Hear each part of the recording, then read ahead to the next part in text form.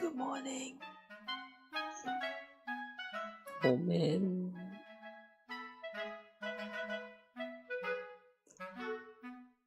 Sorry guys. I mm.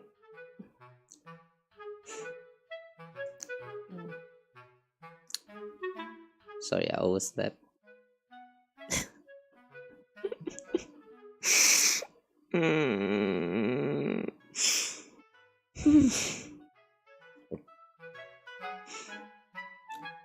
I'm sorry guys. Oh.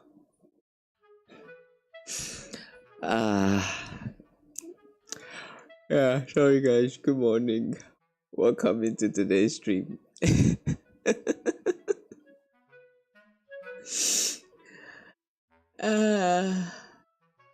Yeah, I'm really sorry. The stream's supposed to start like somewhere around like 9 p.m. just as usual, and I passed out too hard on the bed, and even my mom didn't manage to wake me up, so yeah, I'm really sorry.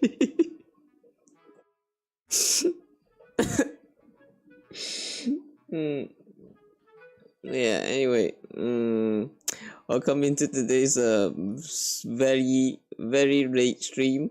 Yeah, as I said just now, we are supposed to be starting the stream somewhere around like 9 p.m. like 3-4 hours ago, and we will be going through the what is that again, the special program or version 4.1 of Honkai Star Rail. And then yeah, somehow I passed out and I just woke up like about like some minutes ago. So Yeah. Oh god, I don't know how to start all of this.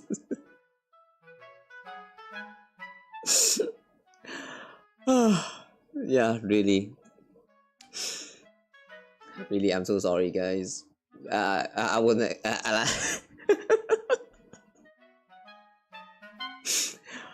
Yeah, I didn't expect it. Fuck. Okay. Yeah, I think the lack of sleep from like few days ago probably did this. Yeah, guys, this is why, guys. Oh, if you get to sleep, please sleep. And yeah, before you regret it, you know. Mm. Just sleep when you get a chance. If you're not allowed to sleep, then don't even lie down on the bed. Oh my god. I was tired and all that, but then when I was lying on the bed, I sort of like just pass out, and then yeah, you know, just now I say that my mom did manage to wake me up. Like I noticed just now when I woke up, the light is turned on, and yeah, I can see traces that someone got in here and tried to woke me. I feel so bad. I really feel so bad. Oh my god. So yeah, yesterday, Friday, which we're supposed to be doing a Star Rail stream, but yeah, we did not stream yesterday. Today we're doing 2 stream. All right. Well, it is what it is. So yeah, again, welcome in, guys. Today we're going to go through like go and watch the Star Rails version 4.1 special live stream program, and yeah, after we're done with that, we will play a little bit of Star Rails in the current versions event, which that what was the name again? The something Cosmicon event, the one where you play dice and all that. Yeah, we're going to check out that event, and yeah, that's all we're going to do today. So yeah, I'm really sorry for this super late start. Like yeah, this is not intended. Oh man. All right. Anyway. Well, you know, with all of that being said, though, yeah, I am sorry for what I did, but well, such is life. Sometimes, you know, sometimes things just happen without your control. No matter how great your planning is, oh, just one fucked up and you're fucked. Yeah. If life want to fuck you up, they don't give a shit. They will just fuck you hard in your butt, and there's nothing you can do about it. And sometimes it's not even life, it's just you yourself fuck yourself so hard in your butt that you can't even recognize yourself anymore. I feel so bad, man. I feel so bad. Oh well, life goes on. So yeah. You know what? Let's watch some live stream. What is that again? The live stream program. Oh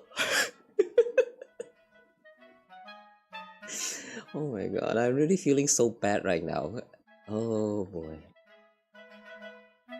Yeah, gotta change the mood. So let's watch the Star Wars special program now. Wait, let me open up the tab and all that. And is this the one? Is this the English version? No guess, no shot. Yeah, it is. Okay. Oh, alright, give me a moment.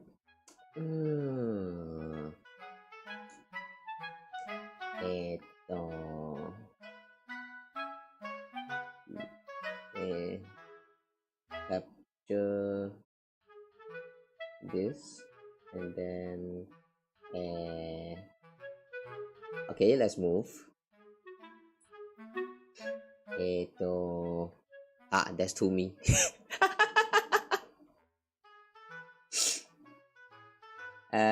So yeah. Before we do the Cosmicon event, let's watch the special program for version 4.1 of Star Rails. Yeah, once again, I'm so sorry for what I did there, but it is what it is. So now let's move on. Life moves on. Time waits for no one. Take this as a lesson or something. Yeah. Okay. Let go. Audio check. Is the audio alright?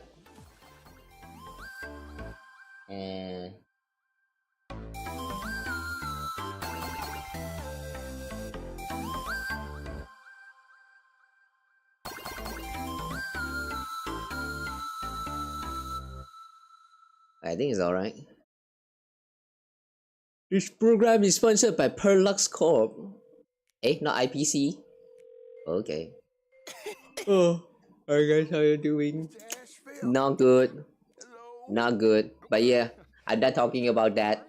Move on. We pretend none of that happened. Bad news. I've just received an important assignment, and unfortunately. Oh yeah, right. Where's the caption? Time for our version 4.1 special program. The coincidence! You okay? I'm actually feeling a bit feverish. Looks like I won't be able to record the preview today either. All right then, take care of yourself. I'll let you go. Bye. You take care of yourself as well. Bye-bye.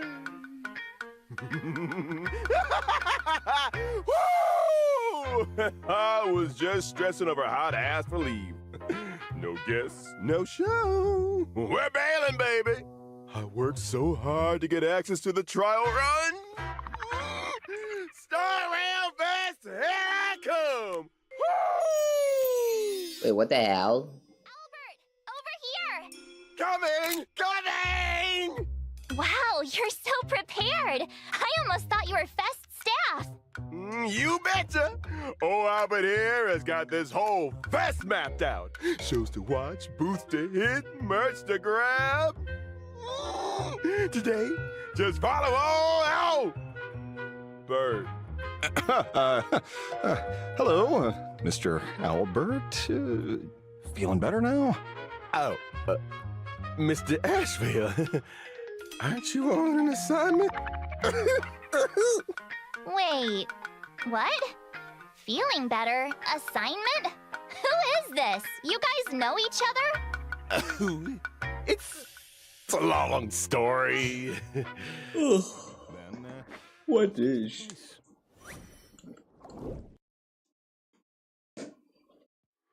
Hello, guests from the Astral Express. Nice to see you again.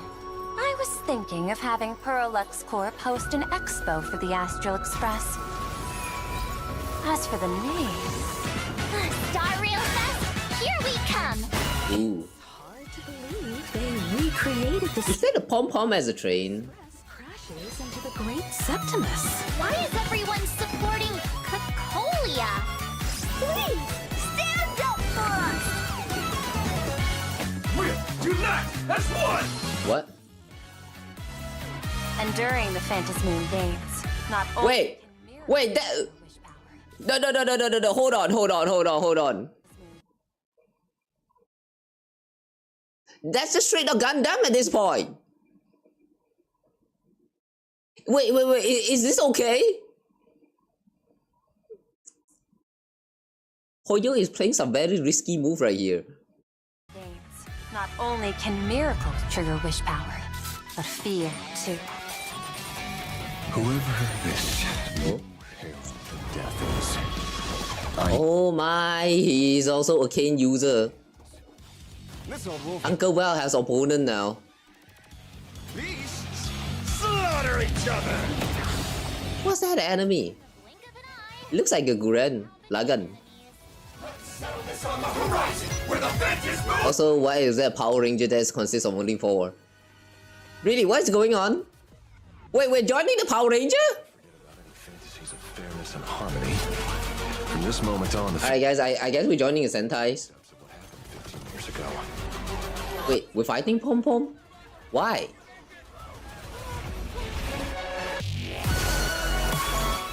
If we handle the negotiation, Oh damn, the music! Aha could stand behind the Astral I Express. like that music. What is going on?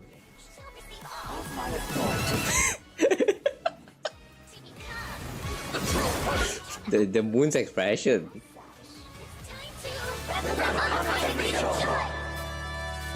It's time to what? Okay, I'm so confused.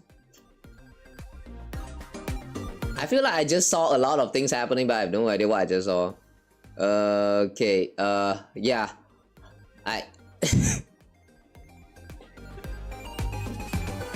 I like how they're actually going with this pipe and it's actually still working so far. Into Planecardia, ever since version 4.0, I have no idea what we're trying to do this whole time. And they're still keeping up with that vibe. I still don't know what we're doing. But you can tell something is happening. There's Power Ranger and Gundam and shit, but yeah, it seems like they level up the reference game. Whoa! I don't know what this is already.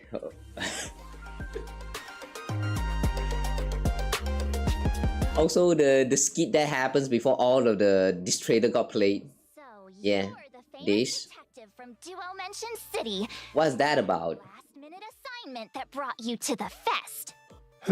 These all good things happen to me as well about it. Oh, thanks.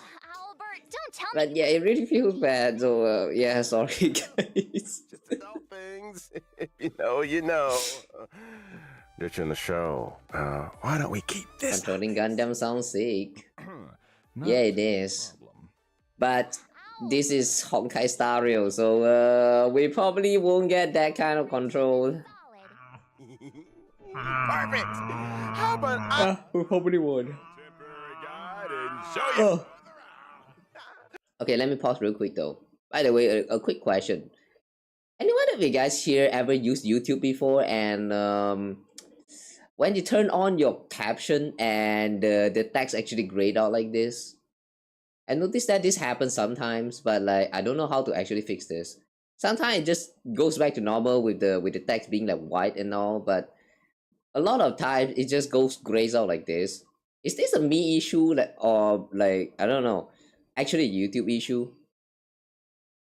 Anyone ever like get this kind of weird visual glitch before? Ugh, need to fix in the setting. Is it though? I did not change much with the setting. The settings for caption, option, proportional sense, what sense serif. What is that?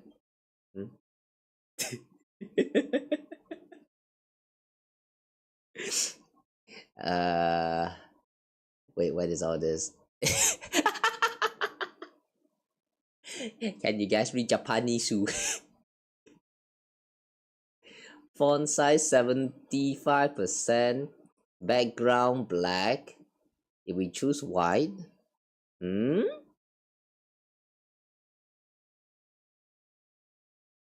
we remove the background?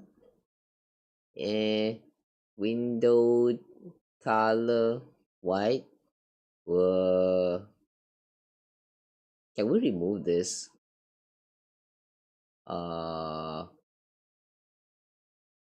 Xian. Wait, what? Only seen the caption be white, so that's interesting. I've never seen the caption in white though. It's always with the black background and also like white text. How about like this? Background. Transparency 0%, but nothing changed.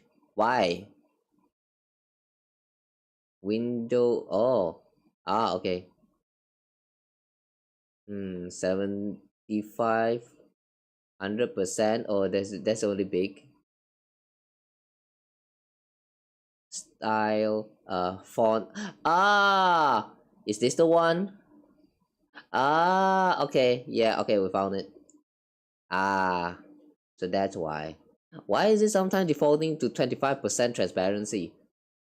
That's weird.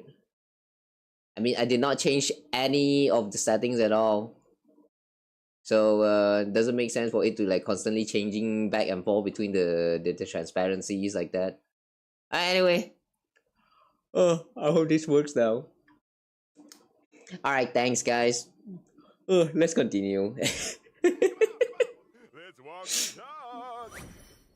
Ladies and gentlemen, Can't guide since stream is low res.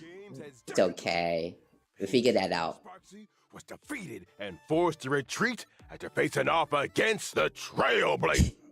Right now, Sparksy. the hottest topic in Plain Arcadia is, of course, the victor, the necklace of the Astral Express. The Astral Express has been topping the trending list for ages now, connecting worlds across the universe and rescuing people everywhere. They're the real deal, no question. And in order to carry forward the spirit of trailblazing and give the people of Plain Arcadia a chance to keep up with Star Rail, Planet Arcade. CEO Pearl has partnered with the Astral Express. Oh boy, the closed caption is kind of bad. The Astral Express's grand adventures. This is the first time I've ever gotten such a grand welcoming. Honestly, it's a little awkward. No need for modesty, young lady. The Nameless have earned every bit of that acclaim. Mr. Aspel couldn't be more correct. Now then, onward we go. This Star Rail Fest features 3 major zones. The Star Rail Fest. Oh, so that's why we're dealing with Pom Pom as a train. Let's go, let's go! I seriously can't wait. What kind of fun stuff will there be? Oh, seems like we've arrived at a photo spot. Is this the exhibition area? Today's a trial operation. The main exhibit is still being fine-tuned, so they're not open yet. But we can still take a sneak peek through the guided videos. First, let's head into the Bellabog Zone. Greeting us is replica Club. Bellabog Zone. Whoa, that's a huge pom-pom! And look at those 2 giant balloon people! Is this depicting our fight against Cocolia? Huh? Fighting with Supreme Guardian. Oh my god, the closed caption. What was that? Kakol.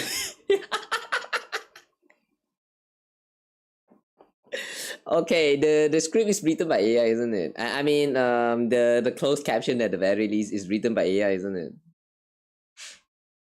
Huh? There's so many stupid ones out here. Supreme Guardian Cocolia to resist the destruction. Cocolia. March, careful, this is a public place. Oh, so we're using Bellabog's official narrative? Got it. My lips are sealed.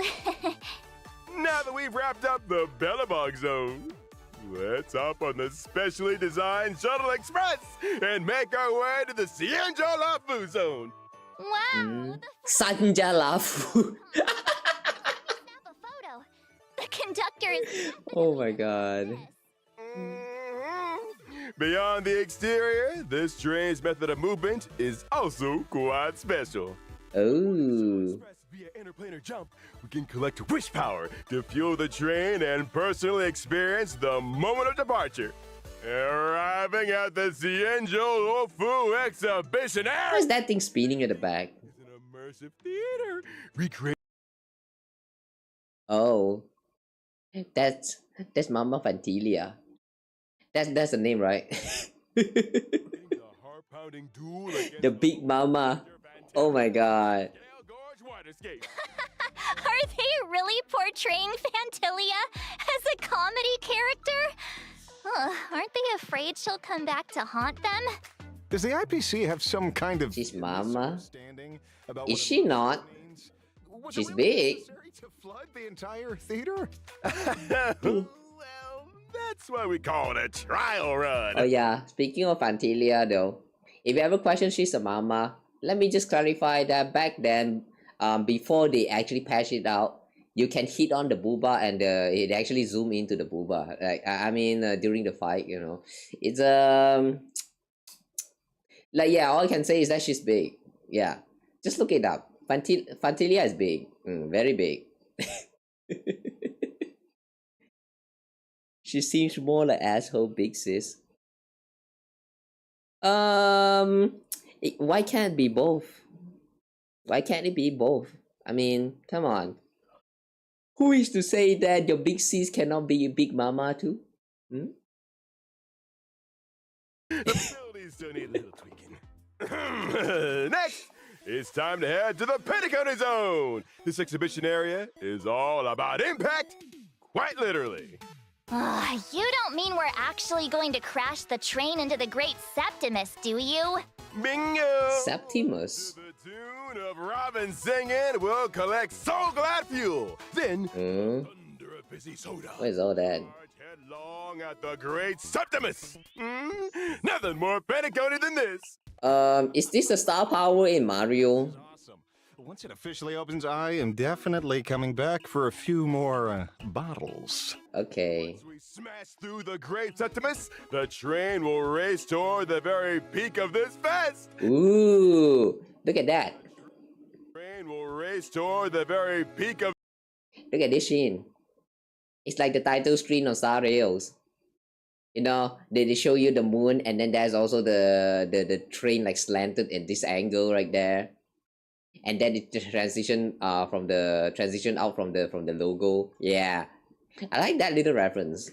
This fest, the main stage atop Pom Pom Tower. Wow, trains and tickets are everywhere! Incredible! I really Those tickets. see this in person. Oh yeah, looking at those tickets reminds me. Later we're going to do a little bit of pulling for Sparkle. No, not Sparkle. I mean Sparksy. Dedicated fan creation zone. And then if there's some leftover, I think we will be spending some more on Yao Guang. But we'll see first. Woohoo! Oh, my purse is trembling with anticipation. Let me see what they've got. Fan. Let's go gambling. Posters. Yeah, let's go. Let's. Whoa, what's this? Is that a pom-pom mech? That doesn't look anything like the conductor. Sweet Home Alabama. Yeah. The best place in this world. Sweet Home Alabama. Tommy, for sure. Tommy? But hey, as weird If you're homeless, just go to Alabama. into it. So, Mr. Owlbert, now that we're in the Star Rail Fest fan zone, do you think we might see, you know what? What? Come on, what else could it be? The hottest comic in plain Arcadia, Fluffy Across the Blue. Oh! I messed something else.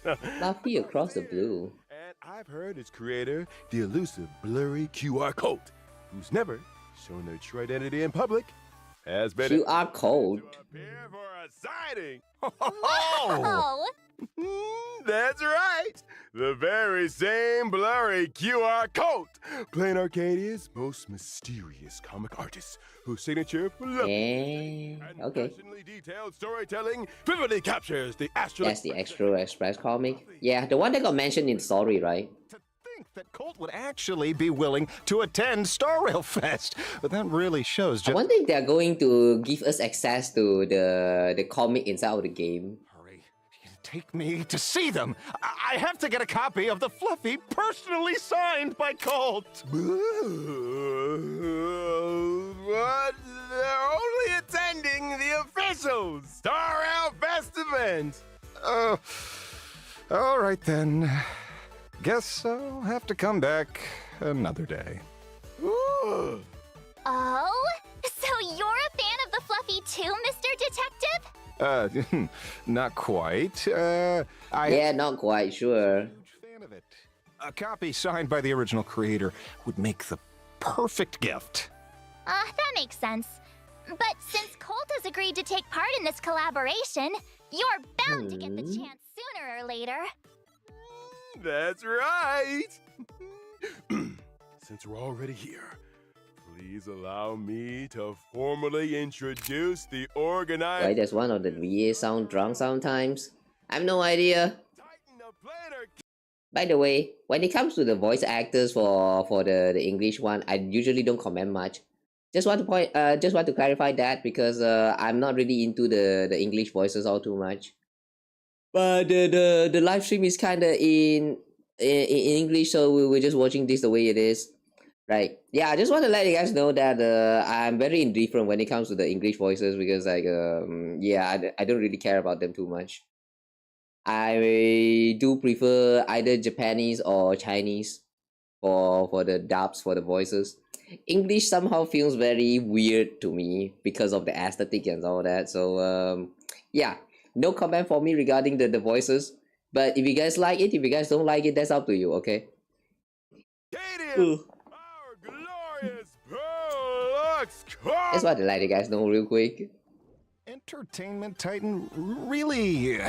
Oh, this looks like one of the robots I've seen in the Sentai before.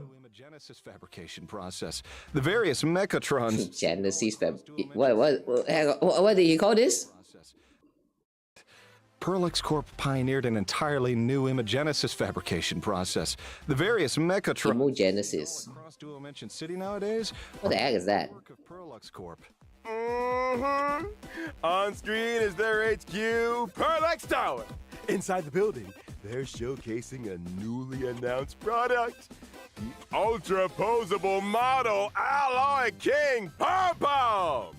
Wow, its detail is incredible! Mr. Yang would absolutely love this! Just look and won't do!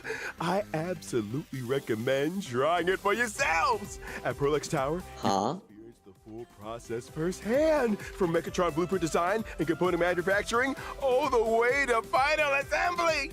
There's also a live... Oh, I wish... Mechatron film, Daybreak Squadron! We can pilot Mechatron... I wish making Gundam is that easy. Evil monsters in a miniature city! You can even get the chance to go head-to-head with the stars of Daybreak Squadron themselves! Experiencing a battle firsthand! The 4 Power Ranger is here. That sounds Or Sentai if you prefer the Japanese one. we get the chance to experience it. Simple! You just need to... All right, that's plenty of that time for the organizers. And you, young... What is that thing? It's the small thing floating around at the bottom left? being sold out and helping them count the profits. It's getting late. I've got business to attend to. Catch you later. Uh-huh. What a strange detective. So he really did have an assignment after all. Okay then! Looks like it's just us two for the rest of the tour. And...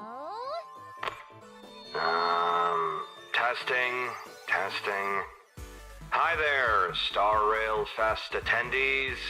To thank everyone for taking the time out of your busy schedules to attend this grand event. What? For one reason or another, we'll be handing out some small gifts. The Star Rail Fest giveaway will be handled through a redemption code. In a moment, a string of letters will be displayed along the bottom of the screen for a short while.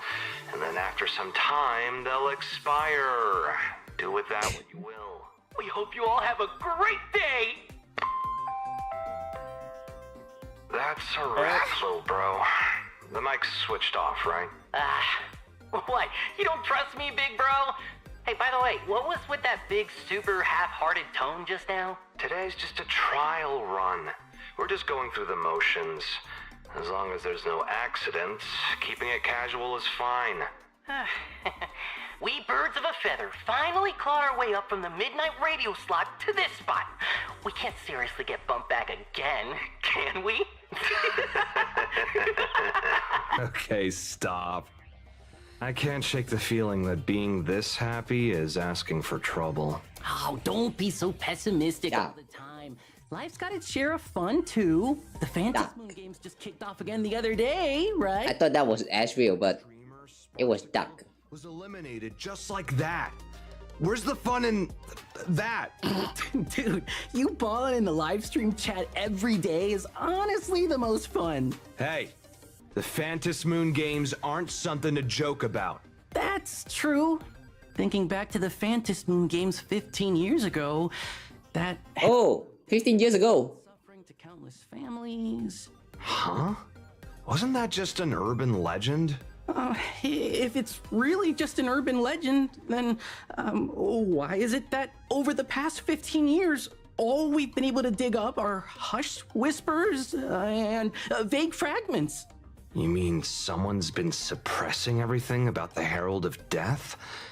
Who could be powerful enough to pull that off? With the Interastral Peace Corporation calling the shots, is there truly any problem that money can't solve? That sounds like pure conspiracy theory. Who would believe something like that? There's more evidence. Just yesterday, I got a text message from the Herald of Death saying that as long as I wired him 4,000 credits, he'd guarantee my whole family's safety. That's 100% a scam. Hold on, tell me you didn't actually wire it. Relax! I didn't actually give him that much. Oh, that's good. Wait, what do you mean by that much? I mean, I only wired 3,000 credits. Dad plus mom plus... Yeah, I'm just not going to ask why you paid 25% less. Wait, that's not what matters. The point is, the Herald of Death died 15 years ago.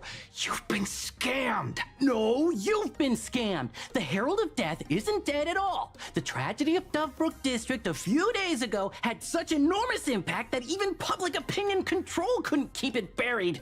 You mean the Sinwish Syndicate case? Sinwish Syndicate? Death's doing? That's right. They didn't pay the Herald of Death their protection fee, so the whole gang was slaughtered without mercy. Isn't the Sinwish Syndicate the one that collects protection money? That part doesn't matter. The point is, anyone who didn't pay the protection fee met a terrible end, and it implicated everyone around them. They say even an innocent IPC employee was caught up in violence. Then doesn't leaving 25% unpaid basically count as not paying at all? Come on, you really think a message like that would scare me? All right then, that's reassuring. Guess my little brother isn't a lost cause yet. I've joined the Research Society of Happy Smiles already. According to them, a happy smile is all it takes to stand up to the Herald of Death. Oh, that's it. You're beyond saving. Anyone who buys that nonsense is a lost cause. My brother is done for. Since the Herald of Death is sending messages like that, bro, if you want to stay alive, wouldn't it be better if you joined the Research Society too? Not at all. I'm serious. Leave that creepy organization immediately, or my quiet peace. Creepy organization. Hello? Director, I'm here. Wait, what? The mic was on the whole time? Oh, that's it. My career's over. Okay. That's a very interesting conversation. The next show is about to start. This is the one I've been waiting for! Okay, that's a very interesting conversation. I'm also not quite sure what I just heard, but from what I can tell, this is like a conversation between two casual employees about the incident that happened around the end of the story in version 4.0. Yeah, all the stuff that they were saying just now, like the Herald of Death like showing up, and yeah, those stuff actually did happen around the end there, and that's also the reason why Asheville decided to join the game. I remember. Oh, but then they also talk about the, what is that again? That research society. That research society, I'm not quite sure. What Happy Smile Research Society thingy? This one's a little bit weird. It's kind of interesting. Like, it's a interesting little reviews about the public's opinion regarding the events that happens inside of the story right now. It kind of like from the interaction just now, it kind of sounds like there are some who, no, it's, let's just say most of them doesn't give a shit. One thing I really enjoyed about Planet Cardia so far is that the people of that place doesn't look like they give a shit about a lot of things. They're just there to have fun. Even though sometimes that fun feels a little bit fabricated. But yeah, when it's all fun, you know, I'm in it. Now ducks are talking in a podcast looking room. I mean, is that weird? Wait, that's is that supposed to be weird? I mean, Donald Duck exists, you know, Daffy Duck exists. We have been looking at this Albert talking for this whole time, so like, I think having a duck talking is quite normal in this universe. Don't know what's happening. It's okay. I also don't know what's happening, but well, at least it feels like you learned something, like a little something about the story, about the world. Oh, not that I understand too much, so like I can't really say much about it. But yeah, let's continue. Trial run or not. Like English voice acting in HSR, but switch to JP because there's the drama in VAs. Wait a second. Interesting. I am not sure about switching the voices because of the drama stuff that happens in real life, but to me, I feel like that should not be the reason why you are held back by it. Because in the end of the day, you know, VAs and the character that they play, they are not the same thing. So if the voice actors like did some shitty things and they like, you know, like actually got into like dramas, like they got thrown into prisons or that kind of things. I mean, the voices of the character inside of the game is still voices for the character. I mean, that doesn't represent that person, the original person. So like, I don't think you should let the drama stuff like you know, actually impact your fun with the voices too much. You are experiencing the game for your own sake. So I would say I could also say that the best way for you to like you know, enjoy the game, if that's really the case for you, I mean, like, since you enjoy English voice, the best way for you to enjoy this kind of content is stay the shit away from the social platforms that actively talk about this kind of like, you know, the voice acting dramas and all that stuff. Stay away from that shit. Whenever you see someone talking about that again, ignore it, scroll away, look at something else. Yeah, just pretend they don't exist. And that will make it so that, you know, when you're playing the game with the voices, the English voices, it will not ruin your fun. Like there are some times, you know, where ignorance is bliss. Like that's real. If the English voice is like the best language that you enjoy, but because of the drama and all that stuff, is making you like, you know, it's holding back the experience from like enjoying the voice, then just, yeah, you can just switch the language, or you can just not give a shit about the drama that's happening around and just play the game. Game and real life is separated. Don't mix the two of them together. Alright, yeah, anyway. Anticipated star Who's this? about to commence. In the background, the Phantasmoon games are unfolding with unstoppable momentum as the war of the supplicants is on the verge of eruption. What direction will this exhibition take next? But not to worry. She sounds high. I've specially invited Dovebrook District's most renowned adult human expert in deduction, Mr. Asheville! Welcome! Oh, Asheville's back. It's him!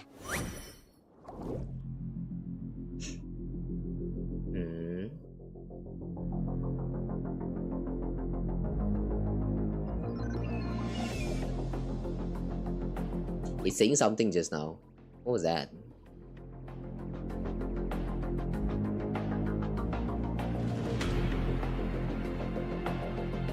What's that thing that's vibrating around his wrist?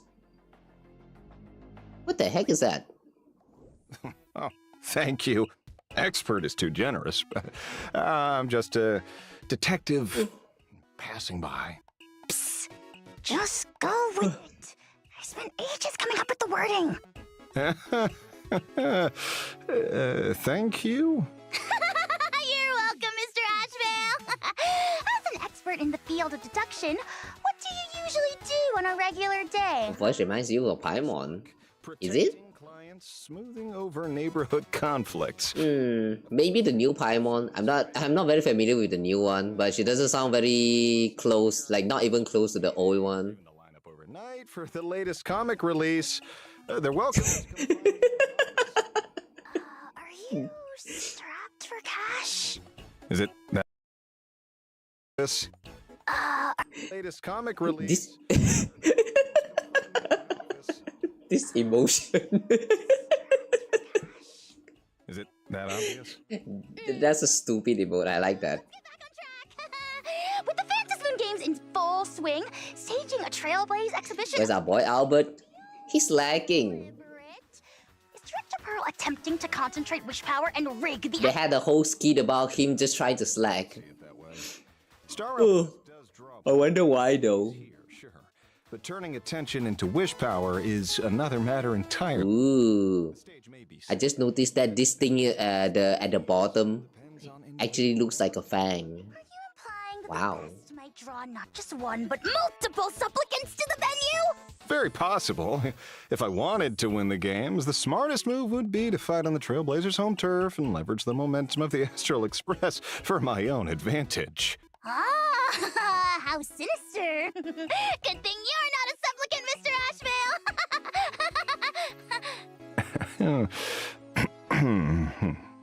Oh, wait, you're not actually one, are you? Not all supplicants participate with victory in mind. Some seek power from the mask. Some step in to steer the game and prevent it from going off the rails. And some because they find it entertaining. All of these are valid reasons to compete. But it kind of sounds like Asheville actually doesn't care about winning. Exploits that title to cross why? Lines they cannot and will not be forgiven. Ooh, are you talking about the Dovebrook murders, Mr. Ashvale? Could that case also have links to... Dovebrook murders? I can't rule out that possibility. I'm currently working alongside... Bro got a Gallagher attitude. Yeah, the vibe is very similar, alright. Case. And we've already made some progress. You know, many viewers are... I wonder if he's also for 10 months old. Oh, hang on. What was Gallagher's age again? I remember it was not even 1 year old. At the same time, shortly after Sinwish Syndicate, Smile Society announced the Dovebrook District New Life Project. Dovebrook District happens to be New Life Project. Sinwish Syndicate. One coincidence, maybe chance, but a chain of them points to 16? deliberate orchestration behind the scenes. Call it an old detective's... Wait, 16 months old? Either way. I don't think it was 6. Yeah, I don't think it was a 16. I remember it was smaller than that. Culprit answers for their crimes. And now... Wait, or was that actually... It's time for you. Was that actually Aoife from Genshin? True identity. Me? Exactly. I caught it just now. You called Pearl Director, and your script didn't include any Mechatron product placement at all. That leaves only one conclusion. You absolutely cannot be from Pearlix Entertainment, so who are you? Really? Nonsense! I was dispatched from Interastral Peace Entertainment to Pearlux Entertainment! It's an external posting! External posting! I understand now. So that's how it is. And I was just starting to think Mr. Ashvale was pretty charming. Before taking the stage, I looked over your record. The curious case of the Harmony Sect Communion. The mystery. Harmony Sect Communion. Express. And the super non-serial locked room murders at Cookie House. Cookie House? You have a cookie house in Planacardia? Solve all these cases. Naturally, it comes down to sharp intuition, with just a touch of deduction on top. 13 years old? It's 13 years. Wait, 13 years? That's older than I remembered. I solved the I still remember it was only like 10 or something. myself. Okay, strange. No need for that. I personally witnessed General Hua Yan's prize disciple forge the General Hua Yan? hammer This strike. name sounds familiar. Hammer strike. That artifact's from 7 or 8 centuries ago. Don't tell me you're actually that ancient, Mr. Ashvale, huh? Oh, I didn't realize so much time had passed. Huh? Hey, well, I take it I've aged pretty well, huh? A new cryo treatments would do the trick. Okay, I'll quit teasing you, little Furbo. So, what's up next? Oh, next, could we ask you to share some of your combat experiences and practical tips? Yeah, sure. In combat, I Why select you laugh like that? to serve as bait. As long as the bait remains in the field, I can reduce the defense of all enemies. If I use my skill on the bait again, it will deal additional damage to the target and restore skill points for the Ooh. Wait a second. additional damage to the target. Ooh. Look at these stripes around the enemy. This reminds me of the Hershey of Corruption from Honkai Impacted. That one eye that's been like corrupting the what is that again? The Elysian Realm. Ooh, creepy. Target and restore skill points for the team. After an ally attacks, Restore skill points. launch a set number of follow-up attacks against the bait. Wow, that look in his eyes! Mr. Asheville's presence suddenly feels completely different. Like a wolf locking onto its prey. I like that comparison.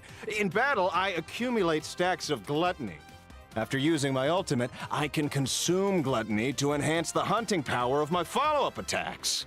Oh, in the footage, you can Ooh. see Mr. Asheville attacking continuously, snapping at enemies one after another. Even after death, he doesn't stop. You know, in terms of animation, I do feel that this feels a little bit lacking. In other words, Mr. Asheville can continue. I mean, he's said to have like all these like wolf motifs, right? But all I see is just some dark fangs. They don't look like wolf at all. And yeah, I find that a little bit strange. Not that it's bad design, it's just that it's kind of weird. Wolves are creatures of no retreat. They will not. Ash gonna be the better. Prey has been slain. Wrong Ash, man. What exactly is this? The Ash, the other Ash you're talking about likes ketchup. This one different. Have you gone and unleashed something terrifying? It would be better to pretend you never saw it. After all, those who do usually don't get the chance to tell anyone. I didn't see anything. I'm just teasing you. Ule again. He was a really annoying boss to beat. You see, the reason they are quiet is only because they are sleeping. Correction. All the boss that was introduced even before Hule. And yeah, all of the one that's after Hule and some before Hule, they are already annoying as fuck. So like yeah, it's a very annoying boss fight, but I feel like the other bosses are about the same. This is Starius we're talking about. The boss designs are very, yeah, all of them are annoying as fuck. I don't think it's limited to Hule. All of them, literally all of them, I would say. They're equal, they same. Annoying as fuck. We have the TV troop, we have the monkeys. No wait, yeah, the monkey is the TV's one. And then there's also, what's that again? The one that we got introduced to in this current version. What was that again? The Sparksy, yeah, that Sparksicon. Like, oh my god, man, all of these bosses that was introduced, like after Hule. I feel like Hule is like the boss that was introduced back then, that was the first to be annoying. Before that, they were still just slightly annoying and still manageable. But after Hule, you know, everyone is same, annoying, pain in the hell. I mean, I don't even know what I'm saying anymore. But yeah, you get the point. The way you make others go quiet doesn't seem like a... The propagation. Yeah, that as well. That came before Hule. And Beyond a detective. Who exactly I still hate that shit. Don't put me on the spot. I really am just a freelance detective who took on a security job. At least for today. What about tomorrow? Oh, Ratio saved the day. Tomorrow, Ratio? He did? Capable of walking I don't know. Every time when I have Ratio in the team, he doesn't really do much in terms of damage. And because his single target is a little bit like tough to deal with the crowd of like mobs. Maybe I'm using him wrong. I don't know. Let's switch gears and take a look at this version's banners! In version 4.1, the limited 5-star character Ashvale and the limited 5-star light cone, the finale of a lie, will have a boost. At the same time, SE was really goated. Light cone will be available throughout version 4.1. SE? First rerun warp, the Who's drop SE? the limited 5-star character Hyacinth and the limited 5-star light cone. Long may rainbows at Hyacinth in the rerun. Okay. rerun warp, the drop rate of Ooh, the boot heal. 5-star character Boot Hill and the limited 5-star light cone sailing towards a second life. Sailing toward the second life. I like the way she said that. Sailing. The drop rate of the limited 5-star character Boot Hill and the limited 5-star light cone sailing towards a second life will also be boosted. I like that. Sailing. That sounds very Asian. I like that. And that brings our main stage interview to a close. Hey, wait. Hang on a second. So that's only... Oh wait, so we're getting Ashvale and Boot Hill and also who is that again? Hyacinth? Wait, only 3 5-star?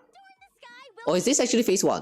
During the second rerun warp, the drop rate Wait. of the limited 5-star character Boot Hill and the limited 5-star light cone sailing towards a second life will also Sailing towards the second life. bring Hey! Wait! The second phase, there's only Boot Hill coming back. For a rerun, I mean. Why is that? Eh? I feel like this is the first time they actually only have like 3 5-star rate up in the limited time banner. Wait, this is the first time, isn't it? Wait, what's going on? Huh. Okay, that's really weird. interview to Ratio combined with Tingjin and Pella is really good combination. Just a second. Is it that good? Before the program, Oh. have a few I've never tried Tingjin and no, I mean I never truly built my Tingjin and Pella, so like, I have no idea. turning famous detective coat t-shirt. The See the Killer clearly If magnified. I have enough resources, maybe I'll give that a try. Tailing glasses, great value for money, fair prices for all. What's more, those who hire me. Go get some food, be right back. Enjoy your food. Viewers, please get in touch with my assistant, Mr. Why did it suddenly go dark? I mean, it is an IPC sponsored program, so it makes sense that ads from other brands aren't allowed. So what's the plan now? Let's head over to the game booths and have some fun. Apparently, it's all upcoming releases from the IPC with the Perlus Corp's strict oversight at every level. Another unexpected incident shouldn't be possible. All right, let's get moving. Okay, second code. Oh yeah, right. I forgot to mention during the first code, but yeah, do remember to claim your code, guys. Oh, I'm just going to use Hoyo Lab for this. Too lazy. Albert is back? Nah, he's not back. The bird's still slacking.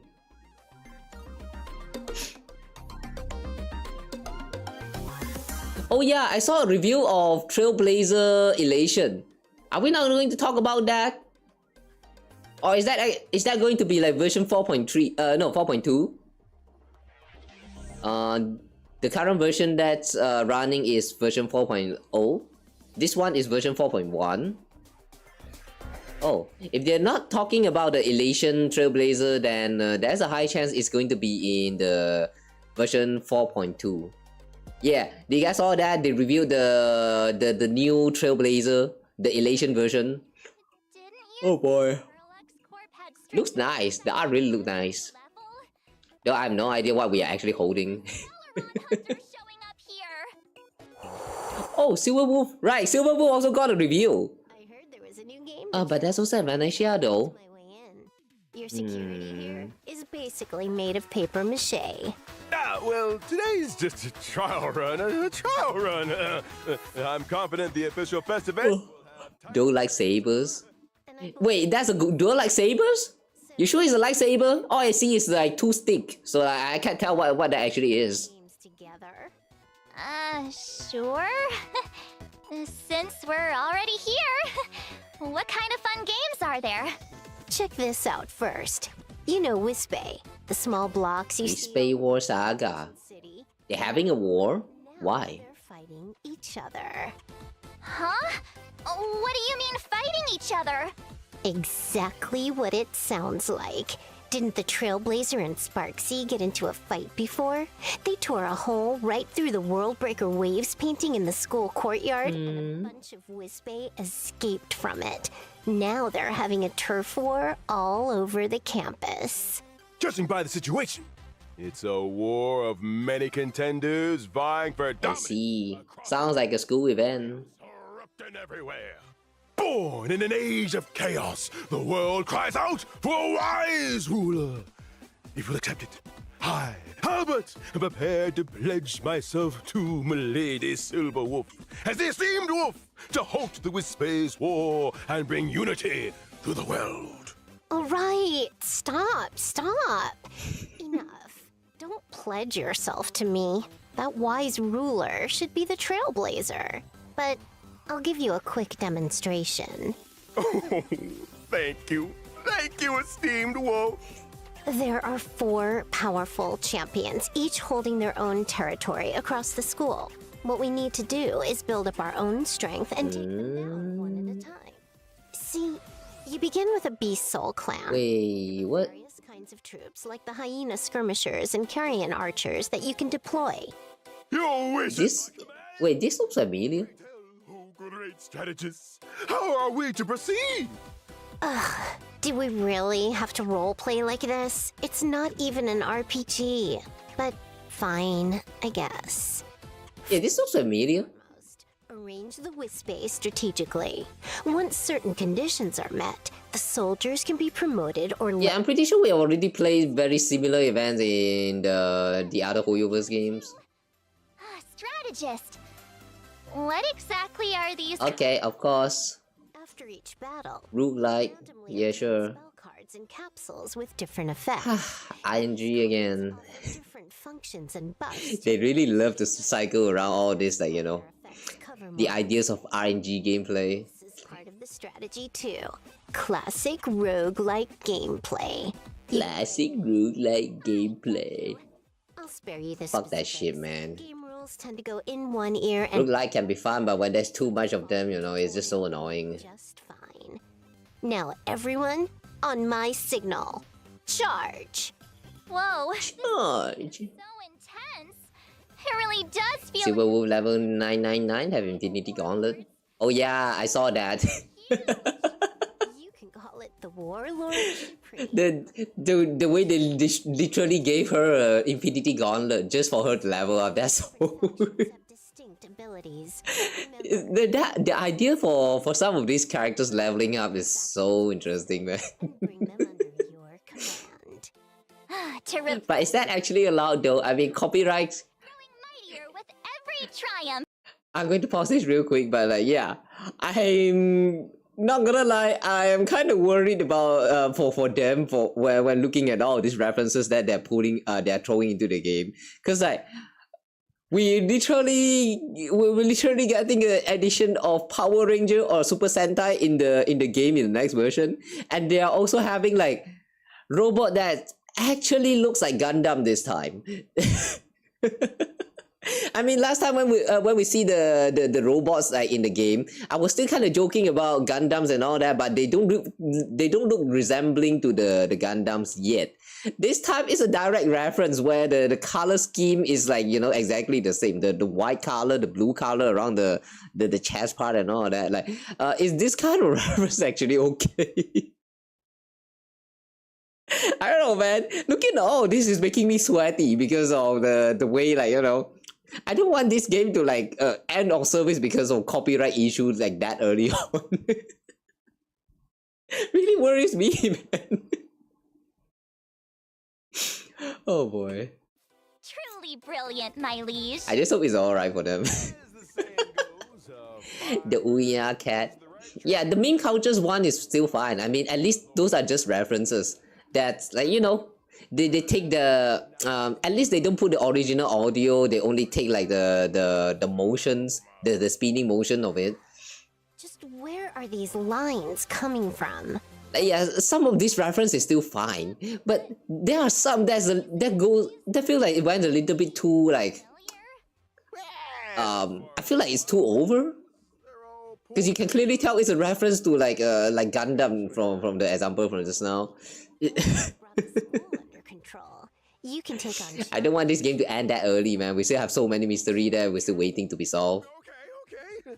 Since the esteemed wolf has spoken, I'll have. They look like they're having seizure. Definitely feels like Look at these two right here. Move on to the next game. This one I know pretty well. To be precise, this. Divergent Universe. Arcadia collaboration. Madam Pearl has partnered with Mr. Scrollum from the Genius Society. A new Divergent Universe yet again. Really? The 10 Stonehearts have set their sights on the Divergent Universe again? Is this going to be another permanent event? No, not permanent event, like permanent content.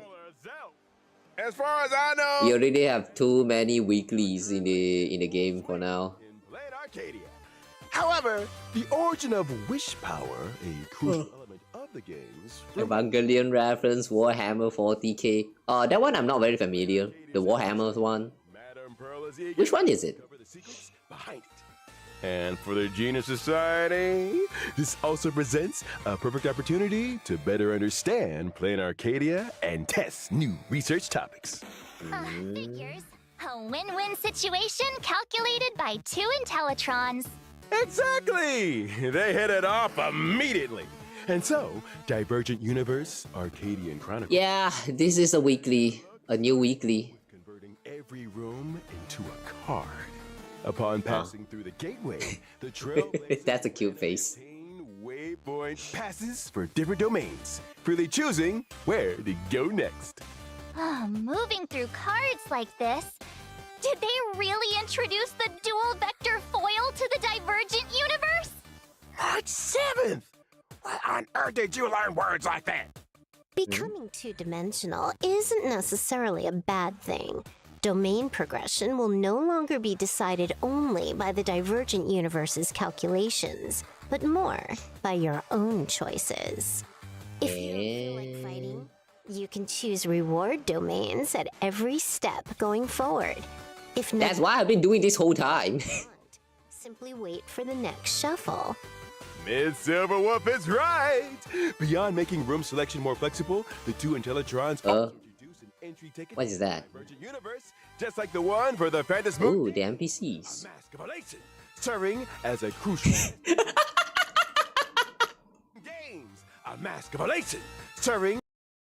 Is that you, Optimus Prime? Optimus Prime? Is that really you? How do you into this universe as well?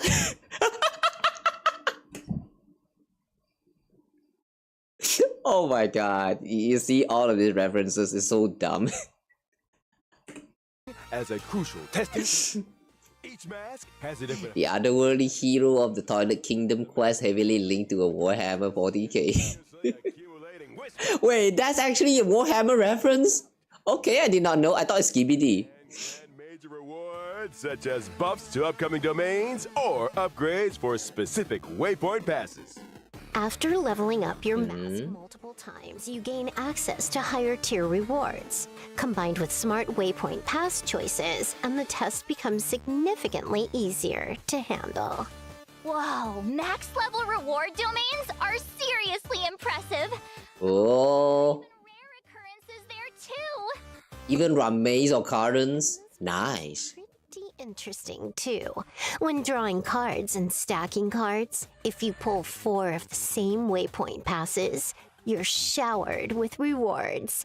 I've dubbed this strategy the Celestial Jade playstyle. Surprisingly appropriate. In this version of Divergent Universe Arcadian Chronicles, a character joining a battle will automatically become a star, gain highlights, and be blessed by the Mask of Elation. You can freely try out characters from past versions as well. Each character has been given additional special module effects, allowing the Wait, to freely. can you try your character as well? Great. With the squad's combat strength boost, Oh, okay. running combat tests in the Divergent universe will be much more convenient. And this time, the Divergent Universe has added plenty of new occurrences, curios, and equations. The shop has also added a new 5-star. Ooh. Oh, we're finally getting the Elation 5-star icon. Nice. Have been updated too. Tons of Stellar Jades included. I was wondering why it's not introduced in version 4.0. I see. Why are they delaying the release though? Testing. Oh, and don't forget to farm Oh, ornaments. new balls. Concord Stage 0. And the other set features the IPC's magnificent Astropolis, the Panglot stage, City of Converging Stars. Yeah. Trailblazer. While running tests in the My guess is that the Panglot stage 0 is going to be the best in slot for Silver Wolf, the level 9991. version of the Phantasm Moon game, Oh, the other one though, maybe Asheville. I don't think they. Hold on.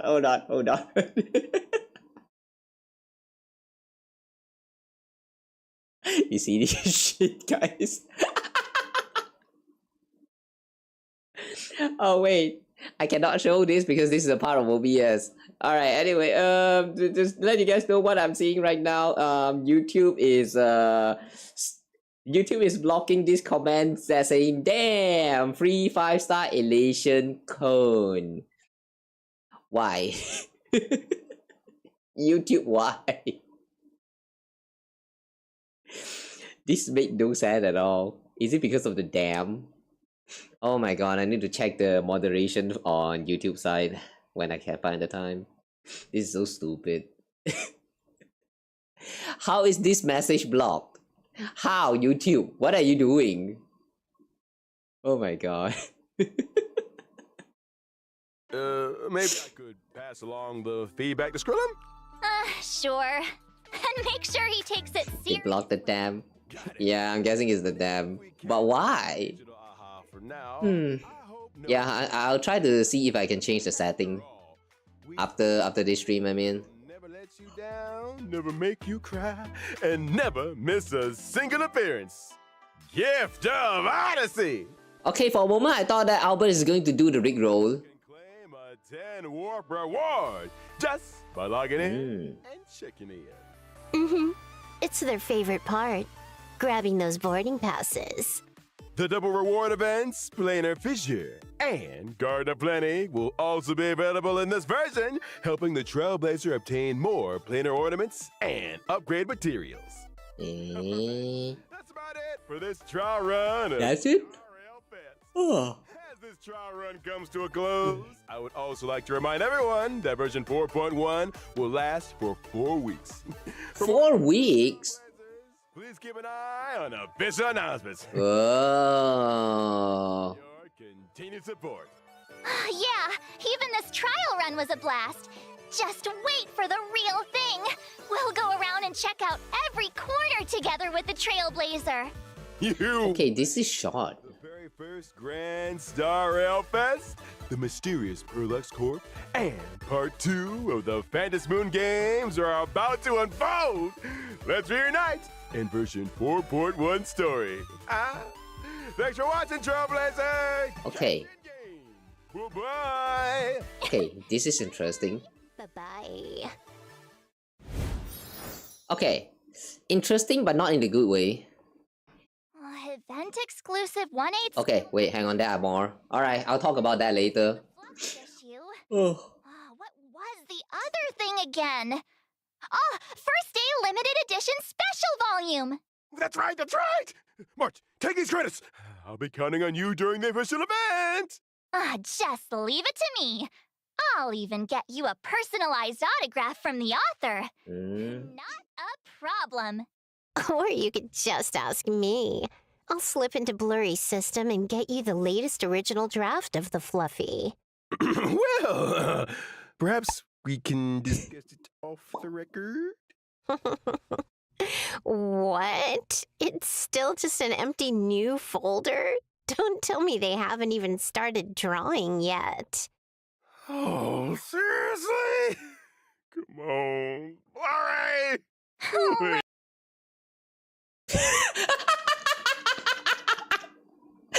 Why is this abrupt cut around the end?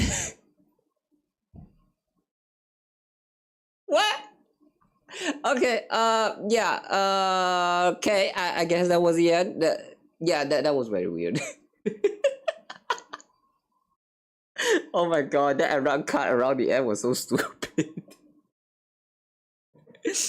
Alright, so yeah, that was a special program for this version.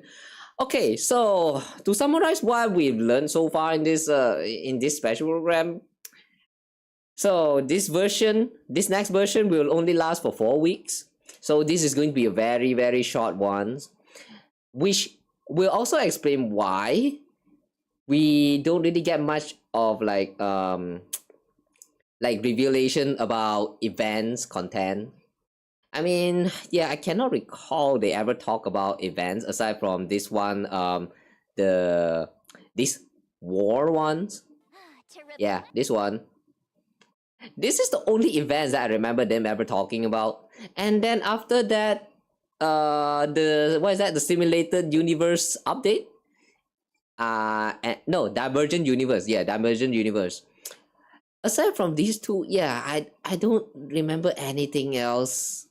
Yeah, this feels very lackluster, but if it's only going to last for like 4 weeks, then yeah, that kind of makes sense. But why is it so short though? Yeah, I'm honestly a little bit worried. Yeah, are they actually doing alright? I mean, well, yeah. Before we even reached 4.0, they also had like rumors about what was that again? Because of some political issues, they had to like redesign the whole like 4.x versions and stuff like that. I'm not sure how true is that, but if that really is true, then the effect is actually the impact of that political issue is actually very huge on the game. I mean, that's kind of bad. Even say the N word, not racist. Don't worry about that. It's just YouTube being kind of funny. Okay, wait it's too quiet here. Alright. Didn't even finish Amphorius because of depression rails. Despite that depression rails, I still would recommend to clear out the whole thing because Amphorius really is a very great story. Not just the Pynon arc. It goes all the way up to the Cypher's greatest lie. It goes all the way to the final scene with Skirini. Like, everything is just great. Even though it's too long, alright. But yeah, I think Amphorius is really worth it. However, though, in comparison to Amphorius, this version's update, I'm not quite sure. It's a little bit too short. And yeah, just now I said that it's interesting, but in a not so good way. The reason I say that is because if you guys have been following Star Rail's what is that, the Star Rail social media accounts, you will notice that they have already been posting some reviews for the characters like Evanescia and Trailblazer Elation. And there was like one more character. Oh, it's Silver Wolf, level 999. So like sorry about that. That was my hand. But yeah, they already revealed like these characters, right? So I thought for a moment that we will at least get 1 or 2 more of those characters getting revealed here in version 4.1. But no, we only get Ashvale this time. So like, I don't know. It kind of feels like they are changing a little bit with the announcements, and also the way they are handling all of this, like, you know, the drip marketing for some characters and all that stuff. Like, it's going to be very chaotic is what I'm trying to say. Well, I mean, I'm still looking forward to the characters, and yeah, I am also kind of glad that they didn't really include Evanescia and also Silver Wolf in this version 4.1, because if they did, then yeah, our crystal is not enough as a free-to-play. But yeah, 4 weeks for one version is a little bit too short. I would say by far the shortest one out of the patches that got introduced into the game so far. So like, I'm kind of curious how this is going to turn out. Like, yeah, it makes me feel a little bit like mixed feeling, because on one hand it really feels like not much is going on, but then looking at the short time frame, it's I guess it makes sense. I don't know, we'll have to play this first to actually get the vibe of it. I don't know, I can't tell. Just imagine Nihility Path of Trailblazer, they're gonna be so good. Not sure about that. Nihility Trailblazer. I cannot imagine how Nihility Trailblazer is going to be, because like my impression on Nihility still stays with Sampo. The Nihility Path Trailblazer that I have in my mind is the Trailblazer that like throw the hat or something, and then like it deals some debuff on the characters. Doesn't that sound familiar? Yeah, that's right, the Harmony Trailblazer. So yeah, I have trouble imagining how a Nihility Trailblazer is going to look like. But that one is for the future lah. For now though, we're focusing on the Elation first. And since Elation Trailblazer is not getting revealed here in version 4.1, I'm guessing that she's coming in the version 4.2 together with Evanescia and also Silver Wolf. And now it comes the next thing that worries me. The crystal, the stellar jades for pulling. I don't think we will have enough. Considering that this next version is only going to last for like 4 weeks. And oh yeah, right, this is also interesting changes that they're doing with it. We're only getting 2 characters for the first phase, and then a third one join in, which is Boot Hill, right? Yeah, first half we have Ashvale and who is that again? Who's that 5-star again?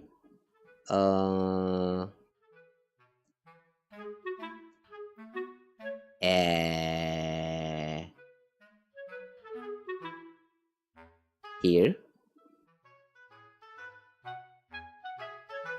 Ashvale and his light cone will be available throughout version 4.1! During the first rerun! Ah, right, Hyacinth. I keep forgetting about her. So yeah, in this next version, we are actually getting Hyacinth here. Of all the characters that can be introduced for the rerun, they are having Hyacinth. Why is that? Hyacinth, and then in the third one, we have, Boot Hill for the second phase.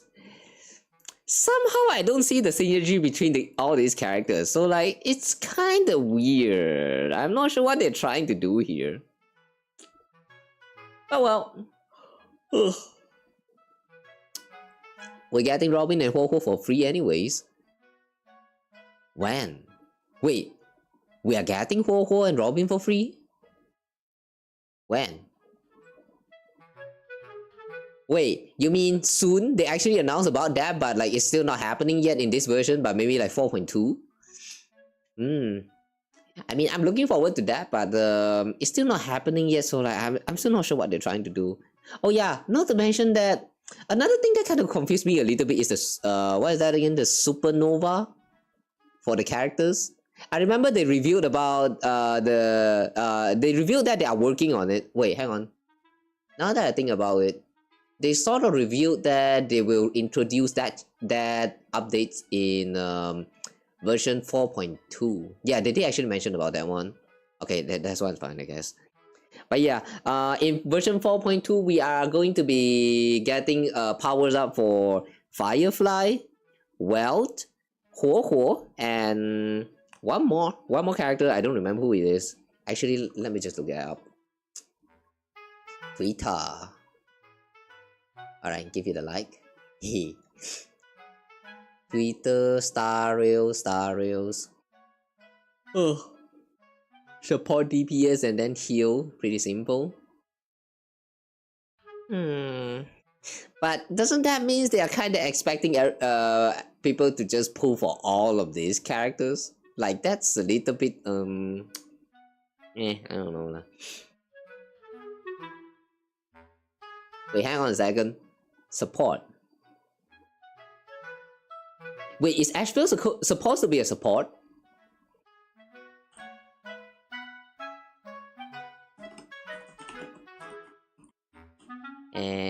Honkai that real. Okay, where is it again?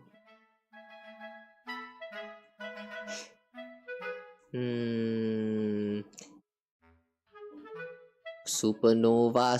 Ah, this one. Ah, Sealy, right. Sealy is also getting a buff.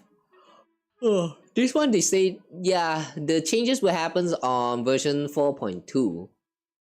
This one I'm really looking forward to. I mean, it's good to see that Ang is actually getting some attention now. And I don't have Ho-Ho and Sealy, but I do have Firefly, and I do like playing Firefly with the break meta. So, not break meta, I mean the break team. It is quite fun. So, I am a little bit curious about the changes they will be doing on these characters. But, I don't know, man. My sense of time is kind of like this is making my sense of time feeling kind of broken right now. 4 weeks plus like another like 10 more days or so, we are going to get these updates. And yeah, just now the thing that I said kind of worried me a little bit is the pool, right? And since we only have 4 weeks in the next version to collect all of those stellar jades for this next version, probably the big one with Elation Trailblazer coming, and also Emanesia and also Silver Wolf, the new Silver Wolf. It's like I don't think I personally is ready. So like right now I'm even thinking like whether should I even pull for Yao Guang next. It's tough being a free to play in this game, man. Oh yeah, and also one thing, they're still not introducing a 4-star character into the Elation poll yet. So yeah, when can that happen? Please, I miss some 4-star character in this game. Can we finally have some new 4-star characters now? The last 4-star character that we got in this game is who even was the last 4-star again? Honkai Star Rail. Latest 4-star.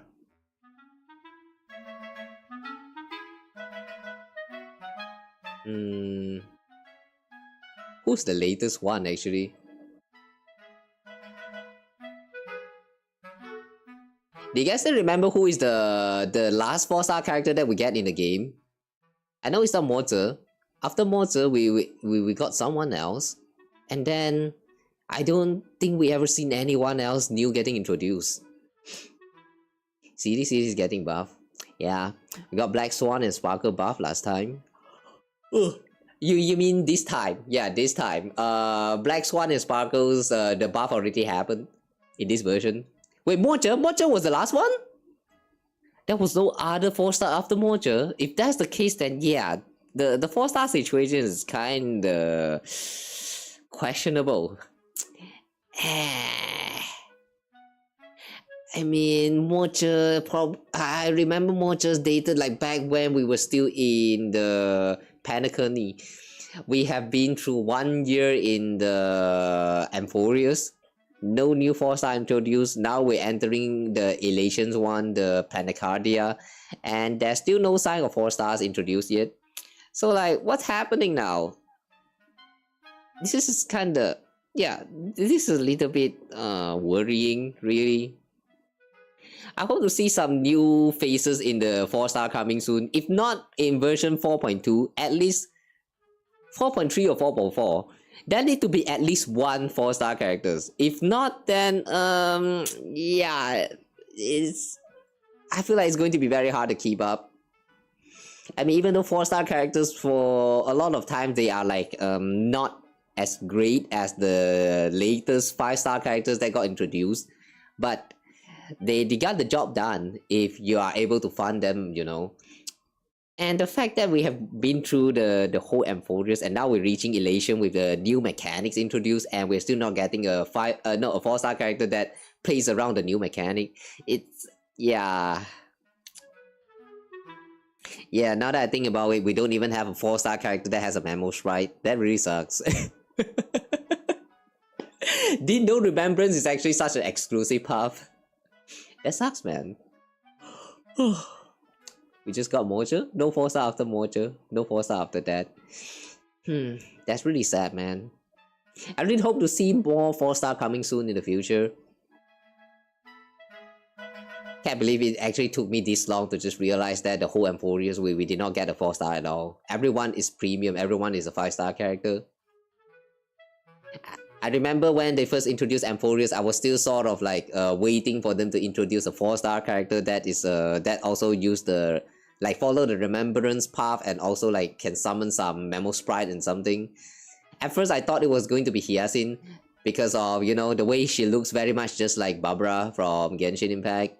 But then it turns out all of them, including Hyacinth, is a 5-star character, and yeah, it's weird. Maybe Opal will be 4-star? Kinda doubt. I mean, if you look at Opal, you know, one, they are the IPC character, and two, the name sounds like Oppai, you know. I very highly doubt that this character is going to be a 4-star character.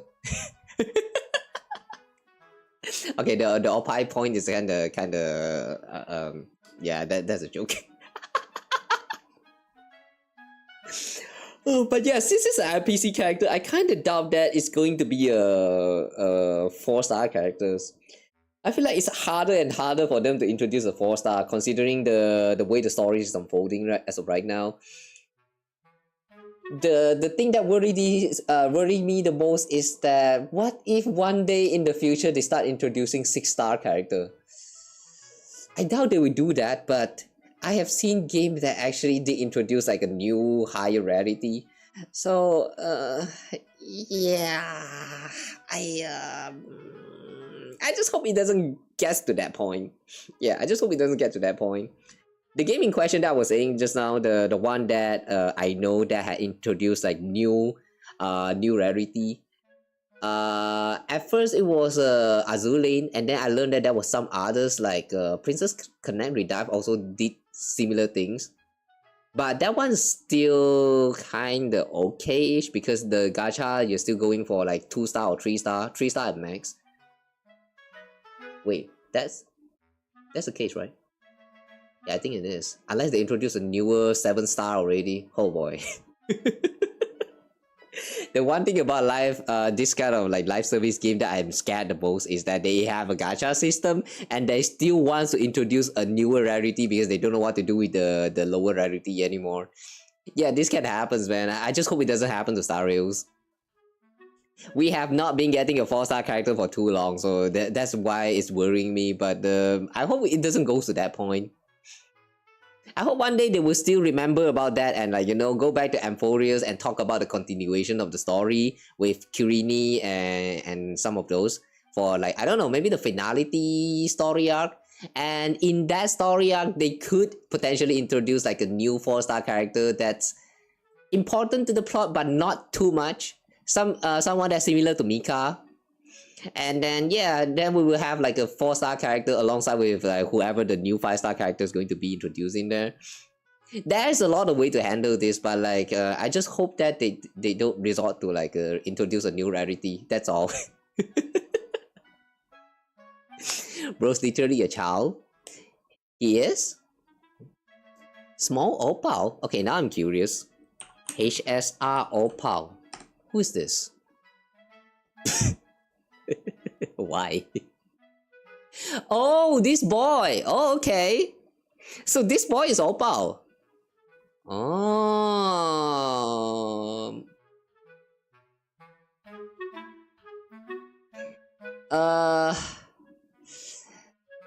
You know, looking at this design, I somehow have a feeling that he will not even be playable.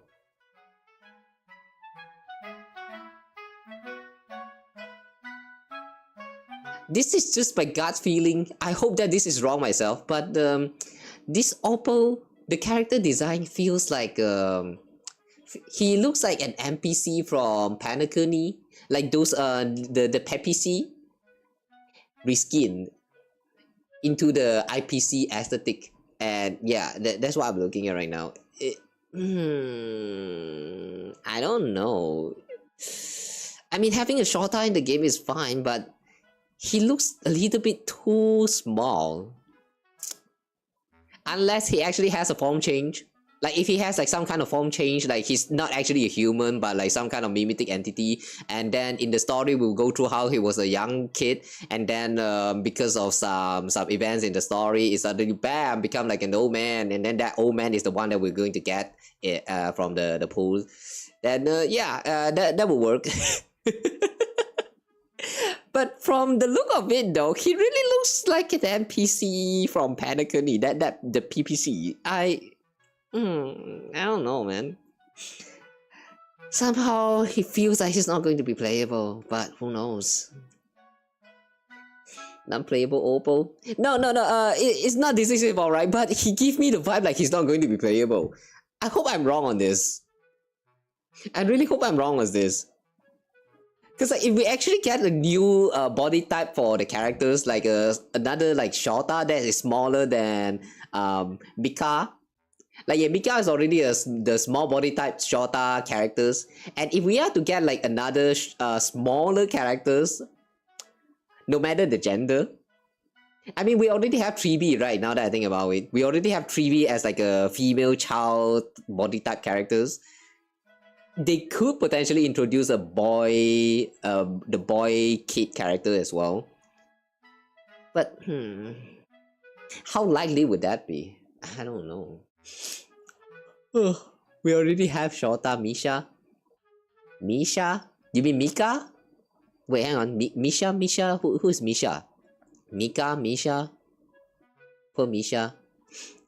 The Law of Watchmaker. I mean, like, true.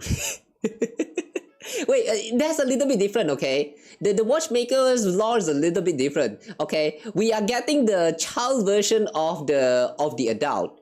What I'm talking about with Oppo just now is that we got introduced to him as a child character, and then as we go through the story, he turns into an adult, and that adult form is the one that we get. It's inverse, okay? Inverse with the situation with the Watchmaker. I don't know, man. I feel a little bit skeptical about this one. But I would love to see if like he actually becomes playable as like the first boy boy character that's get introduced in the game.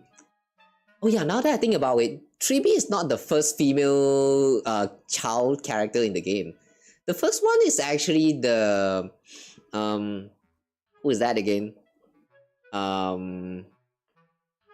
The Dark Overlord. What's the title again?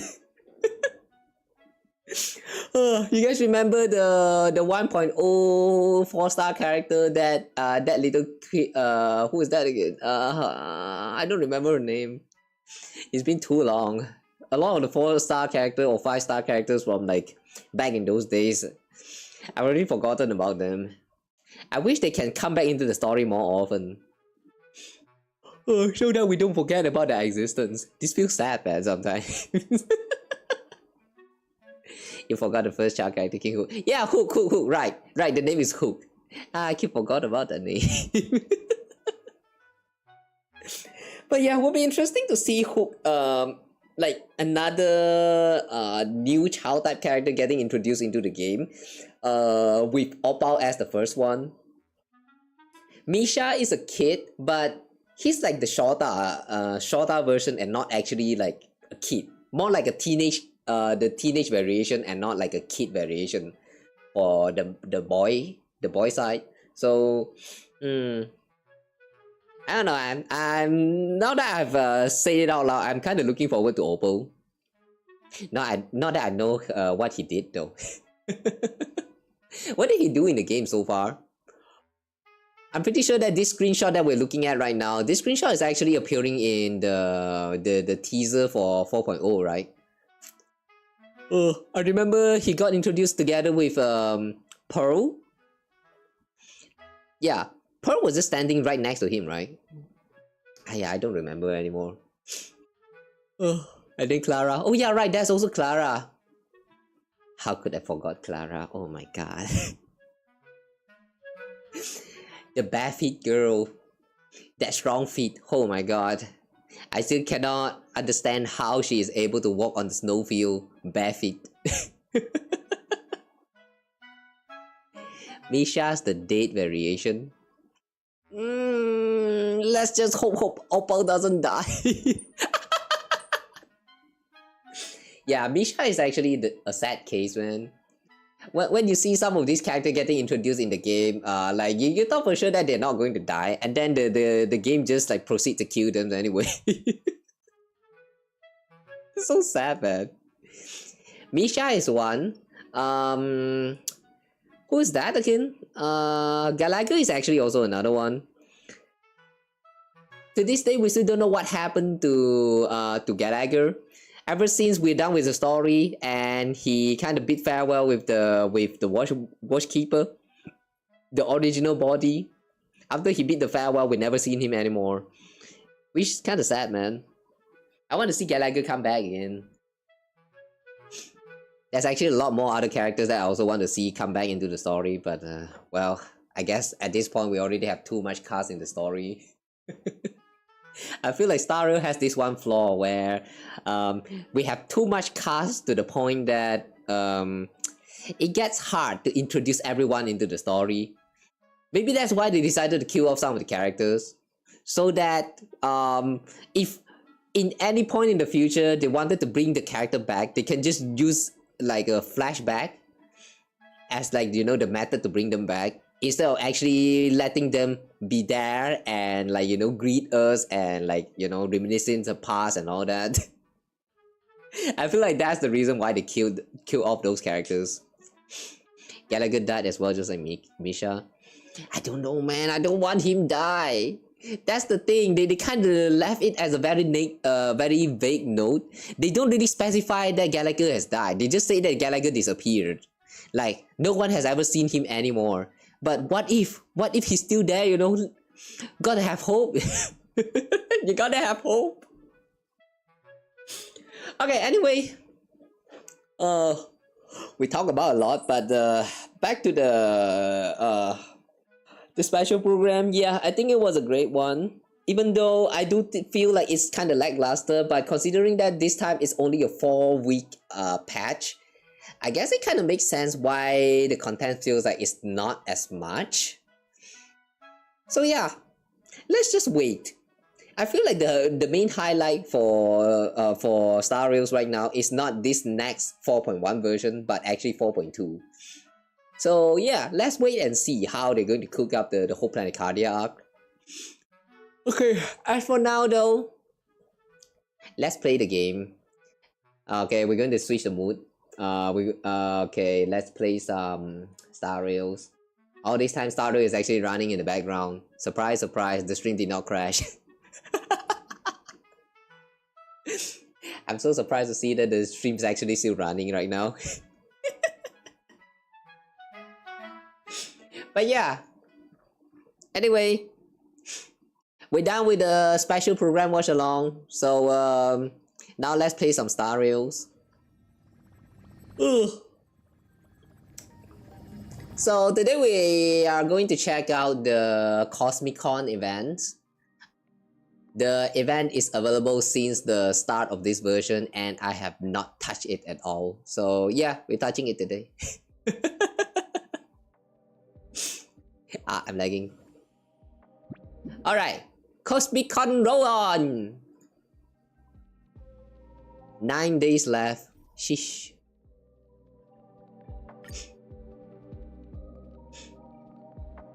Oh yeah, now we're going to switch to play some events. So guys, it's time to chill. Got a lot of veggies, gotta make steel. Hang on a second. Steel... Isn't steel... Wait, hang on. Wait. Give me a moment.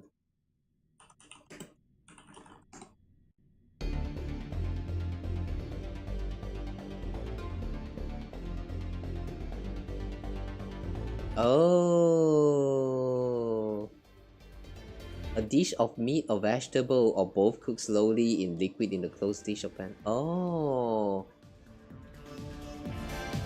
I always thought that stew had to have the what is that, meat inside of it. Oh, okay, never mind. Turn to your Okay, yeah. Sorry, I got confused there just now.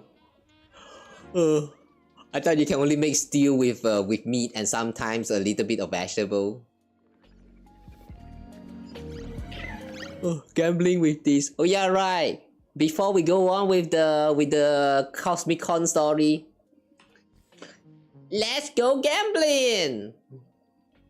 You got meat too? Yeah, I know. I know you got some meat. Very delicious meat.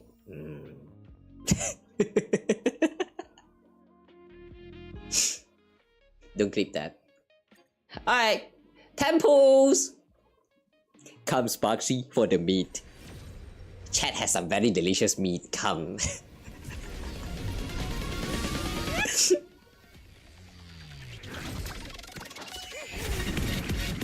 Okay, skip. I feel like at this point I've already have like all of the 4-star characters like maxed out their... what is that? Constellation?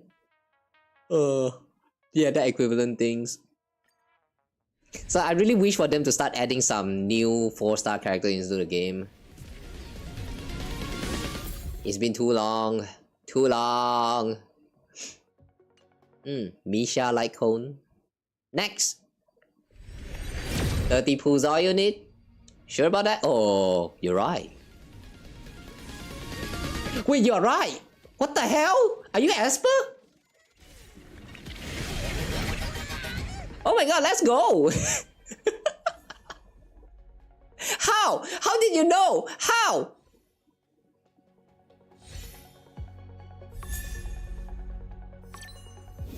How? Really? How? Chat, how? How did you know 30 pool is all we needed? What the fuck, man? What the fuck? I'm scared.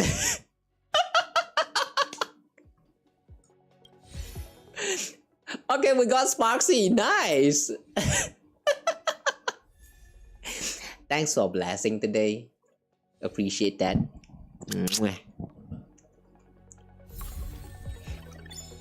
Oh wow, that came a little bit earlier.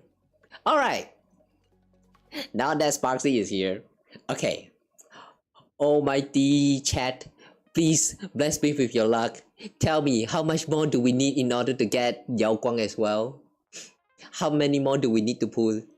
10, 20, 40? Surprised I'm talking to the Gacha God. Yes, Gacha God, please bless me with more of your luck. How many more do we need to pull in order to get Yao Guang? Bless me with your knowledge. Oh, chat of the wise. 40 pulls. 40 pulls. Alright. I believe in you, God of Gacha. 40 pulls. Let's go, 40 pulls. Okay. 10 pulls. Nothing. 20 pulls.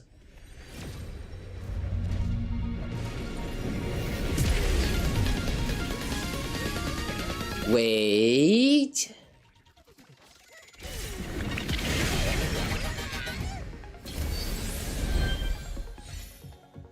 Could it be? Could it actually be? What the hell? I guess there are times when even the God of Gacha can be wrong, but this is wrong in a great way. Oh my god! Thank you so much for blessing, Amitofo. Thank you so much, great God Gacha. Thanks for blessing today's stream. God is still alive. God is still alive, guys. Praise Lord. All hail Aha, guys.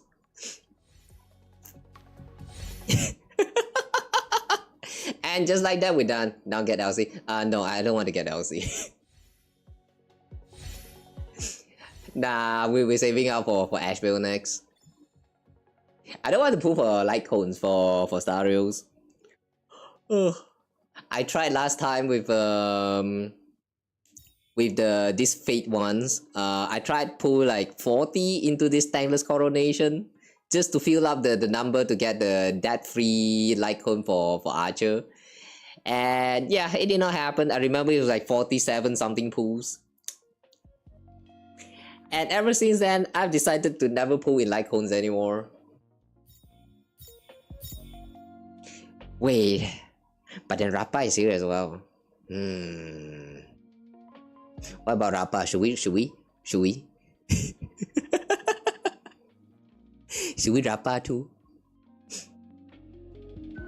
40 pull is all it did. 20 is for Sparksy and 40 for Yao. Wait. But we did 30 in the for Sparksy just now.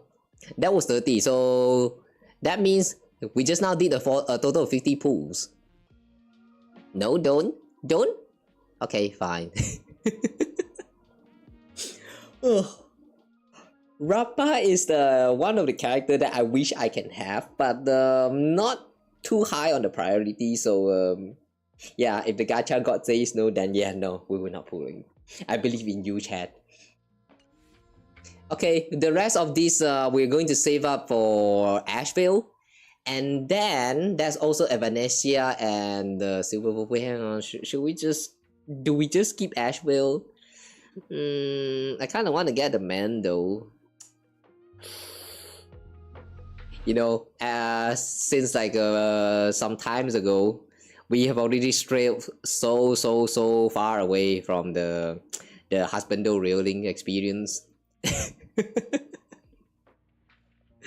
Like, I don't know whether at this point is it even still worth it to go back to husbando railings, but yeah, I kind of miss that time, man. Save up. Asheville and Blade are coming up. Yeah, oh yeah, right, Blade is also going to get a new version, right? I mean, they at least teased about it. But I want Evanesia as well. But then there's also Silver Wolf. Hiya, why there's so many characters to pull for? Stop introducing 5-star character. Give us some 4-star. Hiyo, I cannot afford to get 5-star. Give us 4-star instead. Ah, damn it. 5,000 we can exchange for 32 Star Rail Special Pass. So that makes right now a total of 68. Oh. Okay. At least for the time when Star Rail arrived, no, it's not Star Rail, I mean Ashbale. The time when Ashbale arrived into the game, we will have at least a guarantee for a 5-star. Just whether or not we are going to get the win in the 50-50. Free to play live, guys. Free to play live. We're going broke with this one. Yeah, we're going broke. We're absolutely going broke. Before we proceed with the Cosmicon though, where's the two of them? Yao Guang, Sparksy. I can't believe the two of them come all together. It was worth the wait. It was worth the wait. Okay. First, superposition this and then lock this. Last time we did some pulls for Yao Guang and then we lose 50-50, right? During that time, I noticed that we actually had like some elation like cones, the 3-star ones, and then my stupid ass forgot to lock and create the like, what is that? The max superimposition version of it, and I just used all of them as fodder for upgrading some random like cones, and so yeah, all of them is gone now, which is kind of sad. Now I can do ninja one. We can, but do we? 30 to 40 pulls. Now we're saving up for Ashbale for now. We still have like too many other characters in the future, so for now let's just save up for Ashbale first. I might not be getting Ashbale when he like finally comes. I mean, like, I might not be pulling all the way until we hit the 5-star. In terms of priority, I have Evanescia higher because it's Evanescia, you know. The Yae Sakura, man. It's the Yae Sakura in the Honkai Star Rail universe. Holy shit. I want Yae Sakura, man. Yeah, we're saving up for Evanescia when she finally comes in 4.2. And then we'll also try to pull for Silver Wolf. At least that's the plan for now. For Ashbale, I think I might do like a 40 pulls for him or 50 pulls. If he doesn't come, then too bad. Okay, let's see. I'm not sure whether I have enough materials to upgrade them to like max levels. Ashbale is good. Yeah, they are good, but our Stellar Jade is not good.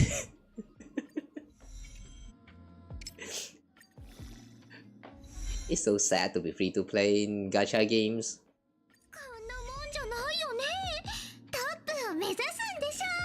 Guys, how many of you guys here are actually not free to play? Not judge, just curious.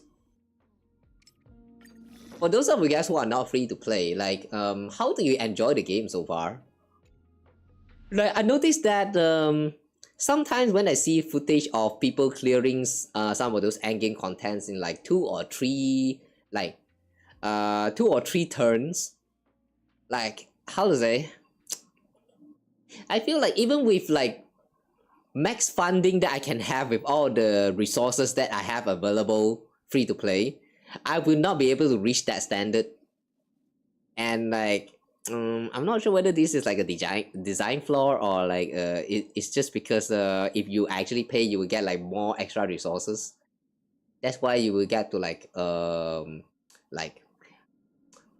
spend more materials and stuff to be like stronger comparing to the free to plays. But like I'm curious about how you guys are faring in the endgame contents. Are you guys actually having it rough, or you're actually having it like easier? Like you just need to do it like one try and you're done with the those like fiction. What is that again? The pure fiction or whatever. Like all star, all of them. Cause like as a as a free to play that kind of invest what do you call that, vertically, no, horizontally. Yeah, I invest all my characters like horizontally, right? I spread all the resources across all of these characters, and I really don't think like I can handle any of the endgame contents like with every reset, literally every resets. Your target is Amnesia and IPC baddie. IPC baddie? You mean Oppo? You're free to play from the start but never lost a single banner gacha. How? You're hacking! You're hacking at that point. Damn! Someone report this guy, he's hacking. How do you guys get so lucky with your pools, man? I have lost so many 50-50 that I don't even remember the counts. I still remember a lot of them is actually lost to Japart. Freaking Japart. At first I still like him, but then the more we progress into the story, no, the more we progress into the game, god damn, he does not fare at all. The shield dies too fast, the energy is not enough, so many problems.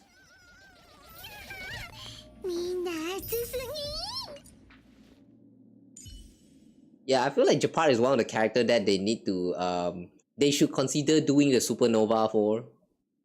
Like give him some kind of abilities like I don't know, follow up or something. Give him a way to like counter attacks. Yeah, that way he's going to be like so damn broken. I would like that that kind of Japar better. Saying got Seri this Seri. Oh, you mean Keridra? Oh, now you're waiting for final rerun. Ooh, good luck with that. My final is only at oh, it's called Eidolon. Yeah, my final is only E0, but according to some meta chasers, apparently you need to have like E1 or E2 if you want your finals to do well. I don't know. Final does feels kind of lacking when I'm using him to clear some of the endgame contents. He can survive, but he cannot clear like fast enough, which is kind of sad. I don't know how to build anymore with this game. No hack, just luck. You share some with me today. Yeah, thanks for that luck. That was very impressive, alright.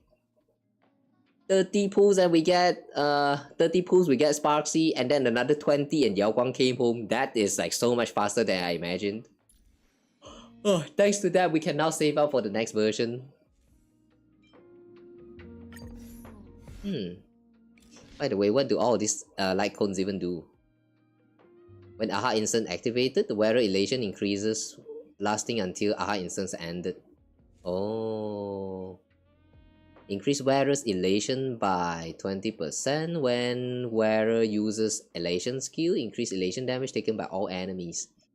The recommendations? What is this? The day's good luck. How do you get this?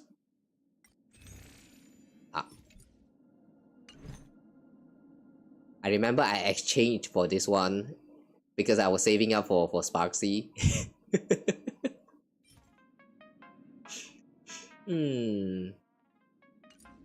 This one? Is it a battle pass? Ah, battle pass. Okay, never mind. Cannot be obtained wait, hang on. Cannot be obtained currently? Wait.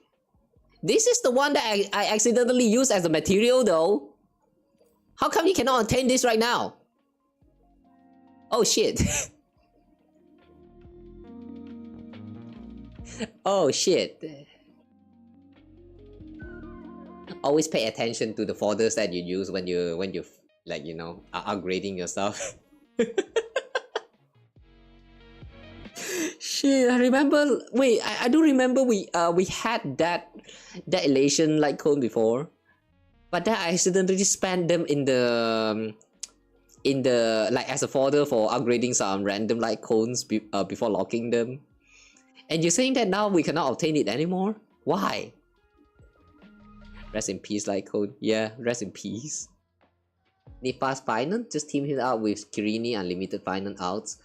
But my Kirini is also C0, so it takes quite a while to charge up. One problem with Kirini is that if you don't have the Eidolons, which one is this again?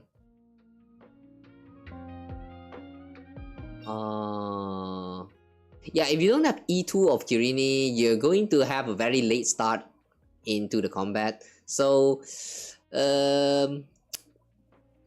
yeah. From what I've tested so far with Finon, every time when Finon is paired together with Kirini in like what is that endgame contents again? That endgame mode. What do you call that? Oh wait, it's not Supernova, it's Nova Flare. My bad.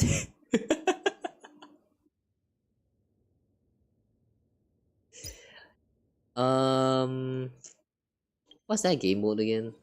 Ah, Memory of Chaos. Yeah, this one.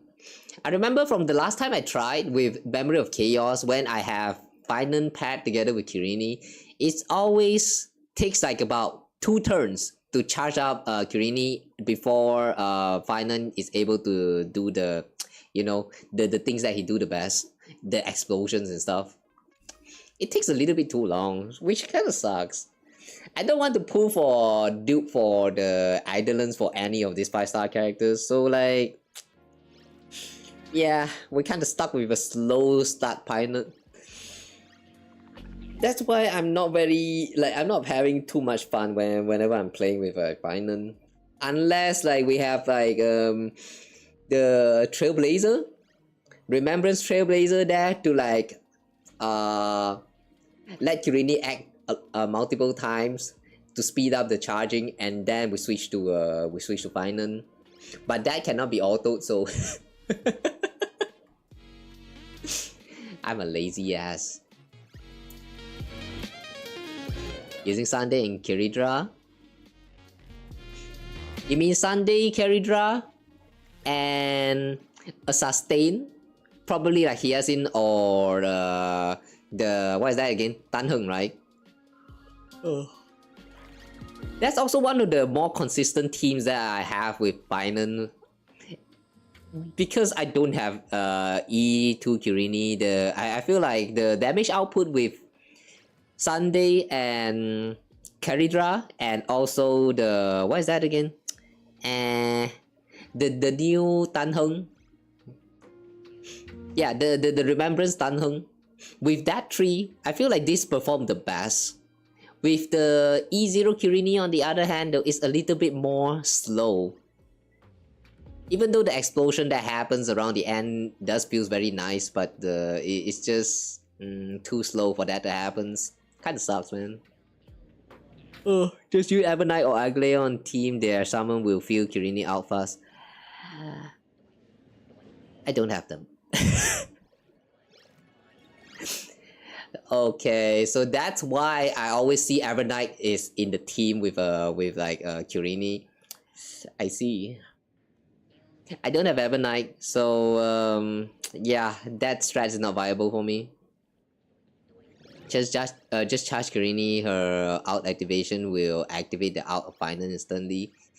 You know, most of the time when I have Kirini charge up, like if I focus all of my, like, you know, fast forwards and all that kind of related abilities on Kirini, when Kirini is able to out, but like finally, Finon has already reached like the max what is that, the max core flame, 15 of them, like ages ago. Finon charges that shit out faster than Kirini's out. So yeah, I can see why why there's so many people who kind of complain about Kirini's kit, because the real gameplay is actually locked behind the second Eidolons, which kind of sucks. DHPT. What is that PT stands for again? Terrier.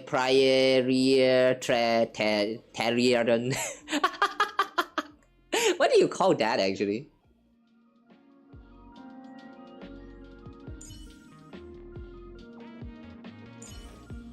Permensor terrain. Oh, okay.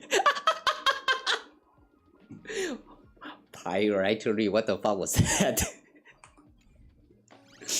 Amount of remembrance character on the team will enhance the power of Evernight. I remember that for Evernight you actually have to have like as much of summons on the field, right? It's a little bit unfortunate regarding the team with Tan Heng. Is that I noticed that whenever Tan Heng trigger his skill, you know, summon the dragons to either attack the enemies or summon the shields around the team member, that move actually doesn't count as a member sprite. Member sprite. So like it doesn't really +1 for the Kirini's ultimate charge.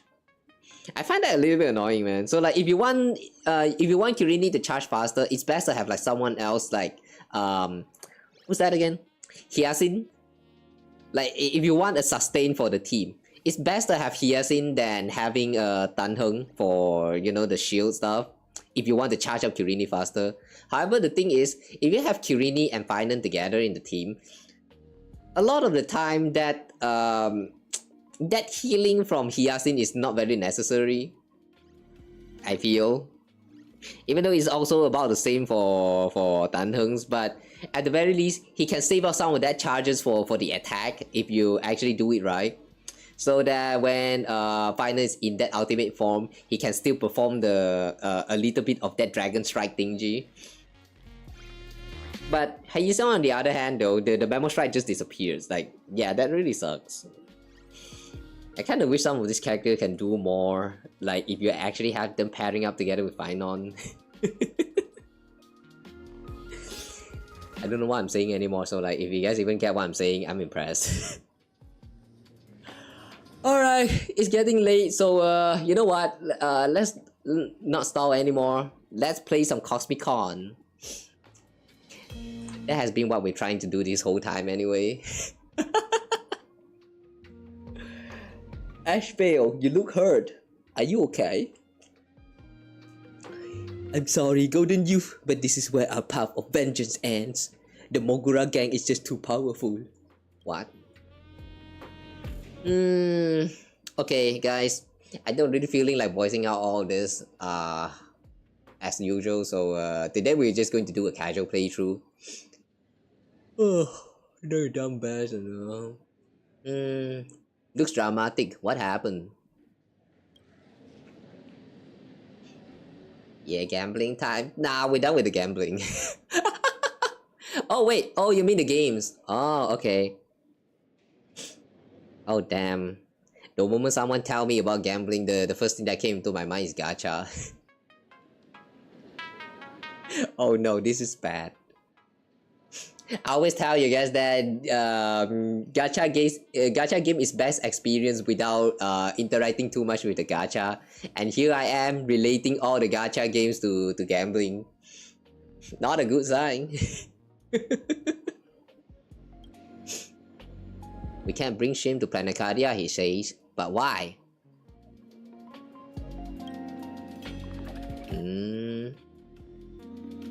They're having wars? Okay, a brutal gang war. Oh, could it be that the war games that we're getting in the 4.1, the one that was that we see just now, that is actually supposed to be like a continuation to this war? Ooh, I kind of like when events actually have like a continuations of their story.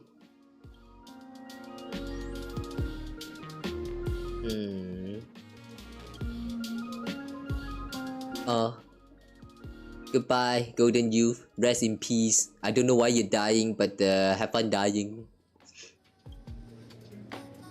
My youth, don't leave! Curse that Mogura gang.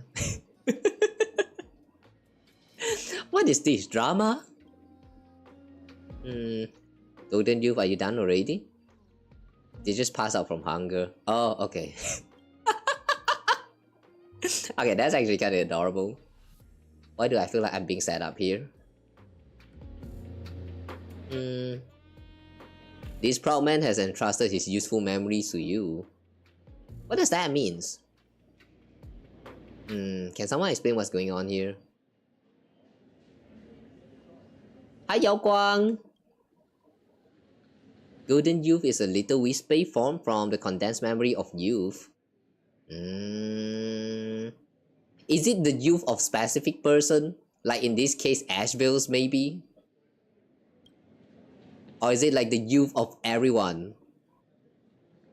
This little Faye went on to set up a gang on his own called Cartway in northern Dimension City. Cartway. That naming can get a little bit of improvement. They call themselves a gang, but daily activities just involve getting together to play Cosmicon Collective. Ah, okay. You only live once. Great to know that they also have the concept of YOLO in their universe. The Mogura gang. Seeing that they are calling this Mogura gang, I have a feeling we're going to meet Hook Dark the Great again. Or is it Dark Hook the Great? After the crushing defeat, Golden Youth went everywhere looking for reinforcements. Oh, I see. This great detective so bad at cards. You cannot play cards, Asville? Oh boy, why? It's okay, let me teach you how to duel.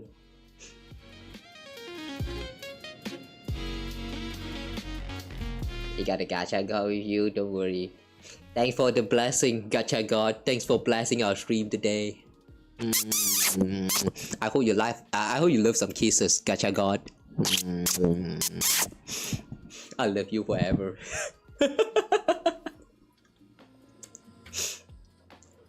The dice soul bound within the dice of the Cosmicon Collective. What? Is Yao Guang playing some kind of role here? Earth above, heaven below. That sounds familiar.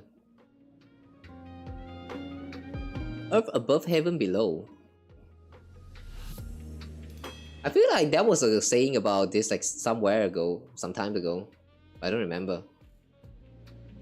Oh, I just be greatest hope at defeating Mogura gang. Okay, sure. Okay, let's play some game. Prepare yourself, Daiso. It's time to die. I remove the C from you and make you die. Or should I remove the E to make you the dick?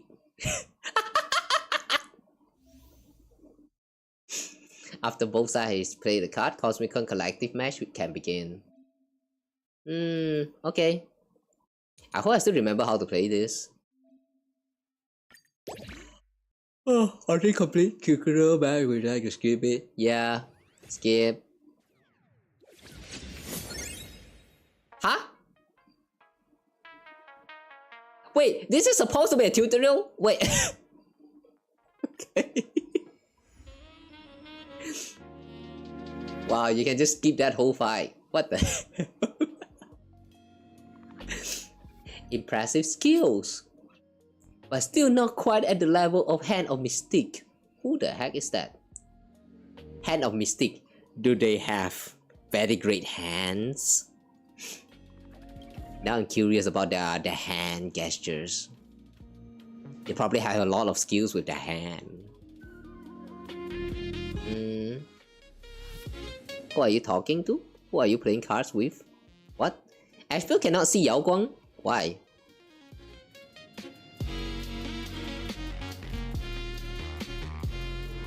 I'm not some madam, I'm Daiso. So this is really not Yao Guang, it's just some souls that's slumbering within the dice. What kind of plot is this? See, that's... You can hear her! Asheville! Oh my god, what are they playing? I thought you can see me. The older I get, the more I talk to myself. You are conversing to her! What the fuck? You still have much to learn. Not seeing things I'm not supposed to see. That's the way of true detective. I see. He's intentionally pretending that he can't see Yao Guang, but why? Okay. Let's bring down the Mogura gang then. Hook. A name forged from strength and conquest. A name that carries unmatched ferocity. She must be a formidable foe. Yeah, Hook Dark Lord the Great. Wait, Hook Dark Peach Lord the Great? I remember that was a peach there. What's her name again?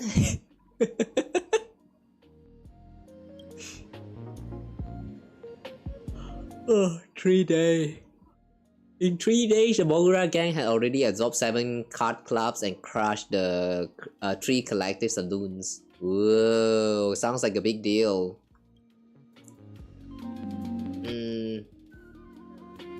Okay.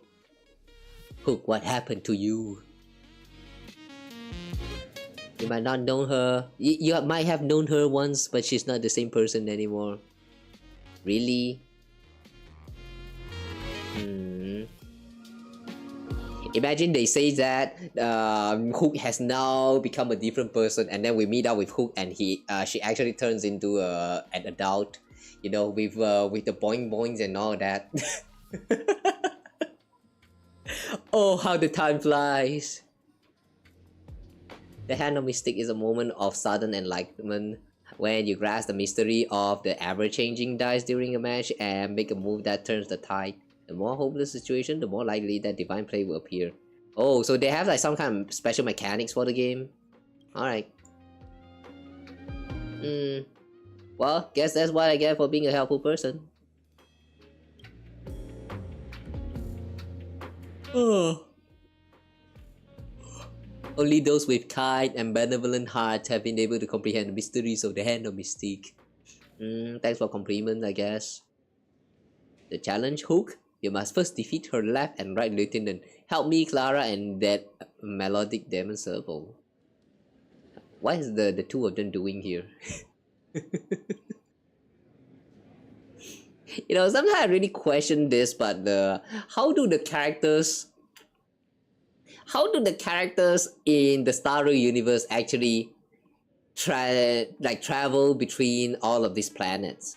I mean, for us, the players is the Astral Express, but if you cannot board the Astral Express, then how do you actually visit the other planet? IPC? Is it IPC? Like they have their own like train or something that actually boards on all of these like different planets across the universe? How does that work? I don't think they mentioned about this backsetting enough. Oh. Okay. Gaming time. Oh, hi Sparrock. Oh, you cold steel man. Let me touch you.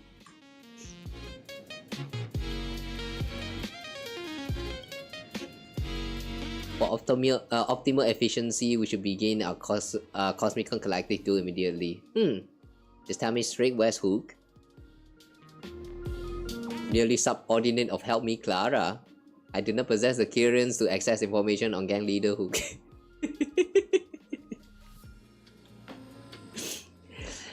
Why is it so funny to just see this robot guy actually playing around with the stupid plot? This Iron Man shows up here. I thought we were in for the final boss fight, but you're telling me he's just a minion?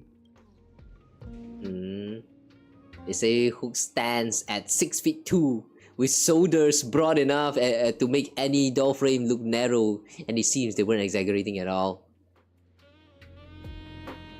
Stop please, you're scaring me.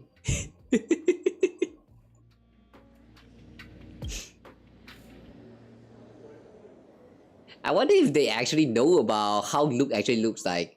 They kind of feel like hired actors by Hook the Great. Stopping the most atrocities is indeed a necessary course of action in my analysis. However, Clara has now joined Hook's gang game and her position is by position. Oh, I see. I will protect Clara in any conflict. Okay, sure. Isn't that just spoiling her? Clara rarely gets the chance to lose herself in the game, so I will ensure she enjoys it to the fullest. But where's Clara?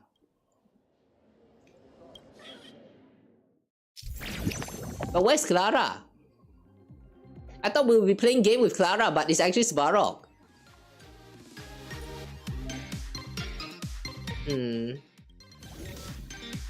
They use silver path laid down by a trailblazer to travel. Oh, silver path? Wait, during our travel we actually laid down a path? Ooh. Okay, that I did not know. Wait, how does that work though? I mean, if everywhere we went through the Astral Express, if we actually, like, let's say, leave behind the physical rail for the other trains to board, then that is only one rail. How do the other trains actually, like, board on top of this rail, like, going back and forth? That is going to cause accident, you know? Our main job is to explore planets and connect them to each other. But how? Like, physically or, like, figuratively? That's the question that I have this whole time. It kinda, like, I don't know, it kinda feels to me like all we've been doing so far is to connect between places to places, so that they are discovered by, they can be discovered by the universe, and then, like, more people will actually flood in and all that. But then, logically speaking though, how do they actually travel between these places? Like, train? Airship? Rocket? Maybe like just straight out teleportation? I mean, we also have the space anchor as a thing. Maybe it's actually the space anchor? But I'm pretty sure the space anchor also have like some kind of unique feature, like only some selected individual can use them, like not everyone can do it. Yeah, that's why I find the what is that? The intergalactic travel in Star Rail is a little bit confusing sometimes. Like, if you actually try to think about the specific details, down to how they travel, what they travel, the time, and the time that they take, and all of that stuff. Ugh. I know I'm just overthinking, but you know. It's not just rail, it's the frequency and the coordinates of the stars, and they use spaceships. Oh, I see. Okay, that would actually make much more sense. Like, rather than actually physically laying behind some rail, and then like they just use that rail to set like a new train to travel in between places. Like, yeah, that would sound very dumb. 100% there will be accident happening. The anchor is only usable by Path of Trailblaze, the follower of activity.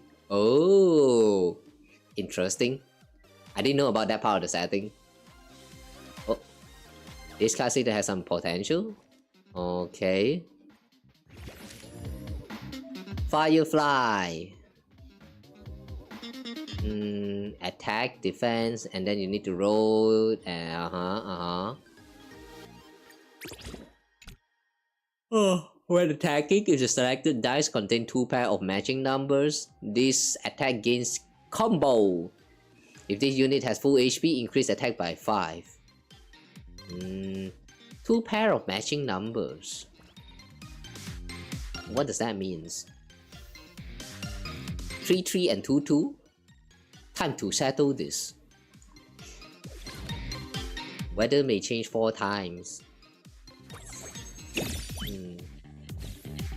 Duck coin.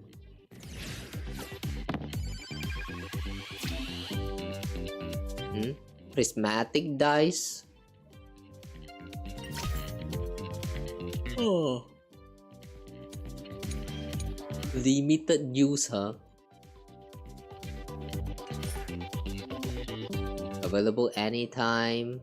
Display structure of the prismatic die. You can view information about each face.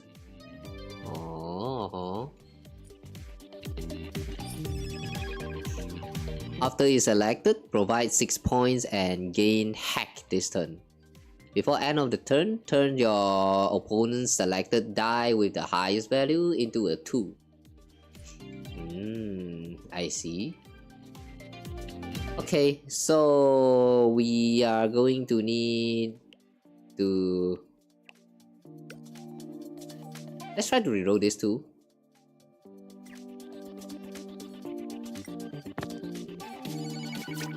Four, 4, 3, 3. Ooh, okay, we got 2 pair. So... Do we just throw all of them? No, we can only have 4. Okay. 3, 3, 4, 4.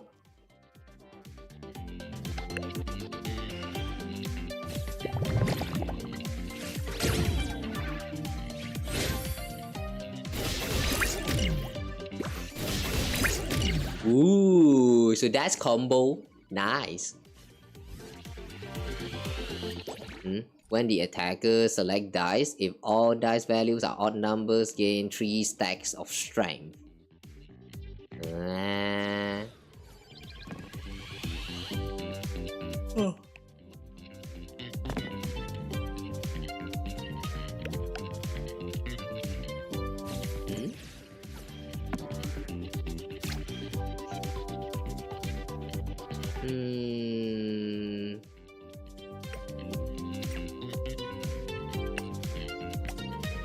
Let's reroll 2, 4, 6. Wait, hang on, we cannot reroll?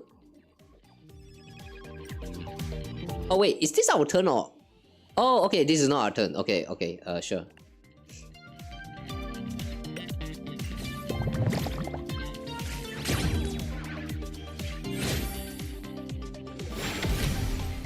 Heh, try harder.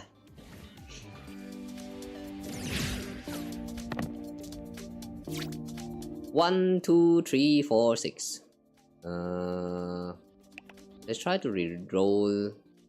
Let's just re-roll all of them. 1, 1, 4, 4.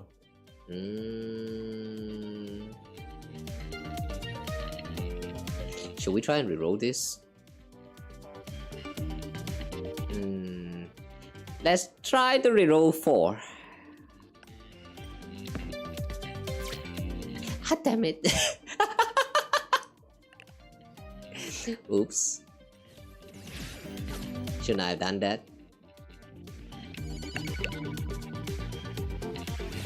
It's too confusing event. Is it? I feel like the rules is actually not that bad. It's just that every card that you pick has like a has its own like unique skill set. The things that you do is still the same. Wait, hang on, what? Neither side will roll the minimum value of their dice. Oh.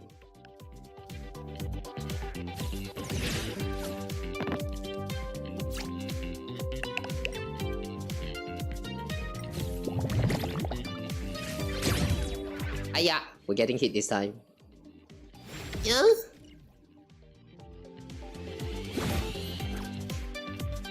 Okay, now you're dead. 2, 2, 2.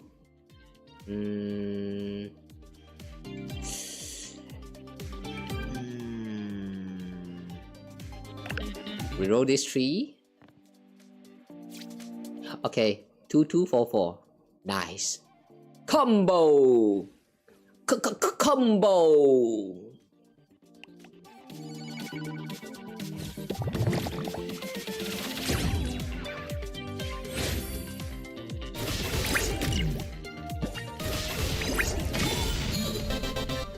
Easy.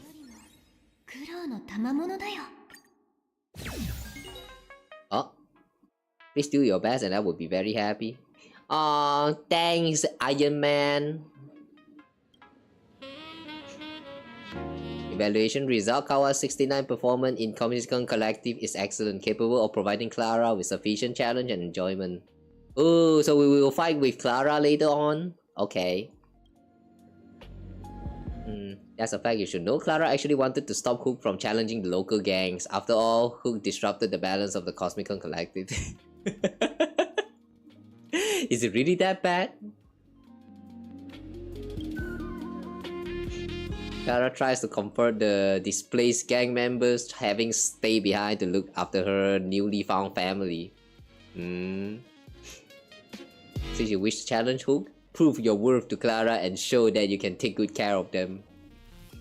Okay, leave it to me, boss. Don't worry, Big Metal Man. We won't let Clara's effort go to waste. That's a promise between men. Go on, help me. Clara is not to be underestimated. Oh. Are you gonna challenge Clara right now? Yeah. Let's go. Next. Hello, help me, Clara. Oh, I just realized that help me, Clara is actually that's actually a reference to that skill.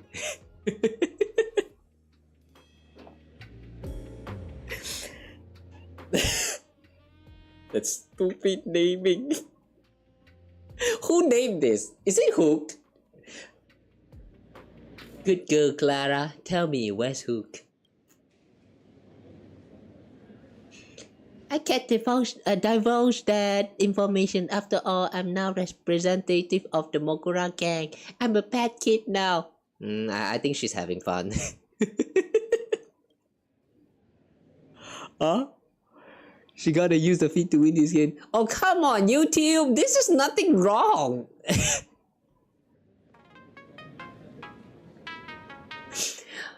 You know what? If I can find a way to disable this AI moderation, I'm going to turn this off. This is too stupid. What's wrong with using feet? You use feet to walk. Come on, YouTube. That's a stupid moderation error.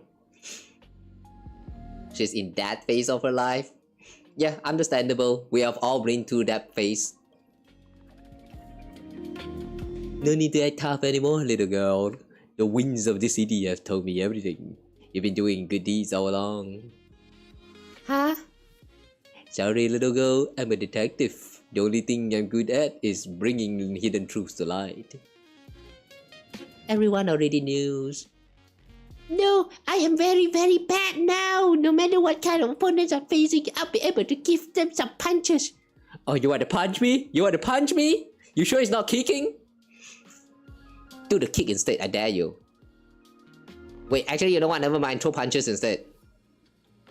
This girl has the feet of... what's the best way to describe her feet?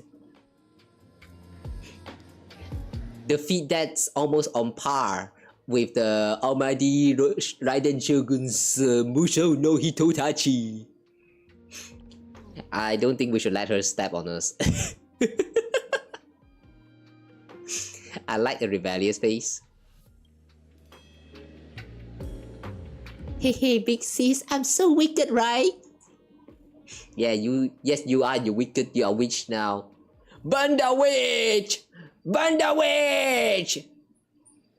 Heard that help me. Clara plays a card ruthlessly and shows no mercy. Ooh, okay.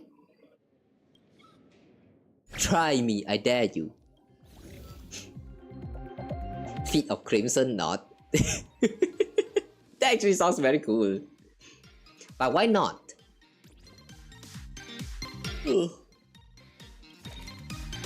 Why not instead of like I don't know, like red coat? I mean, she does looks like that red outfit that she has, that does looks like a coat. Hang on a second. After attacking, set strength stacks to 50% of this attack value. If all selected dice number are 6, set it to 100% and heal 6 HP. Oh, you can heal! Okay.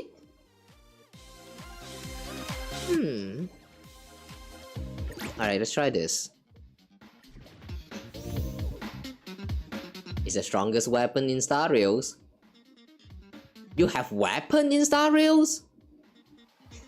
I'm so used to the concept of you having the light cone as weapon that yeah, you know what, maybe there's weapons here. Why does it sound so wrong to use the word weapon here in Star Rails? Am I the only one who feel that way? Akiran's katana is not. Oh, alright, that's interesting. I never knew that. 666. We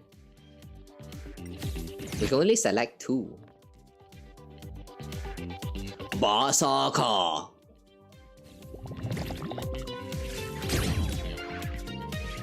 Oh my god, that reference. How many of you guys still remember that time when we saw Clara for the first time and everyone instinctively thought that she's a reference to that Fate character? Was it Ilya?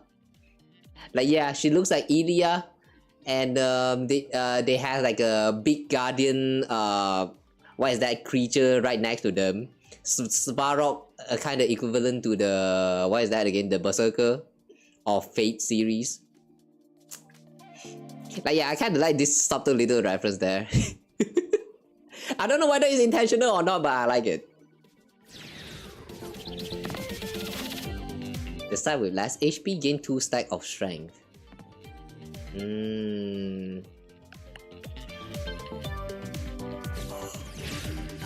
Oh my god, I just noticed that his health, the health is actually 41.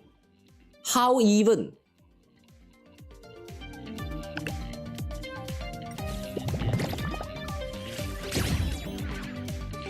She really reminded you of the Fate series. Clara literally has an achievement that refers reference to Fate. Yeah, all the more so that you know, all the more reason why we should just consider Clara as literally just Ilya. That's why every time when I see these kind of little references like this Berserker right here, I don't know, man. I just appreciate these kind of little details.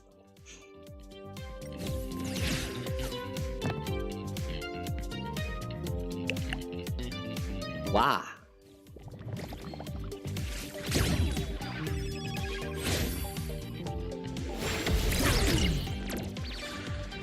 One more round and we're probably winning this. When the attacker selects dice, if all dice values are 6, the HP of both sides will be switched. What? HP of both sides will switch?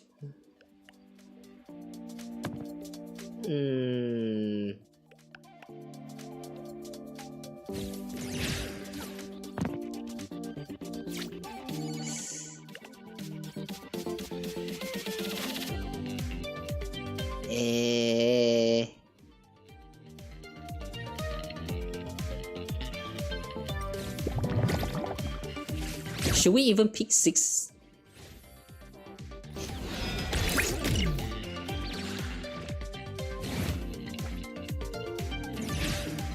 Achievement is it's time to eat when we equip myvt, Clara, Saber, and Archer on one team.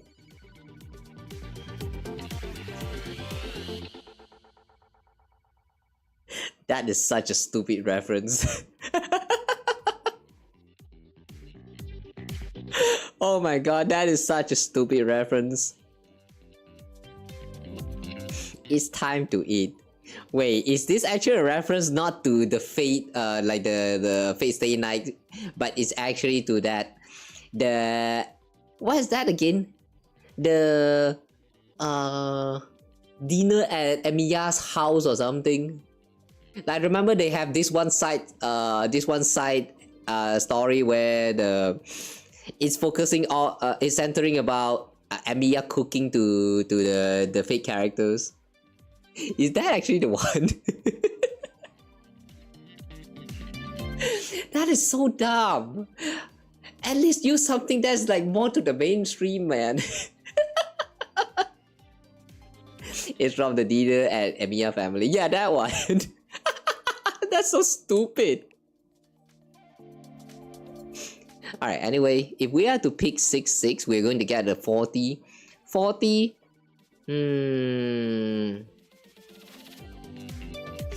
You know what? Yeah, we can go with this. Just switch HP, who cares? You're gonna die anyway. Die, you Basaka!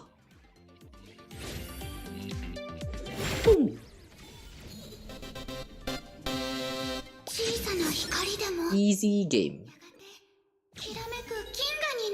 Archer is good at half-white stuff in general. Yeah.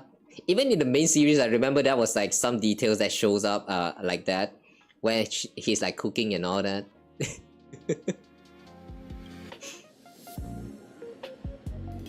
Oh, Hook is here! What? You're Hook? If I'd known better, I wouldn't have wasted time interpreting that name. Clara, you always done well, but your kindness is your biggest mistake. This is my bad. I expected too much from you. Take this expulsion order. As of today, you're out of Mogura gang. From now on, our expedition have nothing to do with you. Oh, damn, that's evil. And you, honorary member, are you here to avenge the Cardway, or did you just come to cause trouble? I'm here to settle the score on behalf of a local gang.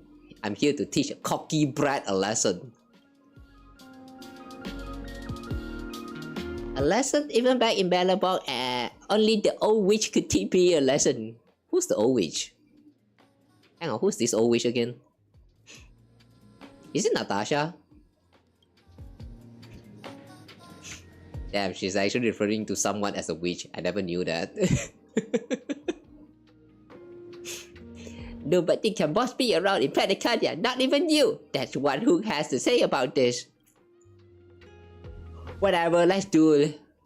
What a spirited kid you are. If we could have an intense Cosmicon collective match, I bet our 69 could finally pull off the hand of Mystic move.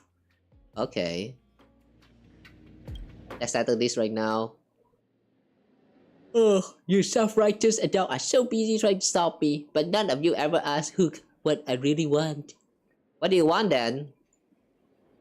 Hook, what do you really want? A weakling who can't play cards is not worthy of asking questions. Then why you even want us to ask?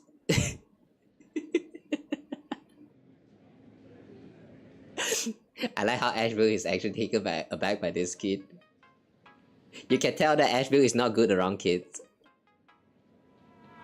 Go find the last representative, the melodic demon serval. If you can beat her, I'll allow you to ask me questions. Okay, sure. Damn, she's acting very cocky here.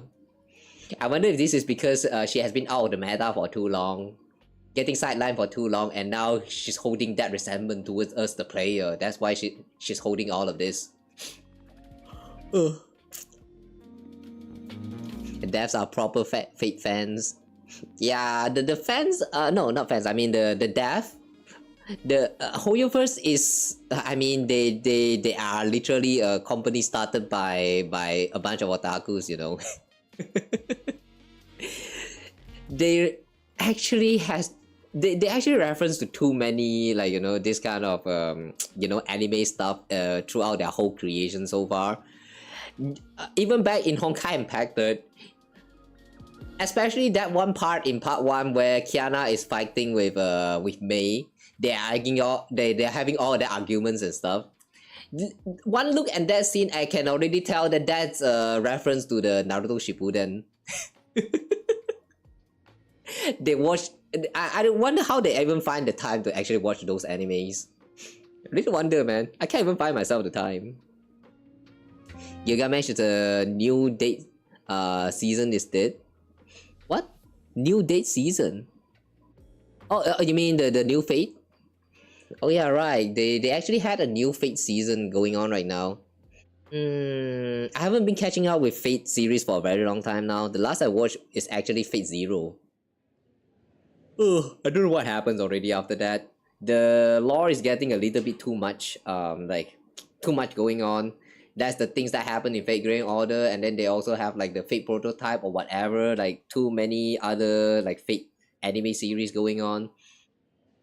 Is it still worth it to like catch up to all of this? Like, I don't know, if it's worth it, then maybe I'll try to find some time to catch up to them. Oh, Natasha, bro got fumbled.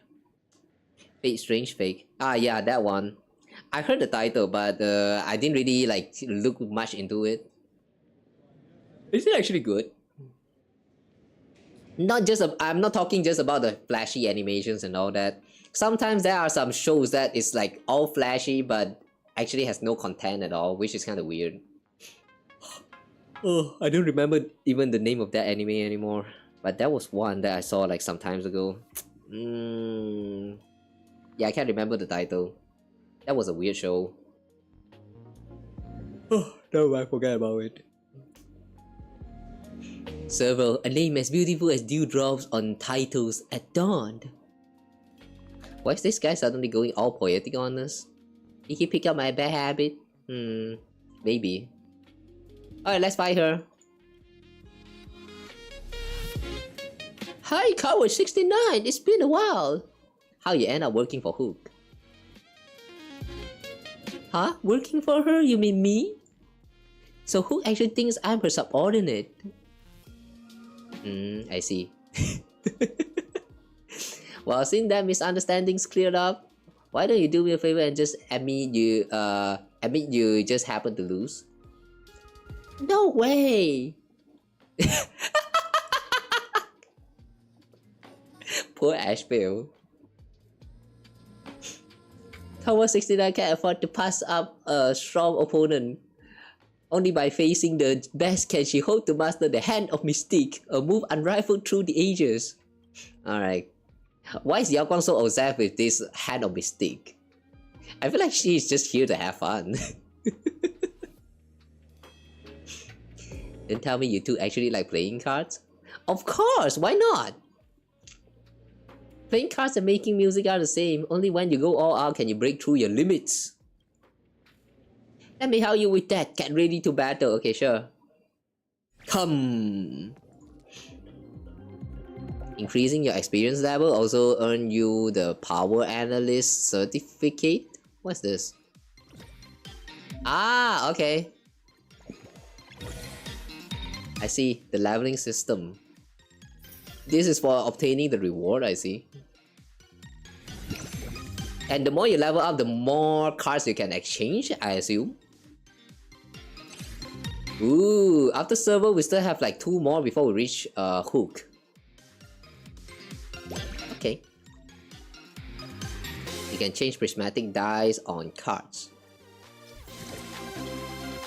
Oh. Sorcerer? Wow, even the dice need to be redeemed.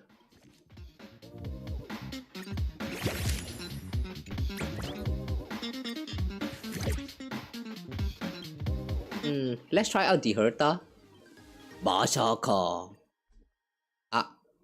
Okay, we don't have enough of this. Okay, fine. We'll stay with Firefly. Okay, there you go. The Fate Grand Season was the best one. What's my favorite? I have never watched the others outside of Fate Zero and Fate Stray Night, so I can't really say much about that. But from the 2 that I have watched, I would say that Stay Night actually is quite good. The animation quality of Zero is a little bit like better comparing to Stay Night. I'm not talking about the movie, by the way, just the serialization one. I kinda get confused when I watched Fate Zero for the first time because like it suddenly went back to the past after all the thing that happened in Stay Night. Personally, I think that Stay Night is my favorite for now. The rest of those, like the Grand, what is that, the Grand Order and whatever the rest of those, I don't know exactly what the plot is even about. So yeah, I can't say much about that.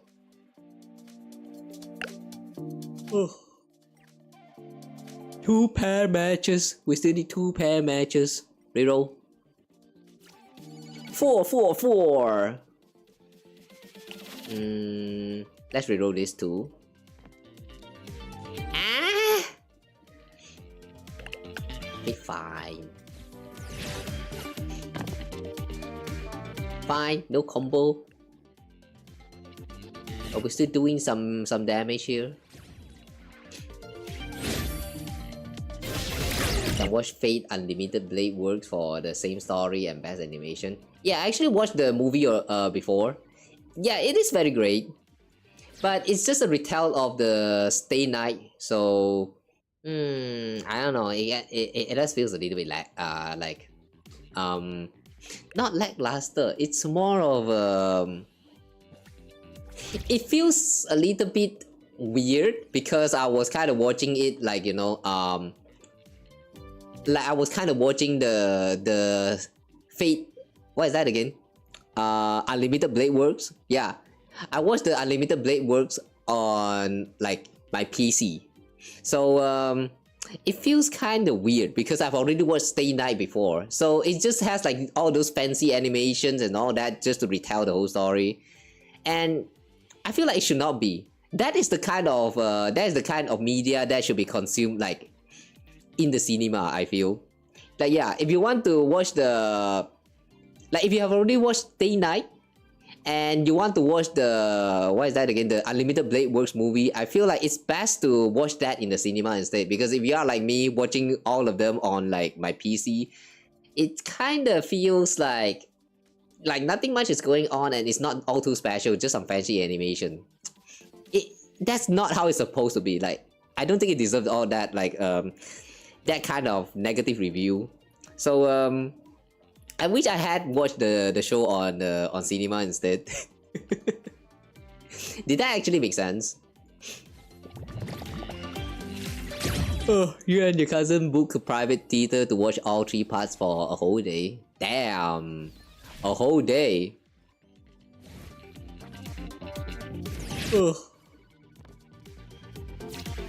It's great to be able to find yourself, like, you know, a whole day that you can just dedicate yourself to just a movie. That's why I like marathoning. Oh, well, I hope you have fun. Best part of life. I see. Yeah, you did have fun, it seems. Unlimited Blade Work, the movie or the show? I mean the movie. The show doesn't really shows on the cinema anyway. Yeah, I mean, like, what I'm trying to say just now is that I feel like the movie, if you have already watched the Stay Night, rewatching the movie on your small little monitor feel like it's a little bit lacking, because it's just a retell of the same story with a little bit of twists and also like directed cuts and all of that here and there, and also fancy animation. That's all. For this kind of shows, it's best to experience it in the cinema instead, rather than your small little monitor at home, is what I'm trying to say. But if you are someone who have already watched the Stay Night, no, you have not watched Stay Night and you go straight into the Unlimited Blade Works, and you actually watch that on your own monitor, then yeah, you probably won't feel a difference. The only difference is that when you watch the movie first and then you go and look through the original Stay Night through the whole series, then yeah, you will get more context, and that's all. I don't know. It still kind of depends. Am I actually making sense right now? It's very hard to experience this kind of things, because there are some movies that just feel so different when you're actually watching it on like inside of a cinema, with all of that, like, you know, the surround sound of the cinema with all the echoing, the reverb and all that stuff. It just feels very different. Comparing that to when you're just watching it from your small little laptop screen and have the audio connecting directly to you through the earplug, like, I mean, it's fine, I guess, but the experience is very different. I don't know, there's just something about it that's very hard to explain. That is why we do consider some of these sometimes that these animes, these movies, this kind of medias as like art. That's the reason why they are called art.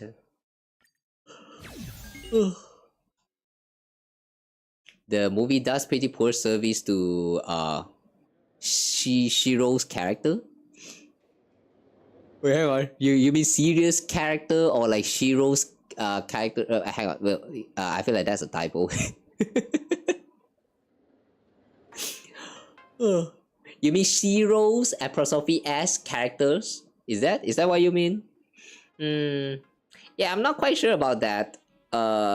Yeah, the only thing I remembered about the movie is that it's very fancy. That's all.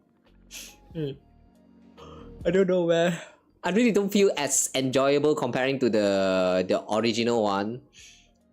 When I was watching the movie, it really is just a director cut of it.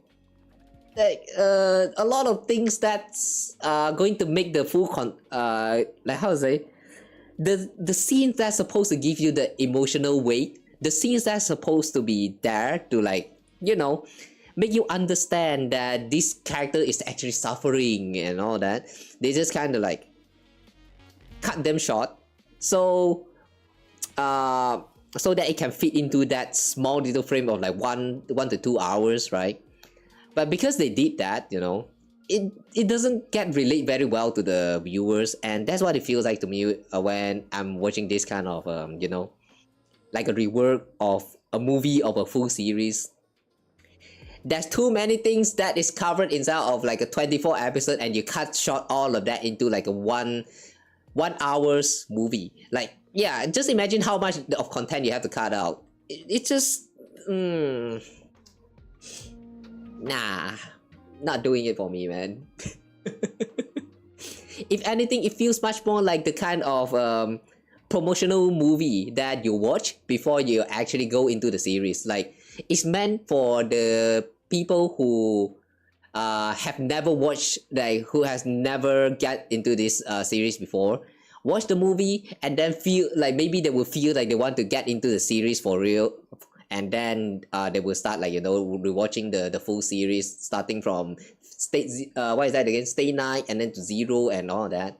Like, yeah, I feel like it served as the promotional video and not like a retell of the story. I mean, does that actually make sense? Am I making sense? Oh my god, my English is not cutting out today. That's why I just buy a mini projector and good speaker. Peak experience after that. Nah, no money. I cannot do that. But if you guys want to, yeah, I do think that if you can afford it, that's one of a good way to experience movie at your home. But I have no money, so yeah, not gonna do it. Not anytime soon. Oh yeah, speaking of money, you know, something random, but yesterday, when I was scrolling through Twitter for a little bit, I saw this one video talking about their very expressive VR tracking. How much does it cost? And then they started listed all that pricing and also the items that they have. $100 something, $100 something for all of them, and then like $200 something, and then $1,000 something for this certain equipment, and then that's like string or something, and then totaling all of that up is like 3,000, almost 3,000, or is it over $3,000? I didn't really use the calculator, but I just take like a rough guess. All of that just for tracking to make content. Like, wow, man. Ugh. The VR, the people who live in the VR space is really like living in a different world, is what I'm trying to say. But anyway, yeah, just saying. I'm very interested with, like, you know, 3D tracking and all that stuff, but just considering about the prices for all of these like equipments, it just makes me like, I'm sad that I'm broke. Which country am I from? Take a guess. Every time someone wants to ask me where I'm from, I will require you to take a guess first. Take a guess. Since you don't know about my country, take a guess. The fun part about this whole thingy is that yeah, your answer is going to make my day. I believe in you. USA. Wow, do my English actually sound very standard? Thanks, appreciate that, but yeah, no, I'm not from USA. Try again. USA or Canada? Wow. No. Nuh-uh. You know, if you have been looking into the screen in like a high definition, somewhere on the screen there is a hint. But yeah, try again. Not Canada, not USA. China. Nah, I'm not from China. Not from China. But yeah, you're getting close. You're getting close. But not China. China.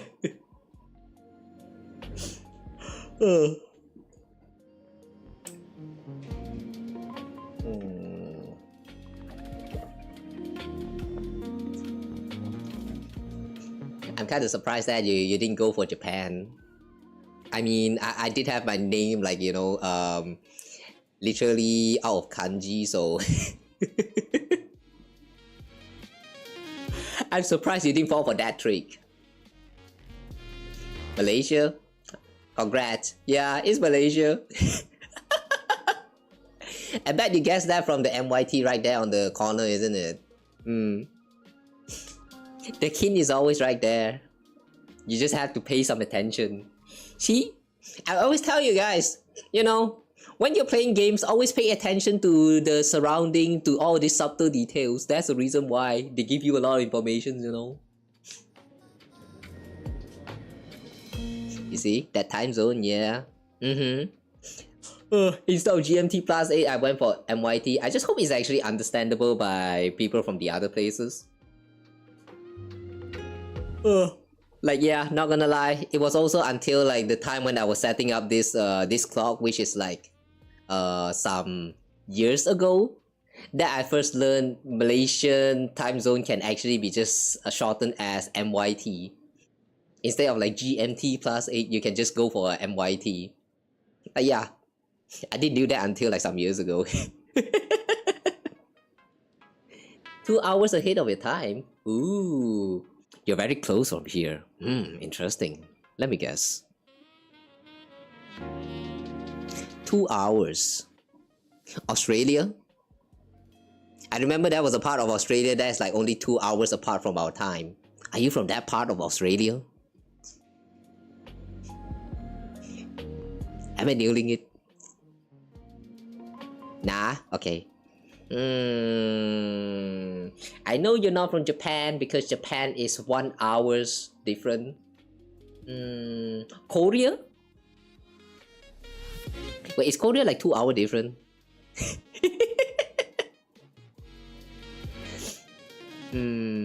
Guess again. Damn, the table has turned. Not Korea as well? 2 hours. 2 hours different from Malaysia. Should not be India. Should not be Indonesia.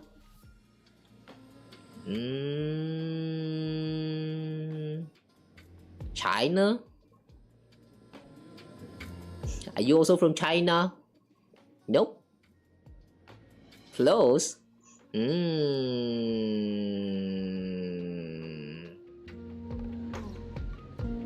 Nah, I give up. I give up. My geography sucks, man. I didn't even knew that Australia, like for example, actually has like 2 different time zones in just its own country.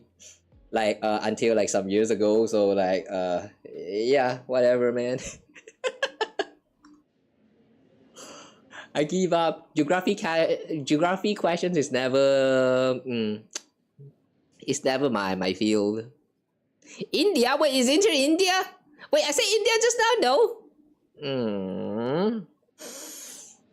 Damn it. Is it because I say that it's probably not from India, that's why you say no? Ah, damn it. I should have stayed strong on my stance. I say Indonesia. No, I also say India. I also mentioned India just now. Okay, never mind. Damn close to you. Damn, you're all from India, huh? Oh, there's a lot of people from India. Can you guys actually like understand what I'm saying? Okay, this is not to make fun of you guys from India, but just a curious question. Cause like you know how like Indians mostly have this little accent when they're speaking their English, right? Very iconic. Not making fun of you guys, just saying, because I do like your accent. Although sometimes though when I'm listening to the Indian English accent, I don't really quite catch what they are saying because of that tone shift right there. Sometimes it goes a little bit too heavy that it's kind of like borderline like unreadable even. But like yeah, for times like this, do you guys actually understand each other? Like when you're speaking to the other Indians with your like this English accent, can they actually understand them? Or like when they're saying to you, can you actually understand them well? Or like you're going to have a lot of trouble too? Yeah, not gonna lie though. This is a very common occurrence, by the way. Like not just limited to India, even in like Chinese, for example.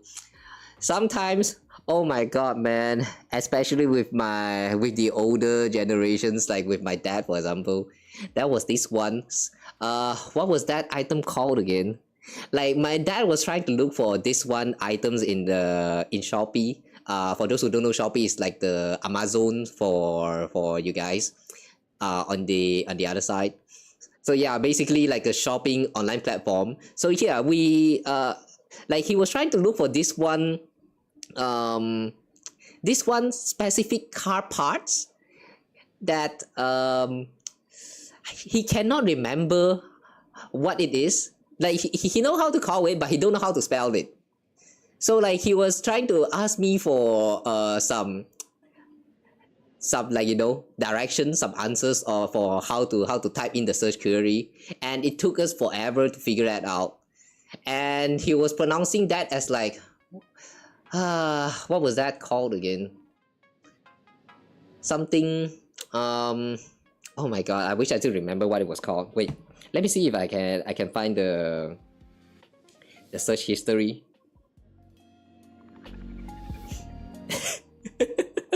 Wait, just a moment.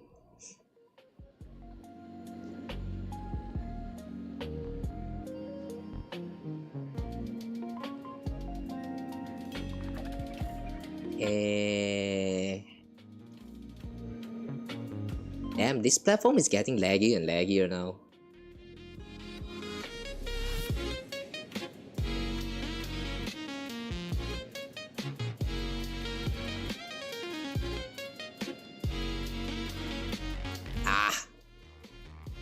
It's not moving at all. Stupid Shopee, why you so lag now? Okay, you know what? Never mind. I can't recall it. But it's like some kind of parts for like something pump.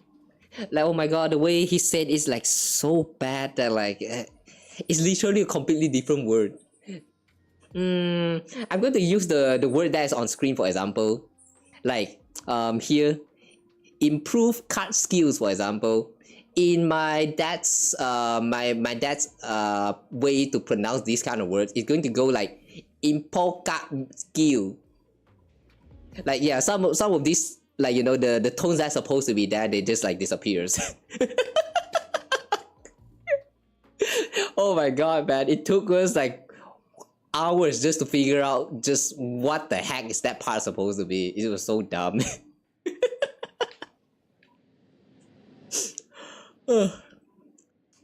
Really rare, but you have a little accent, mostly middle-aged people. But yeah, the thing is with this kind of accent, do you guys actually understand yourself? Like when you're speaking, can you understand yourself too? Like you record your own speaking with that accent and then you listen to it, like can you actually understand what you're saying? I've been I won't say that my English is fluent. I do think that I do still have a little bit of that accent inside of my tone. But I do think that it has improved over times, comparing to before like 4 years, 5 years ago. If you guys has been here when I first started my streaming journey on Twitch, then yeah, you probably can feel the difference with the way I speak my English.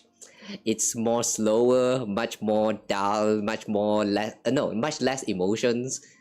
Well, whenever I look back at all those VODs that I have keep in there like privated, I would never publish them anymore. Whenever I look at those bots, I'm like, oh, I'm cringing so hard listening to myself. They don't sound like me at all.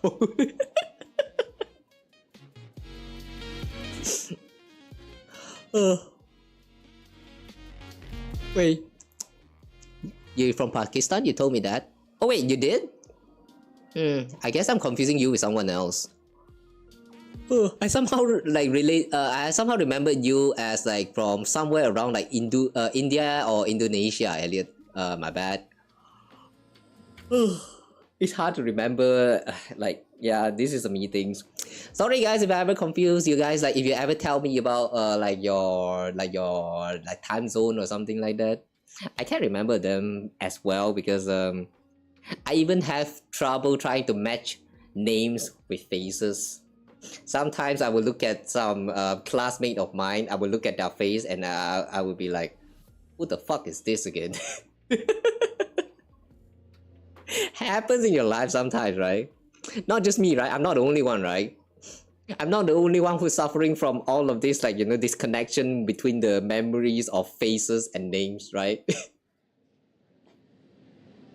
It's so tough, man, trying to memorize names. That's why sometimes I really wonder why I'm even playing gacha games with like all of these characters here showing up with all of these very unique, distinctive names that's like, you know, take you forever to like even remember. Like, you will look at this character and like, I've seen this before. I know this character, but what is that name again? But you just somehow cannot recall that name. This happens too many times. And then one day randomly in the toilet when you are just, you know, when you are just applying forces to your tummy and then suddenly you're like, oh, right, that guy is actually Asheville. This happens too many times. I hate it so much when it happens. Shopee betrayed you? Yeah, it did. Stupid Shopee. Back then it was not as lag as this though, but now this platform is full of like live streaming and all those unnecessary features for like social interaction. I don't even know what's the point of this platform anymore. Somehow I opened up this Shopee, which is supposed to be like an online shopping platform. Even right now I'm looking at this discover video, and then I'm looking at someone who's cosplaying. Yeah, there's literally someone who is cosplaying in the discover video segment. Like, what is this platform for anyway? I don't get it. The funniest thing about it is that, okay, I'm going to try and tap into this video.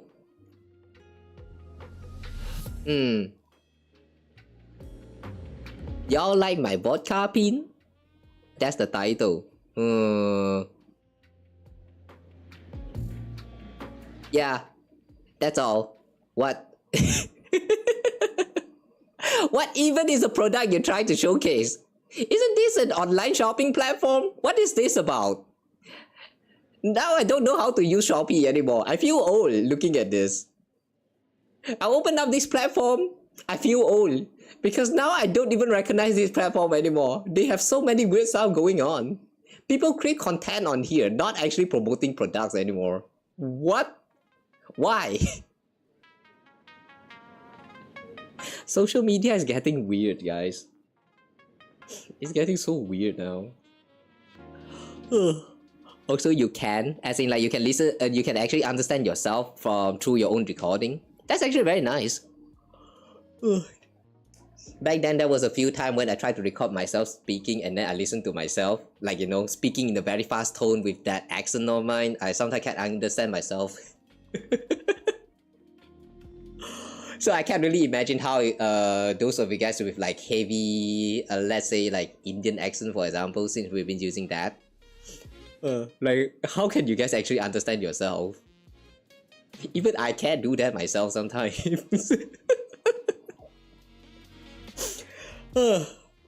Language is tough. Alright, we have been yapping for a while now. Let's get back into the game. I think you can improve Kawa 69's card skill even more.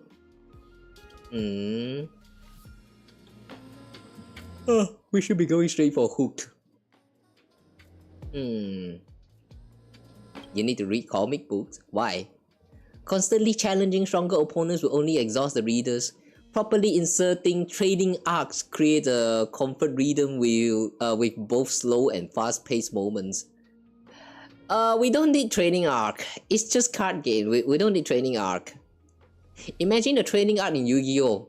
That would be stupid. In a game where it's all about RNG, inputting your cards and then like building your own deck with all those cards that you pull through RNG. Like, what kind of skills are we talking about here? Ashfield is doing this a lot. This you I feel so called out by this.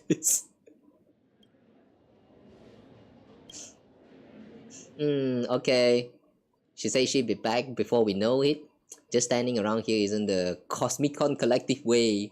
By the rule, we must issue her another formal challenge letter. Are you ready? What? Challenge letter? What does that mean? Oh. She's back with 2 kids. Okay, looks like everyone from Battle Box showed up. And I just realized they are so blue. Damn, the Battle Box people are so blue. That's the first time I noticed that. Why are they all so blue? Servo is blue, Pella is blue. Who is this again? Lynx? Lynx is also blue. Who is that again? Japard is also blue. Sealy is also blue. Bronya is more white, but she's also kind of blue. Everyone's blue outfit, but why is that? My brother didn't come. Oh, cannot play with Japard. Okay, you're facing the Lundo family. Okay, come Lundo family. I will make you tiêu lay lâu tàu. That's not how the phrase is supposed to be used. Should I educate you guys on this? Okay lah. You guys know what tiêu lay lâu tàu means? Honestly, I don't know. I don't really know the exact meaning as well, but it's a slang, profanity even for Cantonese. I'm pretty sure it means something like "fuck your dad."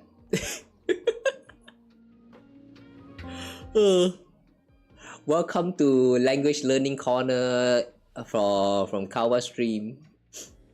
I hope you learn a thing or two about how to speak or how to trigger people with a slang that they probably do not understand.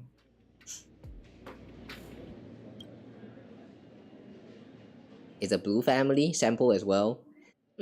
Sample is less blue. Like his hair is blue, but the rest of his design is more of a dark purple, reddish. Like yeah, I won't count him as blue. I don't know lah. I mean, I won't count, but I guess you can still count that if you want to consider the hair color. Bella, you're also a member of Lando family? Do I look like one to you? You are, you do. Linksy tricked me. She said she'd take me to Foxfolio bookstore to buy fan comics and then lure me here instead. I have seen baiting people with sweets, but she got baited by book. Wow. That's a rare breed of human. Please hurry up and defeat Servo.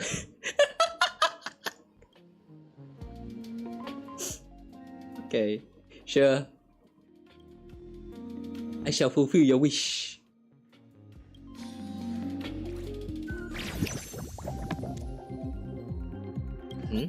What's this? You just got some power dust? You can use it to gild your card. Fancier look? Huh? What for?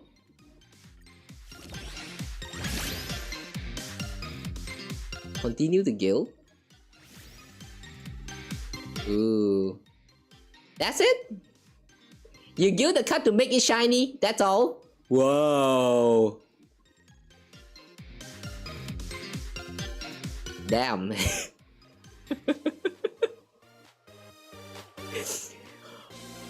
Okay, this looks funny as fuck. It kind of looks like they slap a very huge ball which is centered like somewhere around the back of this card, and then the surface of the ball they slap the texture of this firefly right there on top, and then when you're moving around the card, the ball also rotate together with it. What I'm trying to say is this firefly right here looks so bulgy.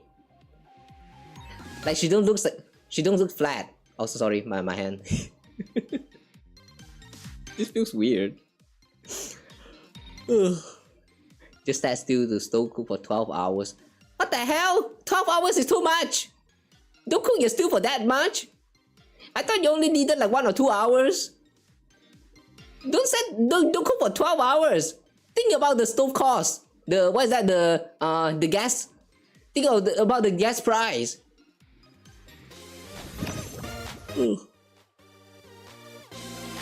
Alright, let's continue. Trading arc. So we are dealing with Pella.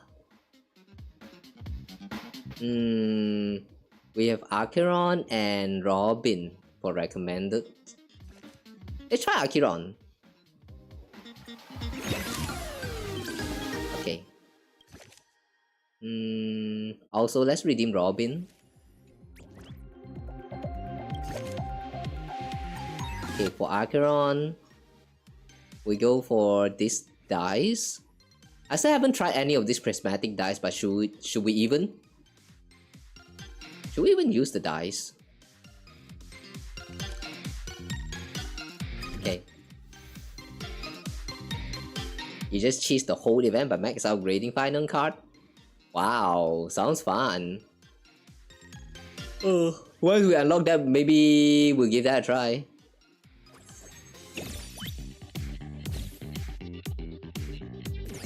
When attacking, Siphon HP equals to 50% of the damage dealt. When defending, if all selected dice have the same number, gain Unyielding, which can be triggered up to 1 time.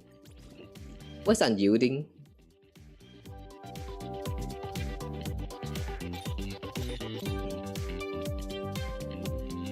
You cannot check that skill? Okay, never mind. I don't think we can check the skill. If all selected dice are 4, the attack gains perforation. Okay.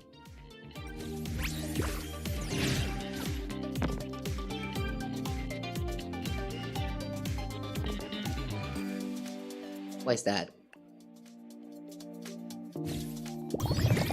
1.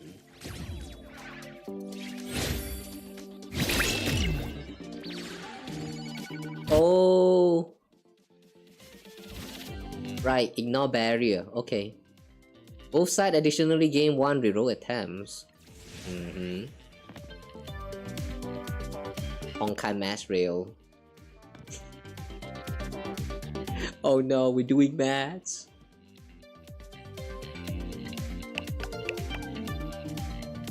Three, 5, 5, 6.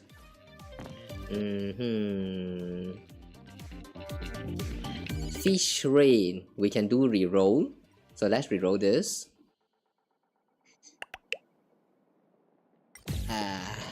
Okay, this is the best we can do for now.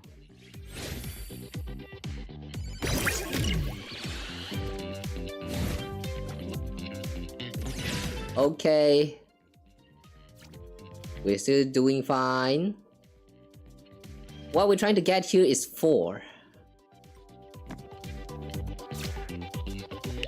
Okay, we got all the 4. Nice.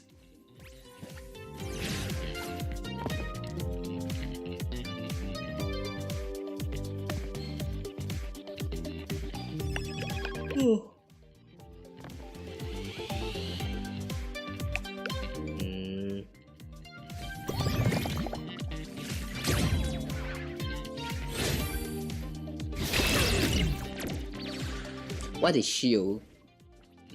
What is shield?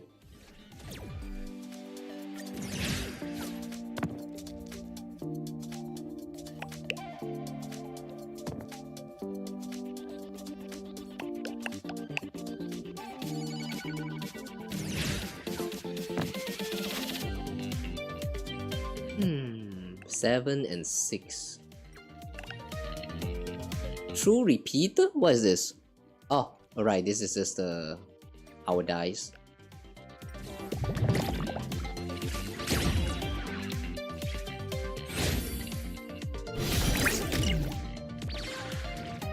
Heh. It's time to meet your demise.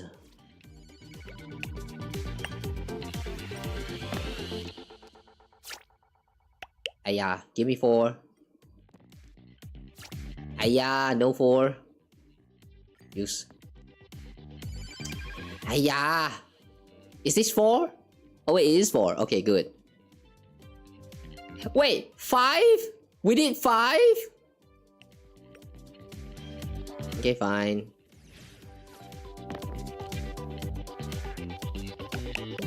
Interesting. So the further you go into the games, the number of dice that you need to select will also gradually get bigger. We knew about that.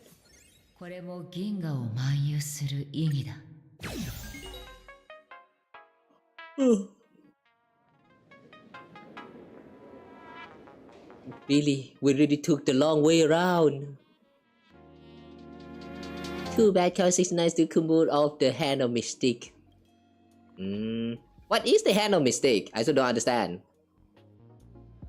That is our family love still not enough to defeat Kawa 69. Yeah, because I have the heart of the card.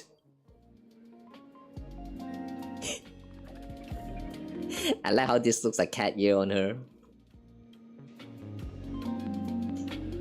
If there's anyone to blame, it's my brother for insisting on staying in Bellabog instead of coming with us.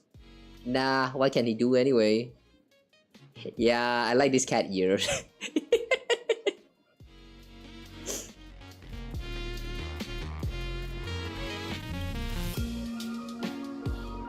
And with that, you mastered all my card skill and rock and roll spirit. There's nothing left for me to teach you. Wait, you were teaching us? Now go teach that little arrogant brat a proper lesson. Okay, thank you, Lando family.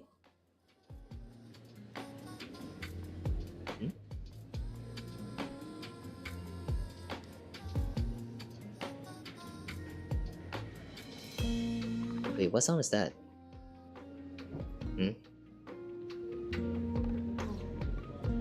YouTube being weird these days? You got suggestion from YouTube to watch the tutorial of how to say the N word? Wow. I feel like you are not even allowed to say the N word like that.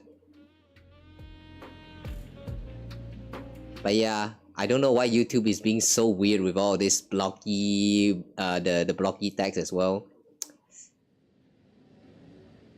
Yeah, you are right. YouTube is weird these days. Whenever you start seeing this kind of video popping up, you know, never click on them. Scroll through, start looking for something else. Refresh your homepage by inserting something you actually care about into the search entry. Press enter, click on whichever video, and then more of that is going to pop up. And then the one that is suggesting you to say the M word is going to disappear. Hopefully. Oh, you can try that. The algorithms for all of these platforms is working in a very strange way. I wish I know how to stop all this myself.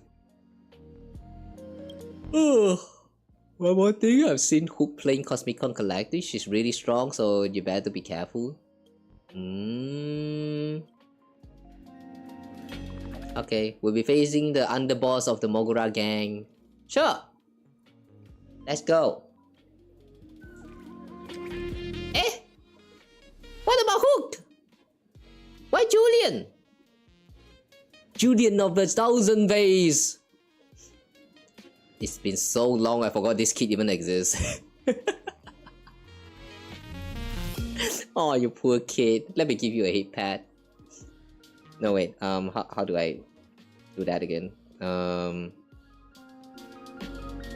not this. Nah, you deserve a hate pad.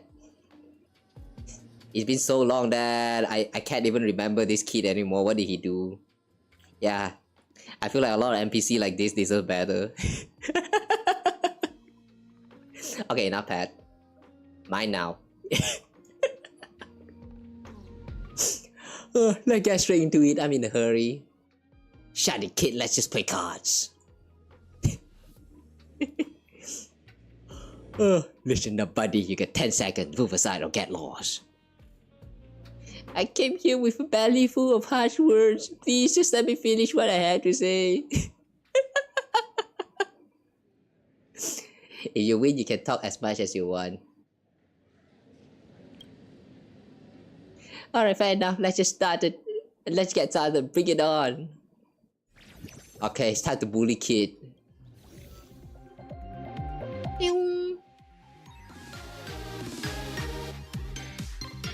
Okay, this time, ooh, Finon is now here. We have very limited resource for exchanging, so maybe not now. Let's try the Herta. Torn.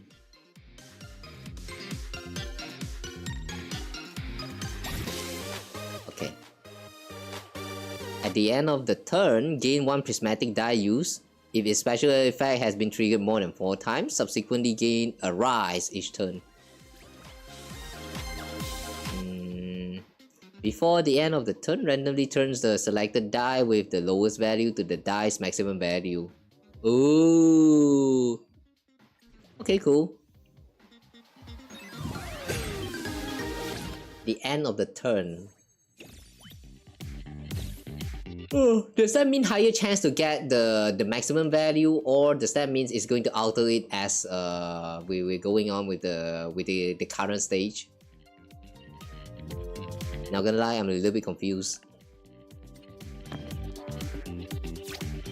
666.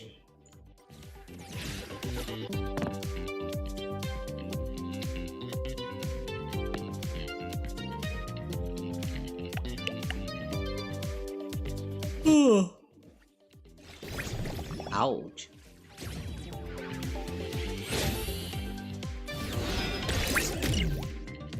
Big clock. I like how the big clock just kind of like swing onto the enemy like that. Ring ring motherfucker, it's time to wake up!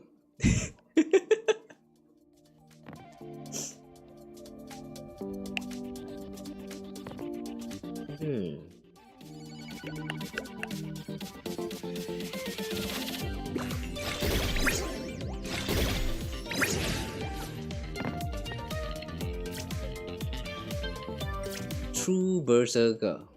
Okay.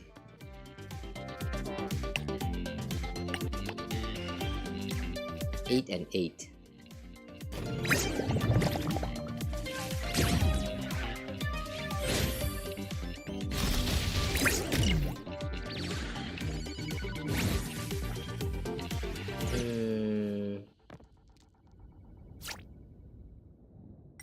Let's try to use this again.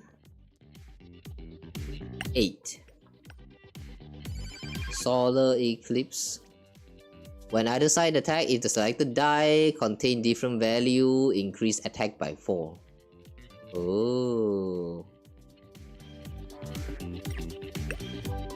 Oh, okay. As long as there's one that is different than the other, then that's good enough. Alright.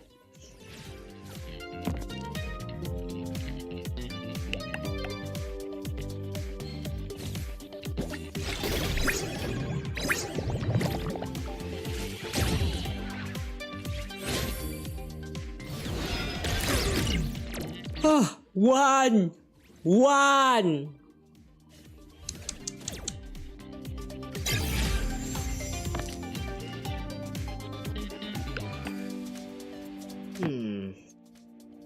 If attacker selected dice contain matching numbers, increase defense level by 1.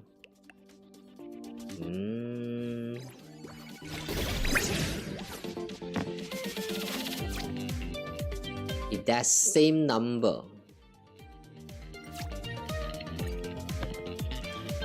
Let's use one of this. 822. No wait.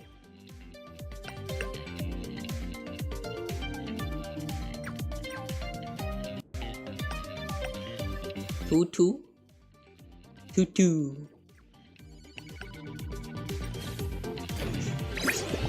You're 2.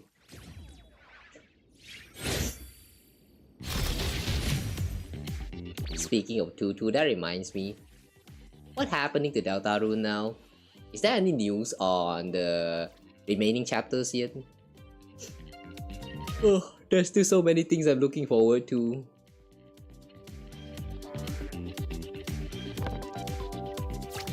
Ooh, 776. If we roll 1, 1277. Nice. Only Ying. Forgot about Deltarune for real. Understandable. Oh, that's the issue with a lot of games like that, you know, where only a few playthroughs and then you're just kind of like, you know, done with the games.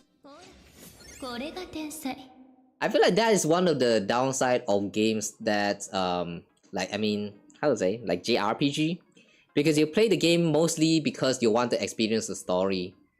The combat itself is not all that great. Like, I mean, if you I don't know lah, because like maybe you are someone who enjoy like JRPG or like RPG because you like the slow pace, you like the command that you know, like use command to attack enemies, stuff like that. But I am more of like an action player, so to me personally, I would rather have a game that has like the kind of gameplay that you can play forever. Even Tetris, even Pac-Man, this kind of games that has like, you know, repeatable gameplay. Deltarune in itself is not bad, it's just that once you're done with it, you know, you're kind of done with it. Either you restart your playthrough or like to re-experience the same thing again with slight changes, or you just move on with your life. That's the issue with this kind of games. Still like them though. Got busy in Elden Ring. Elden Ring. Oh my god, that reminds me, speaking of Elden Ring, we still haven't done our continuation of Dark Souls 2 with some of the DLC content. And then there's also Dark Souls 3. I still don't hold Dark Souls 1 because didn't really have the chance with the discount and also the prices. But yeah, we still haven't checked out Dark Souls 3 yet. Oh yeah, and then one of you guys actually sponsored me a game some times ago. I think it was a Crab's Adventure or something, a Crab's Treasure. I heard that it's very similar to Souls-like game. I wanted to give that a try, but I forgot about that. Maybe we'll start the playthrough someday very soon. At this point, I kind of feel bad because like that one guy, that one of you guys actually gifted me that game like almost 2 years ago. Almost 2 years ago. It never truly happened yet because I either forgot about it or didn't really get a chance. Now that we're almost done with Kingdom Hearts series, yeah, I feel like we could start. We could totally go back to some Souls-like games again.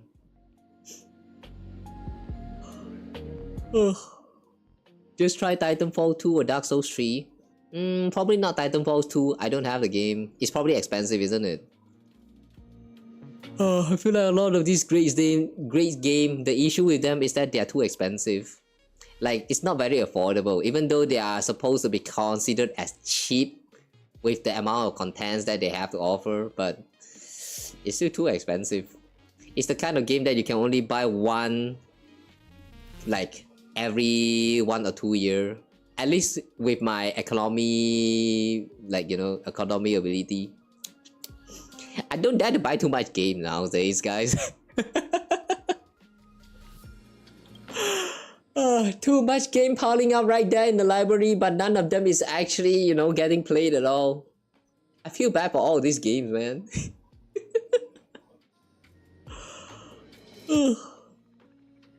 If you don't want any game, tell on Discord. No, don't do that kind of things. Like I mentioned about this yesterday, I'm going to say it again. Don't be too trusting with people.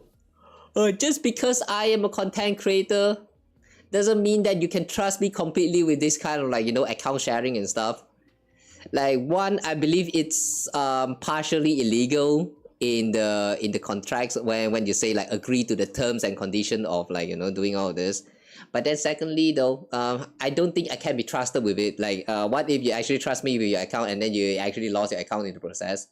I don't really dare with, like, this kind of sharing things, unless it's like through, like, family sharing or something like that. For that I guess it will work, but I don't know. I remember they kind of did some changes to the family sharing in Steam, so maybe it doesn't work as well as it did before. I had, like, family sharing with one of my friends before, but I think after they did the changes, they also removed that account from the family sharing, so the library is not shared anymore now. I really wonder how it works. But yeah, if you want to share your accounts with your friends, your family, the trustable one, yeah, please do. But on the internet, though, please don't trust me too much. Like, yeah, really, don't trust me too much. I'm not very good with, like, this kind of things. I might accidentally share your information on streams that I won't even know. So, like, yeah, I don't want to risk that. Don't want to risk that.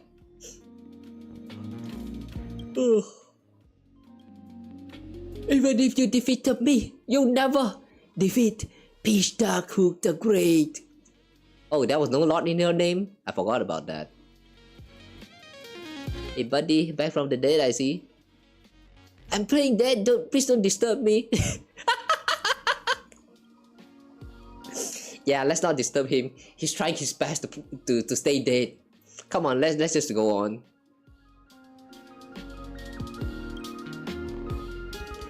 Now comes your epic final battle with Peach Darkhook the Great.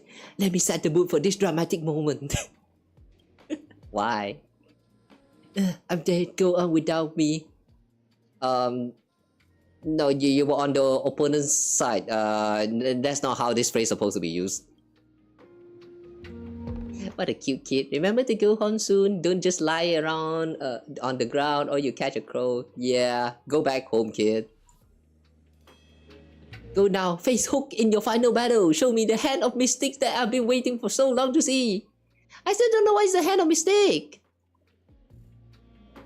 Okay, whatever. The final battle. Respect the decision. Thanks.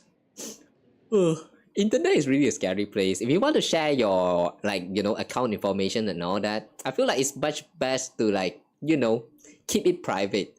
At least share it with, like, the friends that you can actually trust, that will not betray you in any way at all. Like your true best friend. Even just friends, you know, it's not enough of the, you know, the, what is that? Even if you have like friends, I feel like it's still not enough of, like, you know, the what do you call that? Oh my god, my English is failing. Like, if you want to enjoy the privilege to, like, you know, to the point you can, like, safely share your accounts with that other person, they need to be, like, at least at the rank of, like, best friend. If it's just friends, you know, I feel like their privilege level is still not high enough. It's that kind of things to me. I mean, like, the way you view this kind of thing is probably very different. But for me personally, I see all of this, like, Steam accounts, like, games accounts and all that very seriously, because the account progression kind of matters to me. So, like, I will not want to mess up people's account just because I get access to them. You might say that it's just games. Nobody really give a shit about that. It's just like digital data. But, you know, it's a part of your experience that you have gone through in your life. So, I would rather have them stay the way they are. Yeah, that's really a me thing. The way I look at it, I do treat them kind of seriously. It's instead of just treating it like some kind of toy you can share around like that. Am I weird, guys? I don't know, man. Julian's still alive. Hook's influence is something else on these children's. Yeah, Hook is Still remember that time when we had the Ethereum Wars or something, the one that's like a Pokemon battle. Remember that event when we finally reached the final boss and it turns out to be a reference to Pokemon Silver or Gold, where you reach the summit and then Ash is just standing right there waiting for you. That champion scene. Yeah, I really like that reference, man. Hook at heart is just a very fun kid. I love her, man. Just imagine stealing an account and Steam customer support executes you. Yeah, I don't want to risk this kind of things, you know.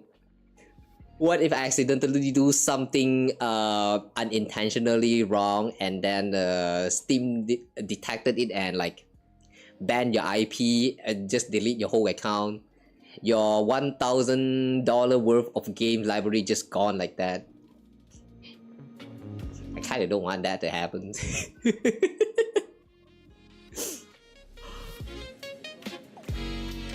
Love it, big fan of Pokemon Soul Silver. What about Heart Gold? Not a fan of Heart Gold? I don't get the distinction between these two though. But yeah, I feel like out of all the most iconic scene in Pokemon that we have seen so far, there's some scenes that in particular that is very memorable and I actually like a lot. One of them is the one that I said just now, where you can actually have a battle with Ash, Red, Blue, whatever you like to call that, the previous character from the previous entry. Like the fact that you can actually fight with them inside of the game after you reach the end game is actually so cool. And then there's also the Cynthia, that one champion from Pokemon Platinum, Diamond, Pearl.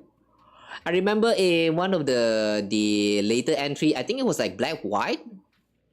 Like when you accidentally enter a door inside of a room, Cynthia will suddenly shows up and started giving you like some talks and then battle you right on spot. Like that was very dumb.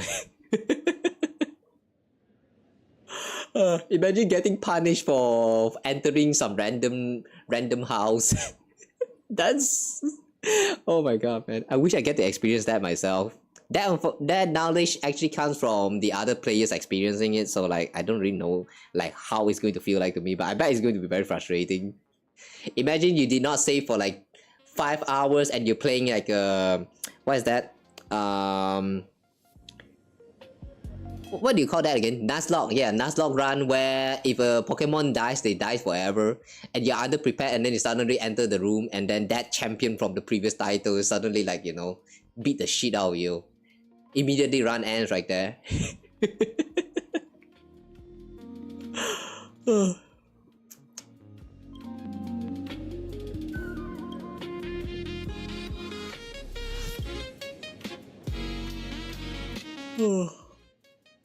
Are you not interested in your goal? Honorary member, I only care about you. Would you stop me?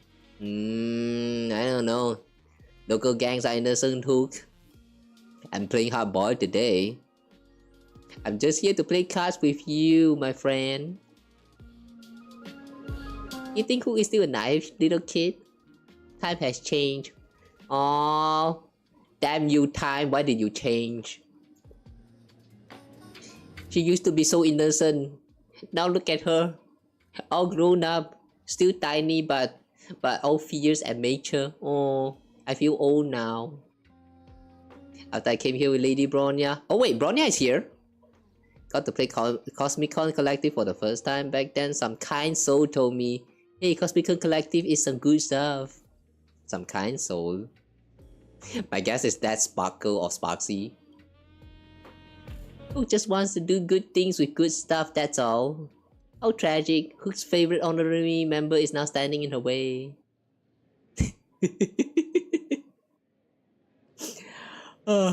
She's going on with her own delusions. Okay. Come, let's fight! Pitch Dark Hook the Great! The noble one curbs anger and reigns in desire, so that's what it means. What? Oh, just focus on the match. Okay. As the boss of the bows, Hook accepts your challenge, honorary member. Let's begin a final battle. Sure. Final battle. Who are these people on the building? What? Ooh, we have March 7 here. And we also have Finan here for recommended. Okay, neat. Let's try Finan. Ah, wait.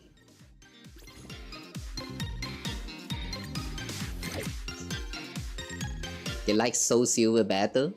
What's the difference between Soul Silver and Heart Gold actually? I can't tell the difference. Ugh. Is it just similar to like, for example, Ruby, Sapphire, and Emerald? Like Ruby, Sapphire, they have some area where a certain Pokemon can be found and the other is not, like does not exist in the game at all. Unless it's like Emerald version where it has like all of the Pokemons available. Ugh. Sometimes I don't get with this kind of like, you know,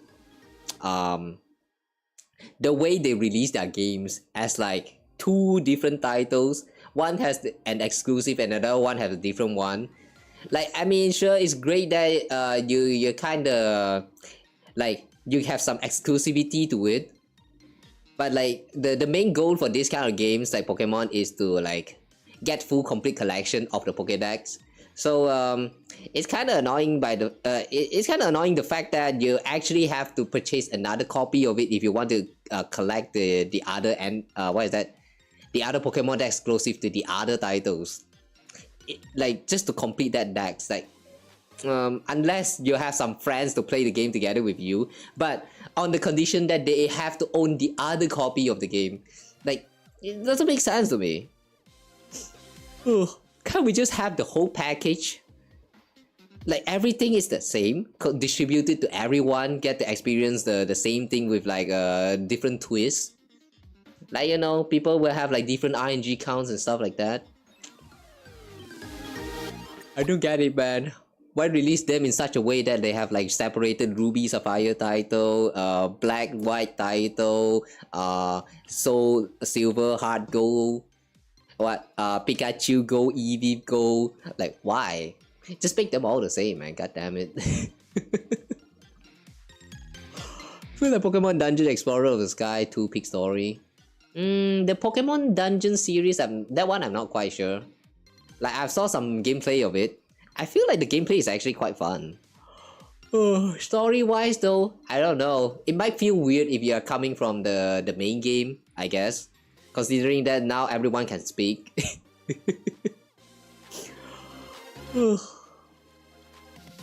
Give up Zora 8 as well from Cynthia. That was a horrifying experience. Wait, you mean the encounter with Cynthia in the... what is that again?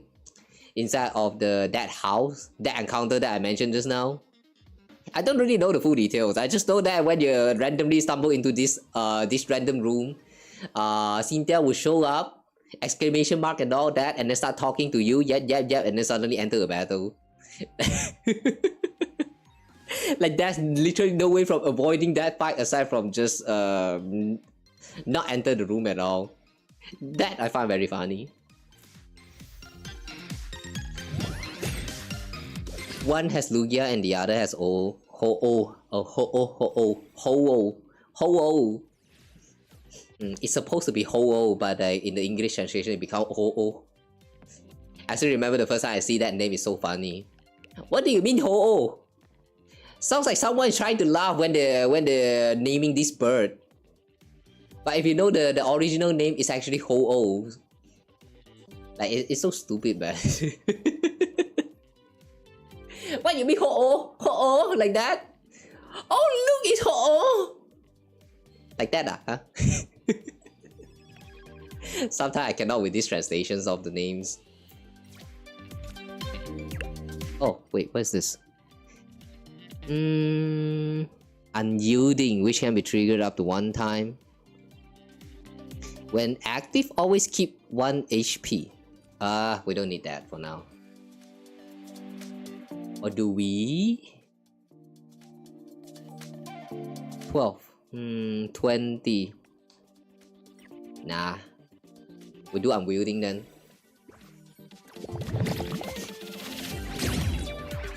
You shall not kill me!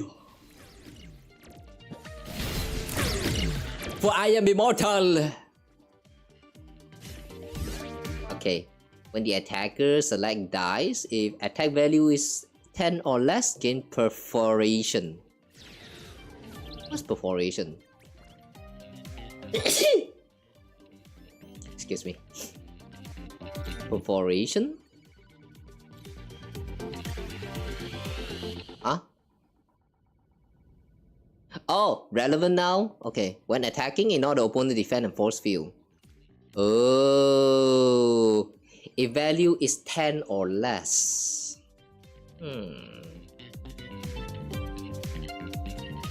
Okay, let's go for 10 or less. Why is it so big?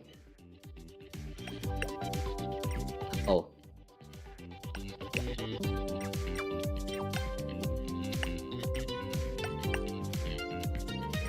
We can select up to 4 dice. If we select all 4, it's 23.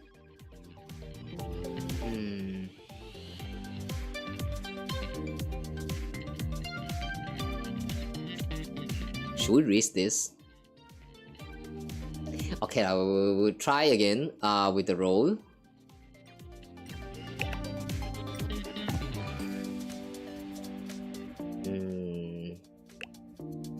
Again. Okay, 6, 6, 6, 7. 25.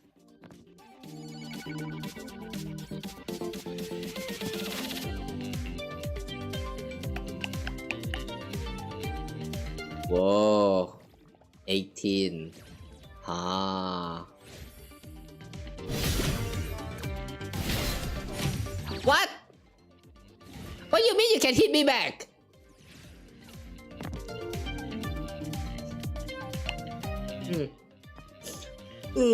Time to go. Good night. Good night. Thanks for being here today. It was fun chatting. Holy. Oh no, I think we're dying.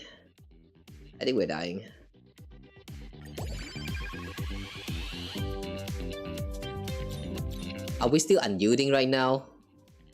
When attacking, restore HP equals the portion of damage dealt.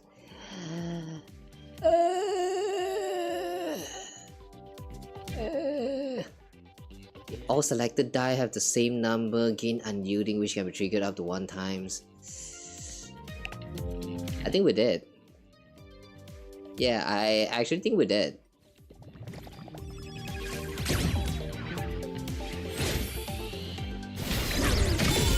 Yeah, we're dead. What the hell?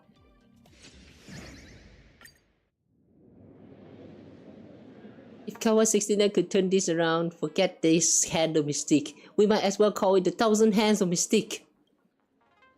Wahaha, why strong ordinary member? Are you sure you're not cheating? Why don't I ever draw such broken cards? Shouldn't you ask her why she has this card in the first place? Hook didn't cheat. Hook's cards that are officially licensed by the Cosmicon Collective, totally within the rules. Wait, hang on. That's someone who introduced Hook into the game. Could it be he's actually Silverwolf? Darn it, is this why dance was? Oh.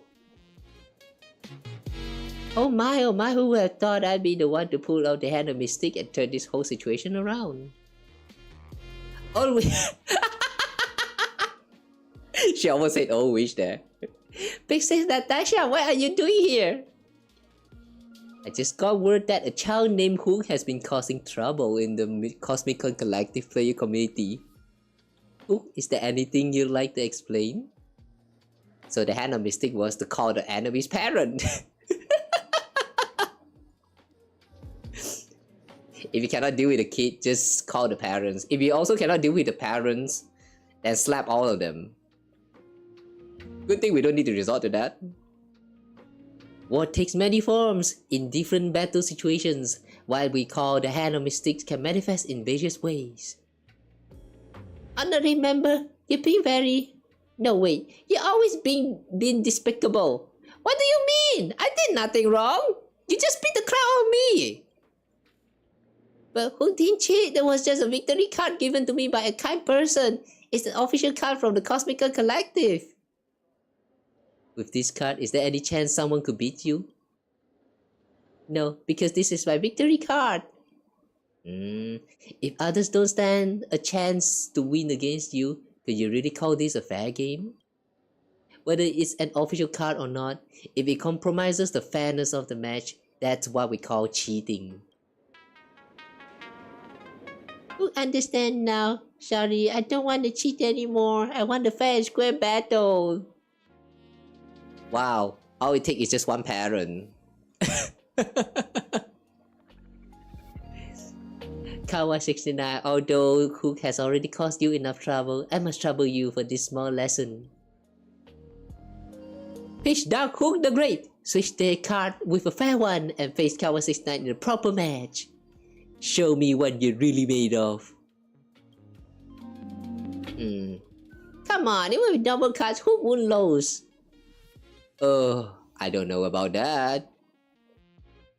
Wait, it's actually the same card though. How does the cheat even work then?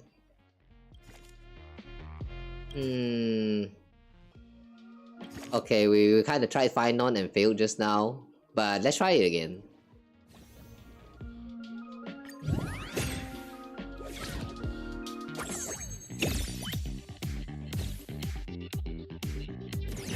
Weird how we are always the one to move first. Oh, so many 666! Let's go! When defending, if damage taken is no less than 8, increase attack level and defense level by 1. Ah, that's why that's the cheating part. Attack up. Uh-oh. Uh-oh.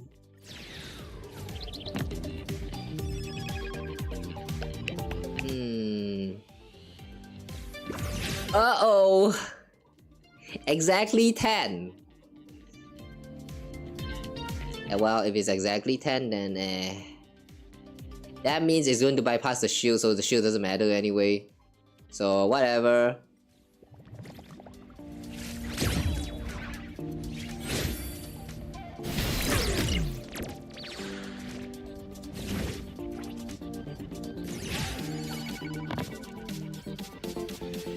Hmm.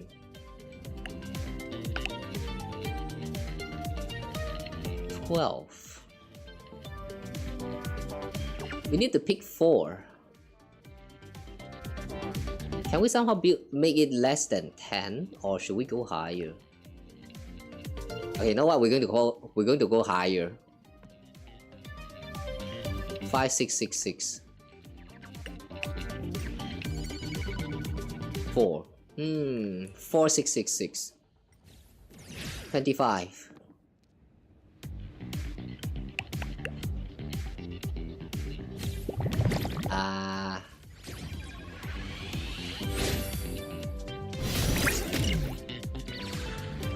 Maybe we should go for the perforation route instead.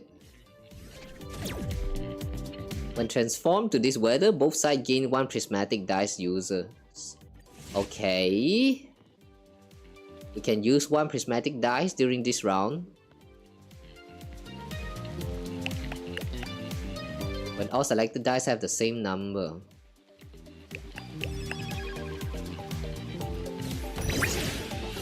Oh.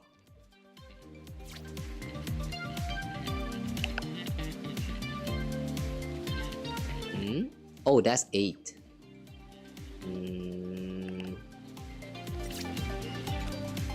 We cannot re-roll, but we can use this right here. Wait, what is this? After it's selected, provide 1 point and gain force field this turn. What is that?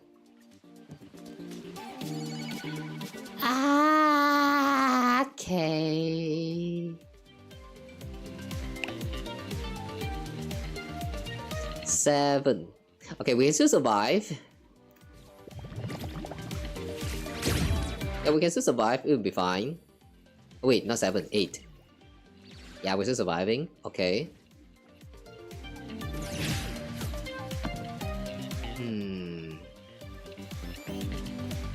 Now.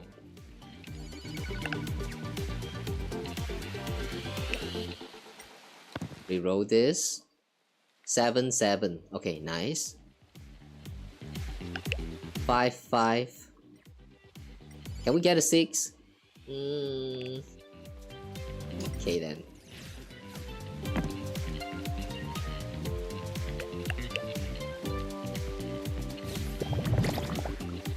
Oh, 14. That's like 11.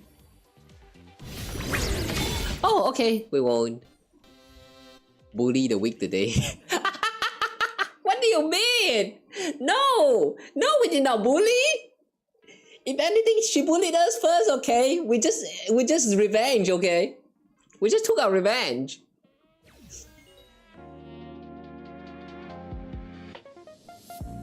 Oh gosh. Is this where the most expedition ends? Looks like things have finally settled down. After, I'll take Hook to personally apologize to everyone she's caused trouble for. Mrs. Natasha, I really know that I'm wrong. Actually, Hood had always been good and sensible kid. It's those bad guys who led me down the wrong path. Who? Hook, why are you scheming now? Hook has been labeled by others as a little brat. I go all out when I play games, and quite a few local gangs fell apart because of me. And when the food at inn isn't worth the price, Hook just dines and dashes. That kind of thing happens all the time.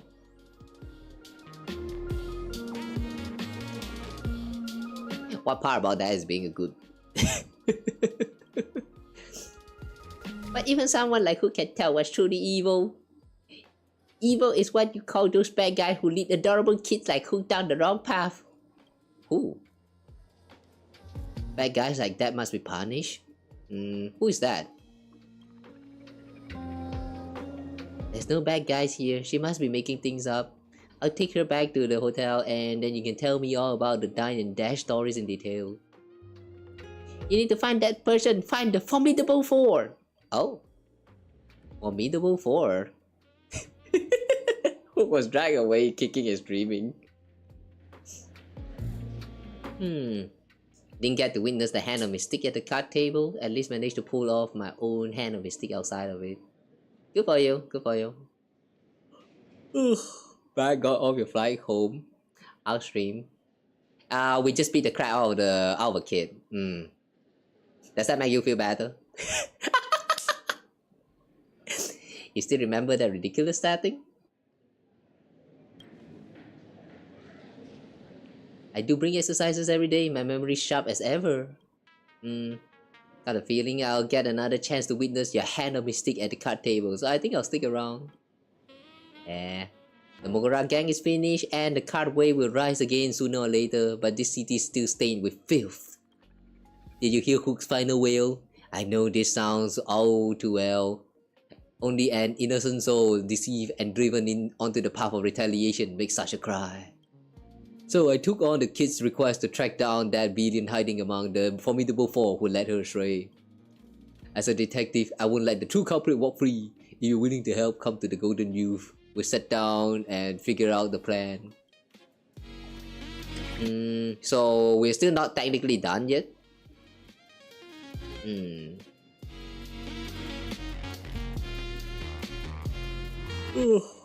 Gotta rebuild the card way. Alright. The Formidable Four. Okay, I've identified 3 of Formidable Four. So who are they? How come we only found 3 of the formidable 4? Shouldn't that usually be 5 of them? No, shouldn't it be 4? Besides, it's possible that all 4 of them work together to lead Hood astray. I have to ask them face to face. Now that we're on the case, all that's left is to investigate, gather intel, and uncover the truth. We need to get to the bottom of this and find out which member of the formidable 4 misguided such an innocent child. How do we find them though?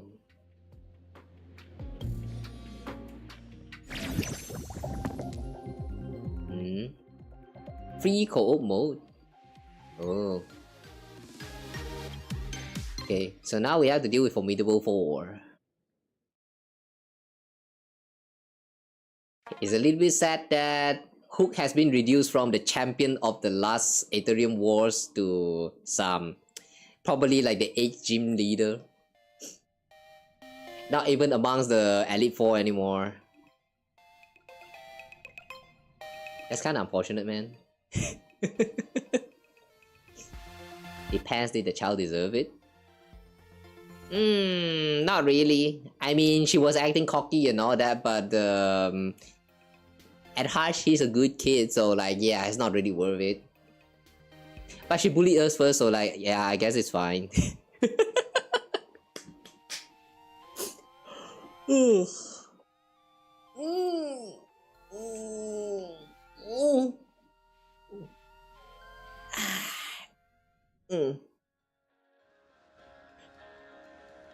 Okay.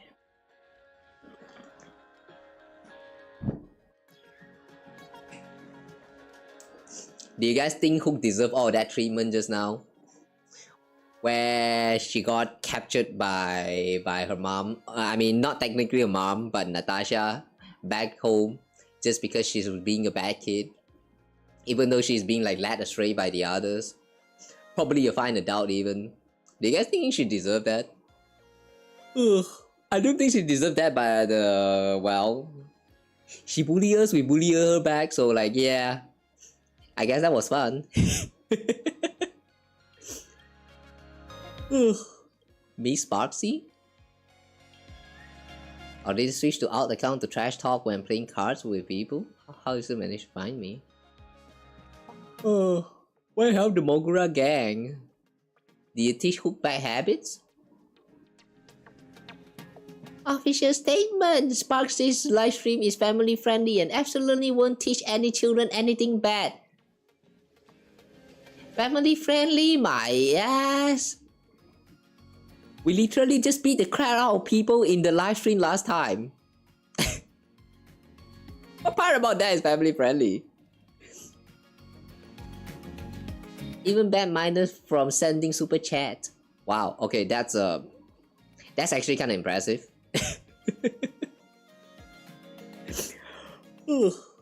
But wait, you have super chat in your universe live stream? You're not even going to bother like rename it to something else, huh? What the hell? Oh wait, you know what? That actually makes sense. If you are... Yeah, guys, I'm not sure whether you guys are aware of this, but when they released the PV for Sparkle... no, not Sparkle, Sparksy. That one strange music video where she's... no, not music video. The one where she like take over the YouTube account or something like that. I watched that trailer and like, I have no idea what I just witnessed. It was kind of cringe, to be honest. But it also feels like it has something to learn from. I mean, like, how to say? That teaser kind of feels like it has some information related to Sparksy and also the game universe. But for some reason, you know, it really feels like you did not learn anything at all because the whole thing doesn't make sense. Sparksy has been a very strange character. When you look at all the promotional materials for this character, you know, they all doesn't make sense at all. Like, you have no idea what you just watch. Everything feels like they're trying to tell you something, but at the same time, they don't really function like they're trying to tell you something. Like, yeah, I watch them and I don't get it. But anyway, I feel like this is the part where it breaks the fourth wall, the super chat thingy. I feel like what that's implying is that it's actually the exact same universe as the one that we're living in right now. I mean, in our reality. Yeah, they also have YouTube channel. They also have super chat, guys. Ho ho. Soon, Honkai will invade this world. The first eruption will happen. And then the world will... I don't know. Maybe the world will die. And yeah, there's no Kiana in this alternate universe. So we're probably going to die a pitiful death. But yeah, when that happens, I hope you have a last final moment, guys.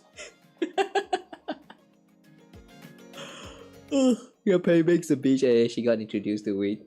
Yeah, welcome to real world. That's how adult works. This game not family friendly, ain't no way. I mean, yeah, imagine this game being like family friendly. Wait, I mean, no, the other way around. Imagine this game. Okay, you know what? Never mind. I don't know how to make that joke.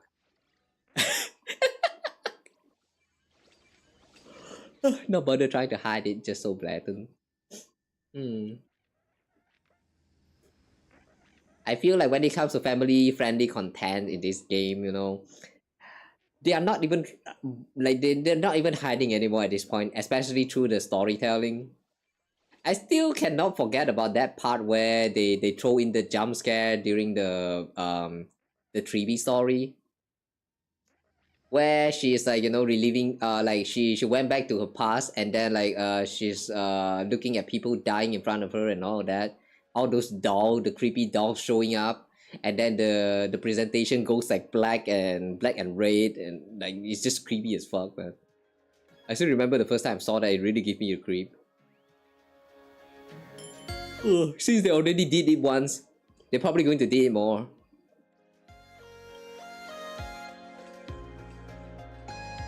Kawa.exe has stopped working. It's trying, okay? It's trying.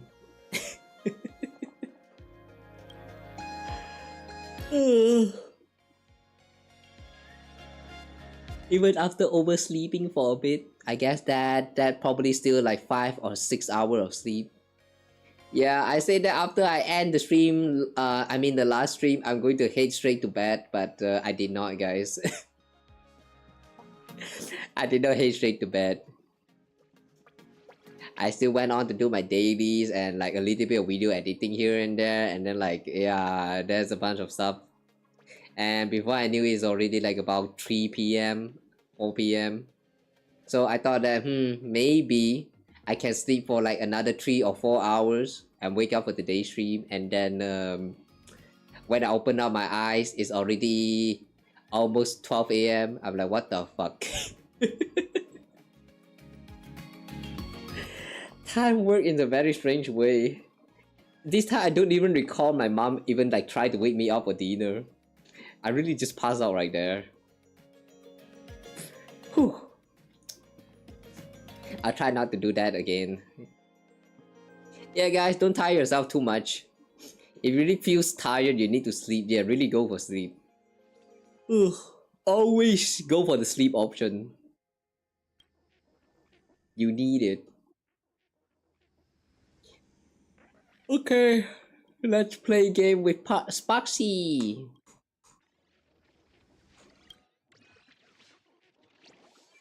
Got into the flow state and time slipped away. Yeah, maybe that's what happened. I don't really get it myself.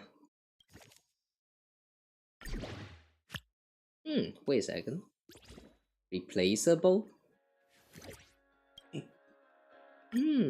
Unyielding. Okay, we'll bring this dice here and let's go.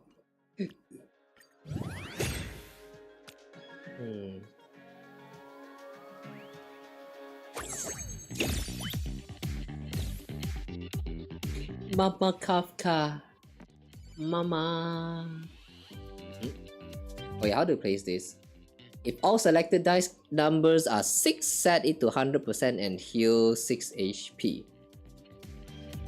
After attacking, set strength stacks to 50% of this attack value. If all selected dice numbers are 6, set it to 100% and heal 6. Oh, so if you can get 6, the more 6 the better. Okay, we reroll everything. 6. Fuck. No 6.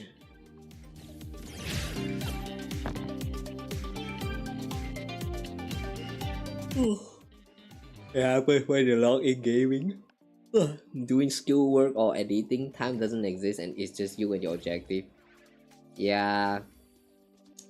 This flow state is fine, you want to be productive, but sometimes it also scares me. Because like, you know, that's not the only thing that you should be focusing on. You could totally just like, you know, do something else and then come back to it again next time. But because of this flow state, you know, you just forgot about time and you just keep doing whatever you're doing. When this happens, you know, your body cannot handle it. We are not immortal, unfortunately. I wish we are.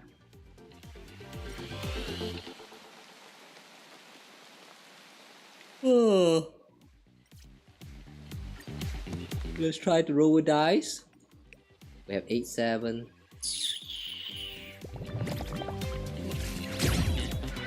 Why does it look like Hyacinth got poisoned? What happened? We got a debuff? Oh shit, it is poison.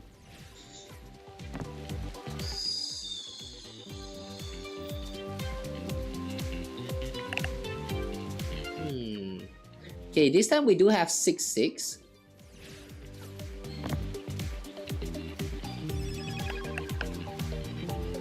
It's a double-edged sword, yeah. Work hard and complete so much, but then you realize how much late it is. Yeah. Some might even like lose a life if they work a little bit too hard on that. We really gotta be careful with all this flow state. So maybe it's a good idea to have an alarm set for this kind of situations. But I'm not used to alarms though, so...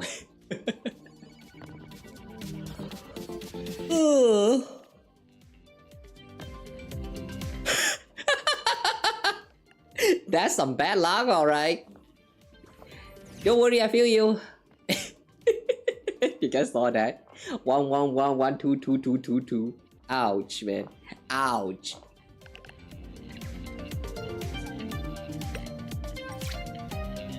Okay, we'll throw in another one of this. 6 and 5.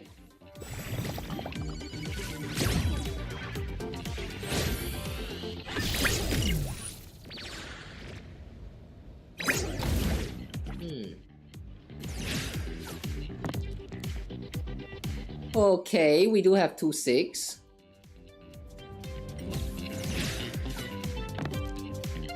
Okay, 29. Can you handle this?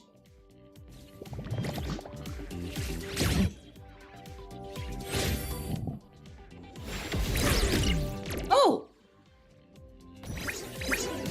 They survived with 1. 1. Oh, if the selected number includes 6, the poison state is removed from themselves. Oh, okay.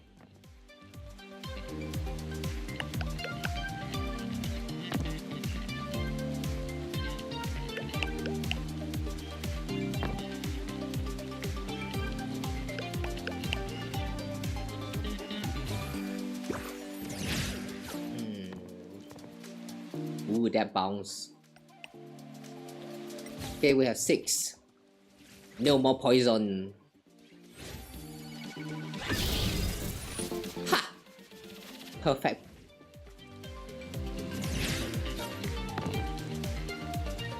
Next, let's reroll. 6, 6. If you can somehow still survive this 41 attack, I'll be impressed.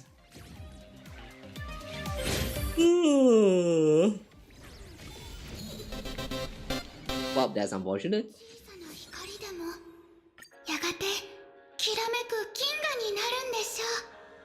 As expected, grey hair. It's been ages since I felt my heart racing in the Cosmicon collective match. Who mentioned someone gave her a victory card? Got any impression of who that could be? And what an impression it was! Oh, good ones too! Because that victory card came from me. So it was you. Hehe, don't tell me you're my loyal fan. So it was you who led Hook astray. I'm innocent, I swear. I definitely didn't teach any kids anything bad. When I gave her that victory card, I especially told her that it was just for show in entertainment matches, not to be used in actual duels. My stream's all about fair play and good vibes. No cheating whatsoever. If someone's teaching her bad habits, it surely wasn't me. If she wanted to hide it, there'd be no reason for her to mention giving Hook the victory card in the first place. Interesting. So she's the one who gave the card, but she's not the one who teach her to like use it? Nah, wait, how much can we trust Sparksy even? We got a eating food? Wait, I thought you just came back from food. Eat up your food. I'm also getting a little bit hungry again, even though I just ate before the stream.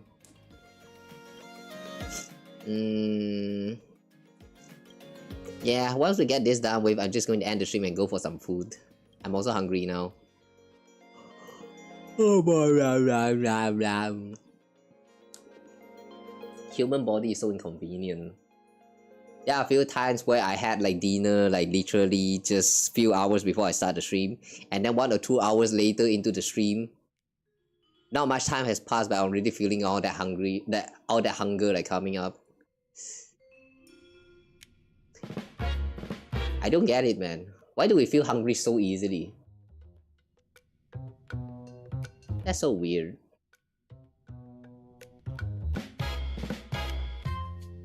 But yeah, anyway, as I always say, you guys, if you are hungry, go get your food. If you're thirsty, go get some water. Unless it's a different kind of thirsty that satisfy yourself. But yeah, do what you need to do to take care of yourself, okay?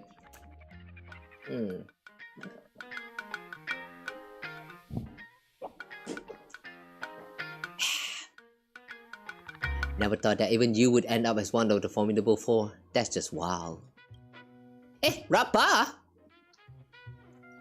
Although Ninja Digger has strayed down the path of cheating, even without that, her Cosmicon collective talent is truly rare and worthy of my guidance.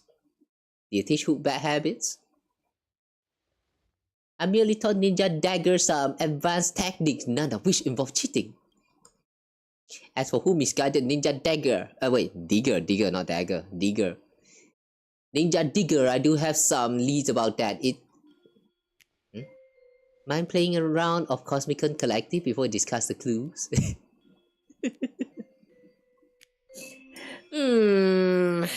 You know, I'm suspecting that by the end of the story, we're going to face Yao Guang as the last one of the Formidable Four, or perhaps even the one in control, like the champion of this event. All this time she has been manipulating us. Oh wow, look at that surprise. I mean, somehow I can see that happening because she's kind of suspicious, not gonna lie.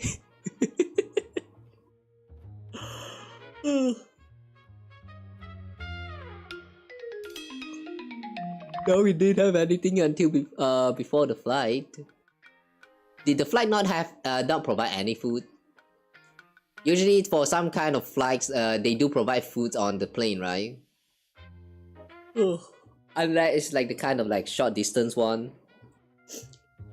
Here in Malaysia, usually the flight doesn't provide you with food at all, unless it's the kind of flight that like fly like overseas mostly.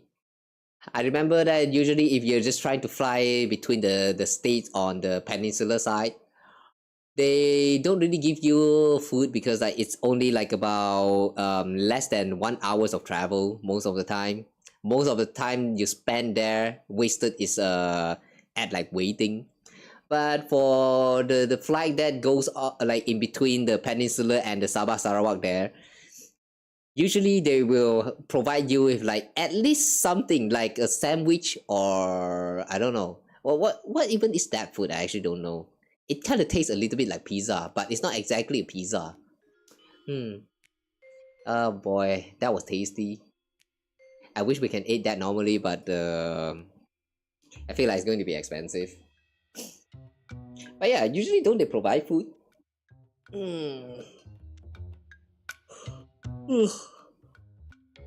mean, yeah, it's food, but it doesn't really fill you up. True that. It's only a small slice of bread, from what I can recall. The one that I experienced, I mean. It's kind of sad that when you want to board on the plane, you can only like eat that food. You can't really bring your own food up there because you know, with the air pressure difference and all that stuff, some things might explode.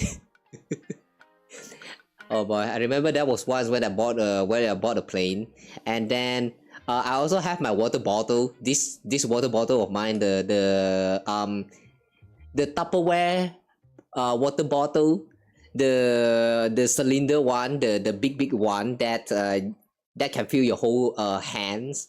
Yeah, that one. That Tupperware, that was once I brought it up to the phone. No, not to the plane. I mean, and then I forgot about the whole air pressure thingy. And then when we reached the top, and I suddenly feel thirsty. I wanted to drink a little bit of water, just a sip of it. And I tried to open up the bottle, and you know what happened, guys? It goes poof. Good thing is that it's not the bottle explode. It's just that the air, it was finally given a chance to, like, you know, get outside of the bottle. So it did just that. But in the process, it also kind of exploded.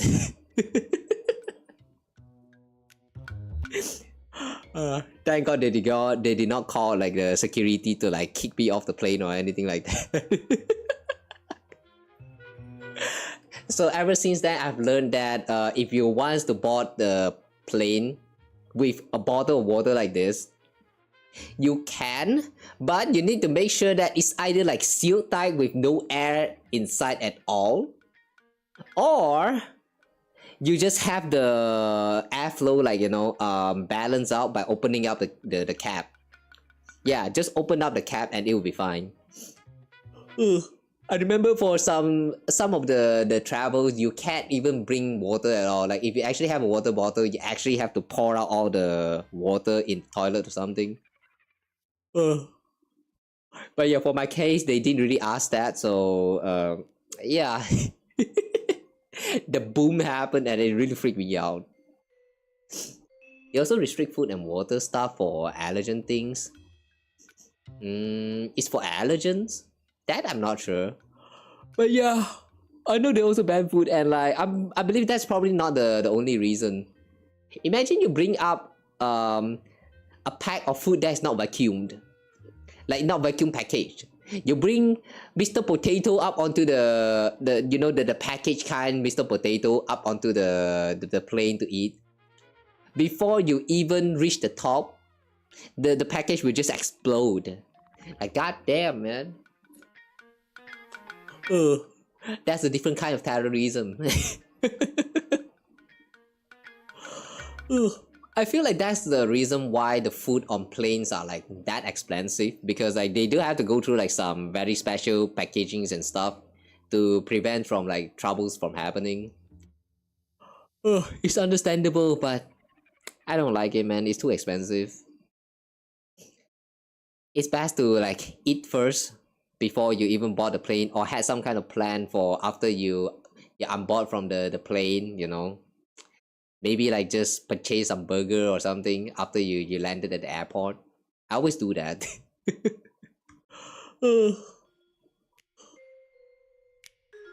I remember the airport that I landed back then, they don't really have like McDonald's, but they do have like Burger King or something. I don't remember, it has been too long. Not the best price, but at least it fills out your stomach, and also it's burger. Who doesn't like burger? Burger good. You guys from the Western probably don't know about this, but here in the Asian countries, even here in Malaysia, burger, this kind of fast food is actually quite common. However, though, in some household like mine, we don't really eat fast food all that often. So to me, having those like KFC or just like McDonald's burger, even pizza especially, it feels like you're celebrating. Yeah, they feel very premium in my perspective.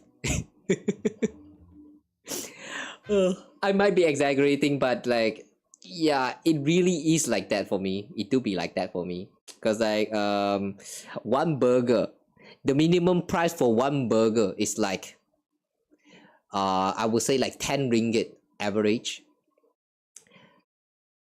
But if you are to get like a normal meal, 10 ringgit is you can actually afford like up to 2 different meal.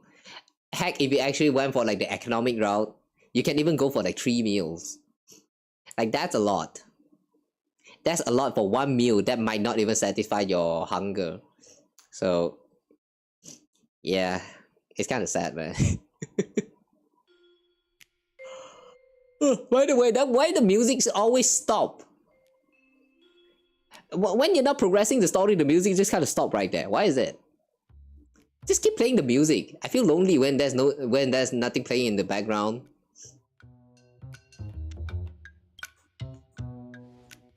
Human can hide, lie, and evade, but dice never do. That's why dice are the true mirror of the human heart. I see. Who is that guy again? That guy from the Organization 13, Kingdom Hearts. Zaxion? Is it Zaxion? No, not Zaxion. The guy who likes playing games.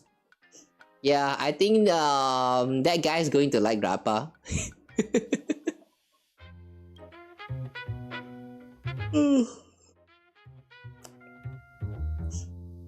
Food in airport is so overpriced, it's insane. Yeah, tourist price. One bottle of water and a bag of chips will run you like $15 US. What the hell? Even in US it's actually that expensive? I would never buy any airport foods.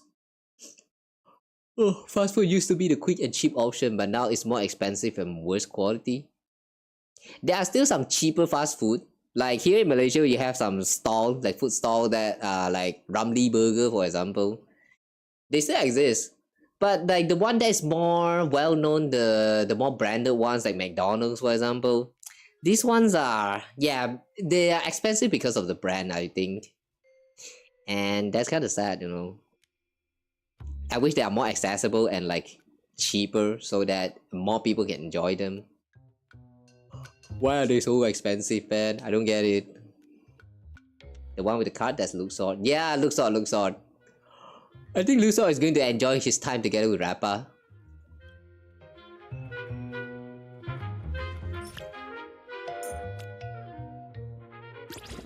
Okay, let's see. We can unlock Kafka.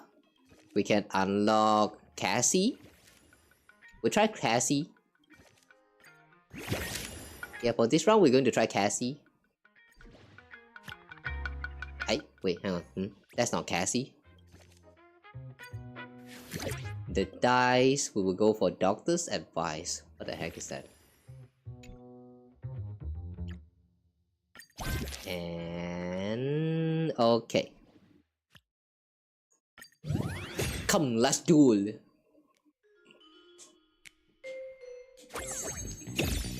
By the way though, I have been having this question for quite a while now, but why is all of this card featuring the characters from, all over the place? Like literally every single playable characters ever. I sort of remember that the story behind this card game is that the IPC invented it with the Astro Express in mind, something like that, based on Astral Express Adventure. But if that's the case, why is everything just, you know, the playable characters? What about characters like Cecilia? No, wait, not Cecilia. Cocalia, right? They all end with Leah. What about characters like Cocalia? Some of those characters that shows up and actually plays very important roles in the story. What about Lygus? Yeah, where are they? Why won't they show up as like one of the playable card options? Why is all only the playable characters? Oh, is it because they are like the antagonists of the story? What about Fantelia? Yeah, we could use some Fantelia Big Mama cards.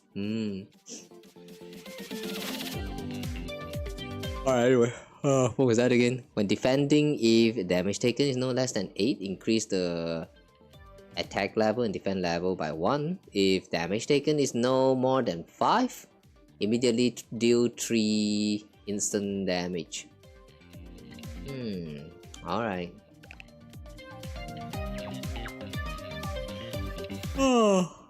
Let's reroll this 3. 776. Okay. Some are still good, but a lot of them have gone down in quality. Yeah, I believe this also has something to do with the like some years ago, after the whole COVID situations. That was a time I remember when we have some very we have issue with the chicken supplies, like all over the place. Like meat, like everything meat just gone super crazy expensive, and not just meat, even vegetable also go very expensive. I feel like that's the time where everything started to like shift, and you know, the inflation and all that stuff happens, which kind of bad. I wish we could go back, like somehow revert back to the time prior to that. Oh, Lakshan and Rappa, that's a ship. Very weird ship though.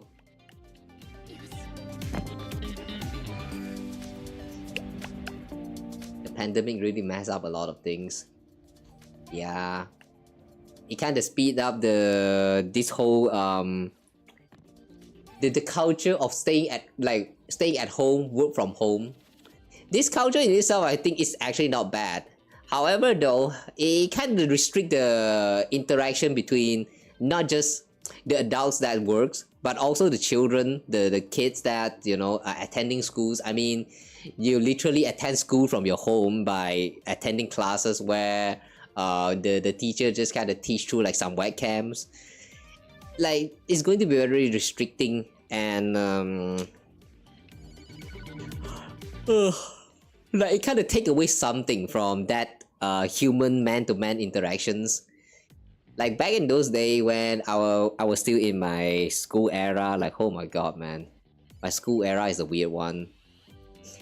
Like, yeah, I had these friends, my principal, no, not principal, what do you call that, class monitor of mine. Like, they were a very, what do you call that? In Japan, you call that yanchanako. It's they're a very naughty person, alright. So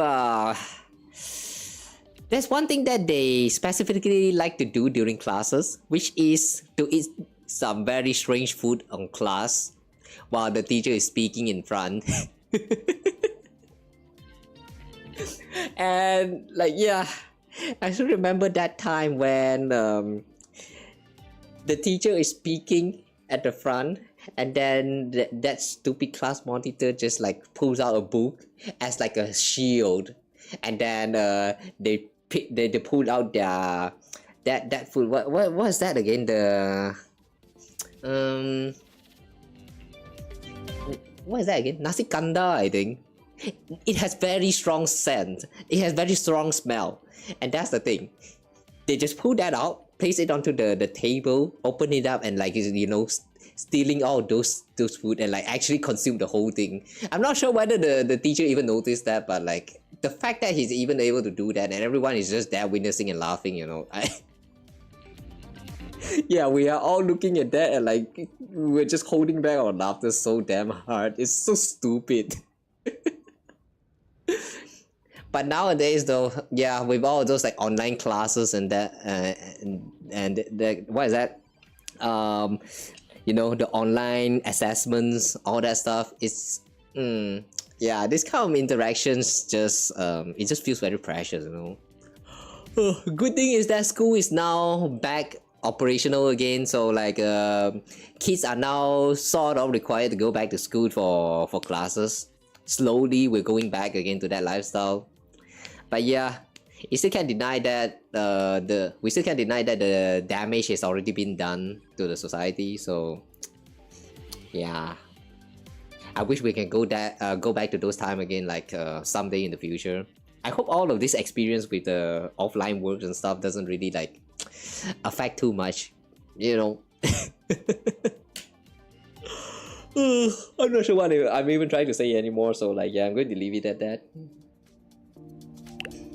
Okay, anyway, let's defend.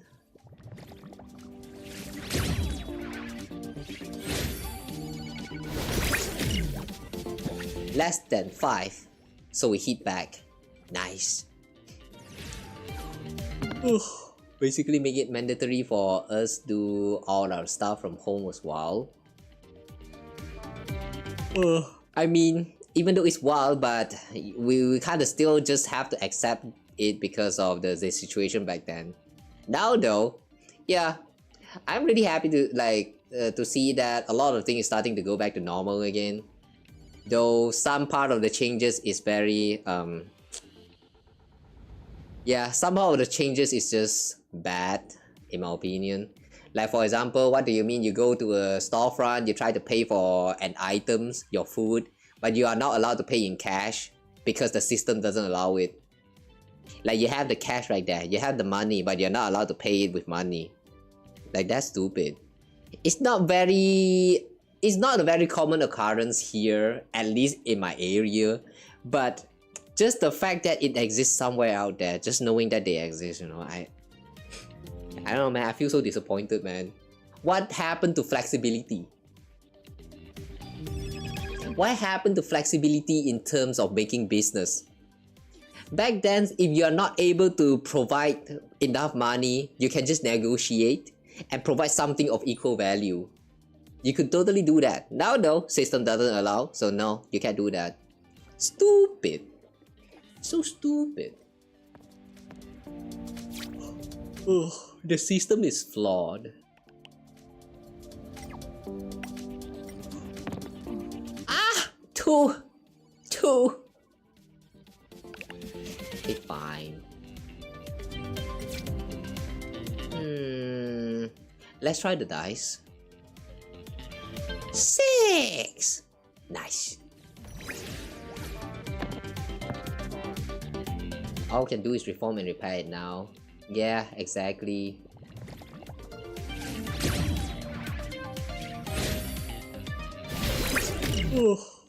Repairing takes a lot more longer than creating, I feel. Oh, perforation!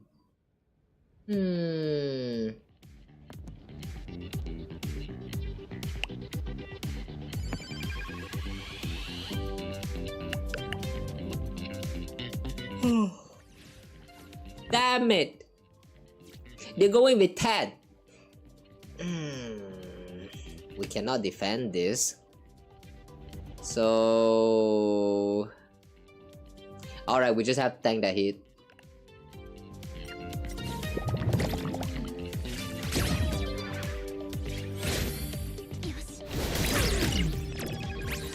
Sheesh.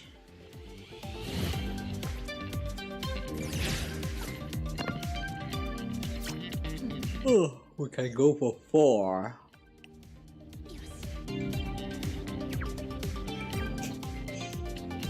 It's kind of funny that Trailblazer is right there at the back still playing the game. I can still hear that "Yush" right there.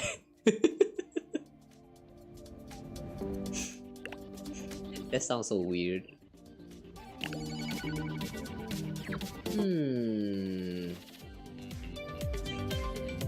Do we go high or do we go low? If we go high, the maximum we can go for is 776.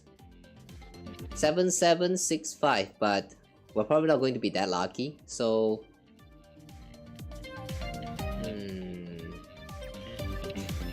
let's try to just reroll everything first. 23367.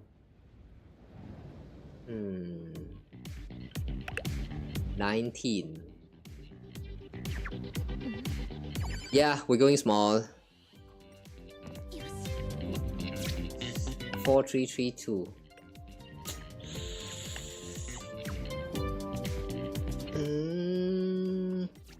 One more dice. 1. Okay, revenge time. Got this, I dare you.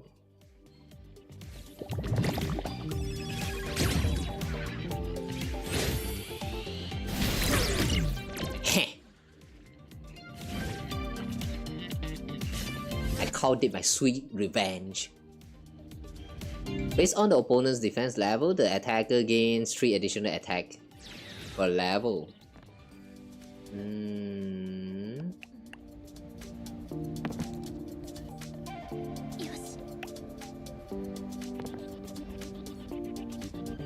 Oh, why is it plus die?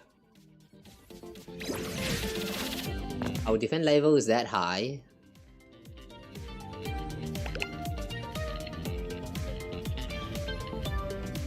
Okay, we cannot reroll. 14. Borderline. Like, we're barely surviving this, but alright, we're still surviving.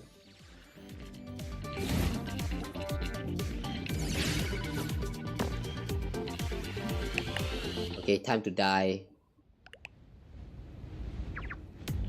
No, not yet. Wait. 4, 4, and 3. What about 3? 4, 4, 4, 4. 4, 4, 4, 8, 8. Yeah. It's time to die. You ready? Are you ready?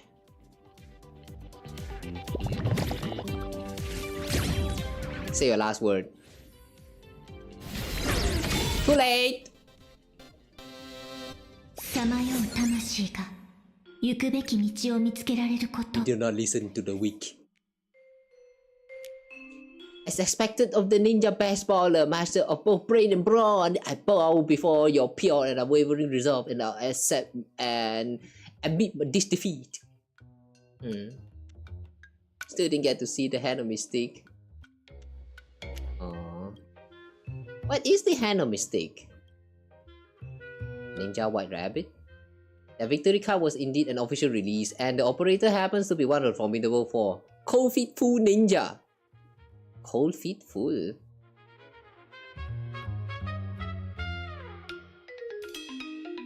Shampoo? Shampoo? Mr. Cold Feet Shampoo? How?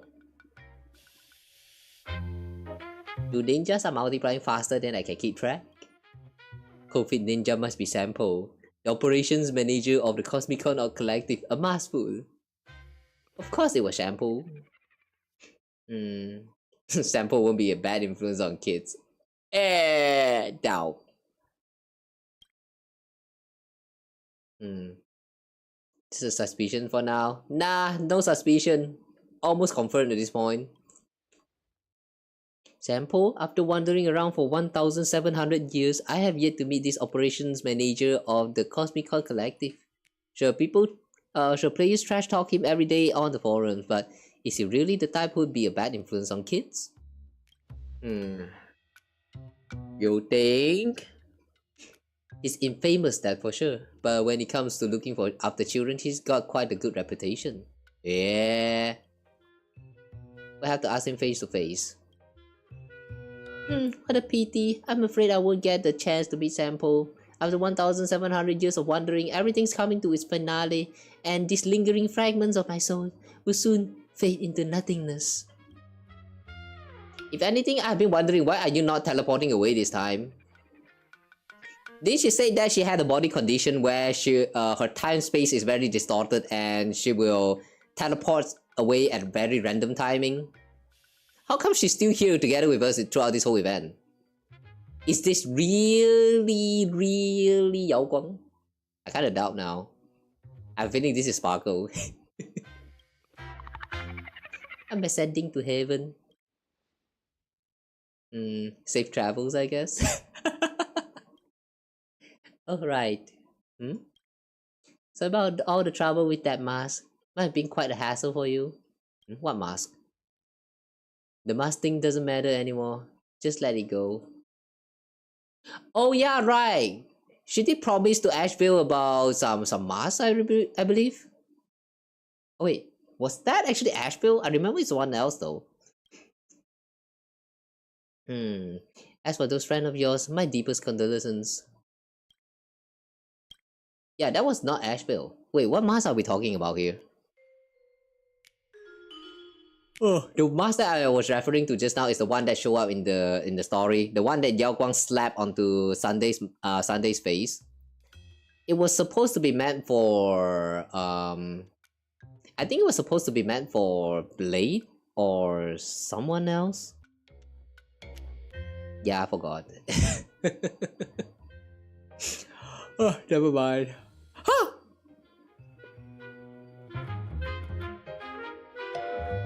Okay, I've been wondering why she hasn't done that. Okay, I see. What a great timing. Looks like it's down to just the two of us to have a heart-to-heart with Cold Feet Food Ninja. Are you ready? Yeah, let's go. And yeah, I have a feeling we're going to meet Yao Guang after we're done with all this. She would turns out to be the champion of this whole event, isn't it?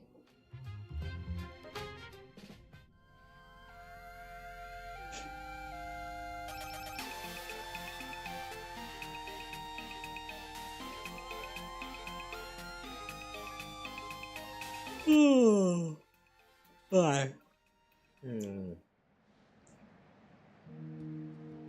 Is that a pile of snow on the ground? Nah, it's all my cum. It's all me, Asheville. It's all me. Wanna know why? Looks familiar. Have I seen this somewhere before? It's all my cum. Of course I remember. Let's see. Wait, there's someone inside the snow. Oh. How? Sample, how? No, don't worry, I'm fine. This isn't snow, it's ash.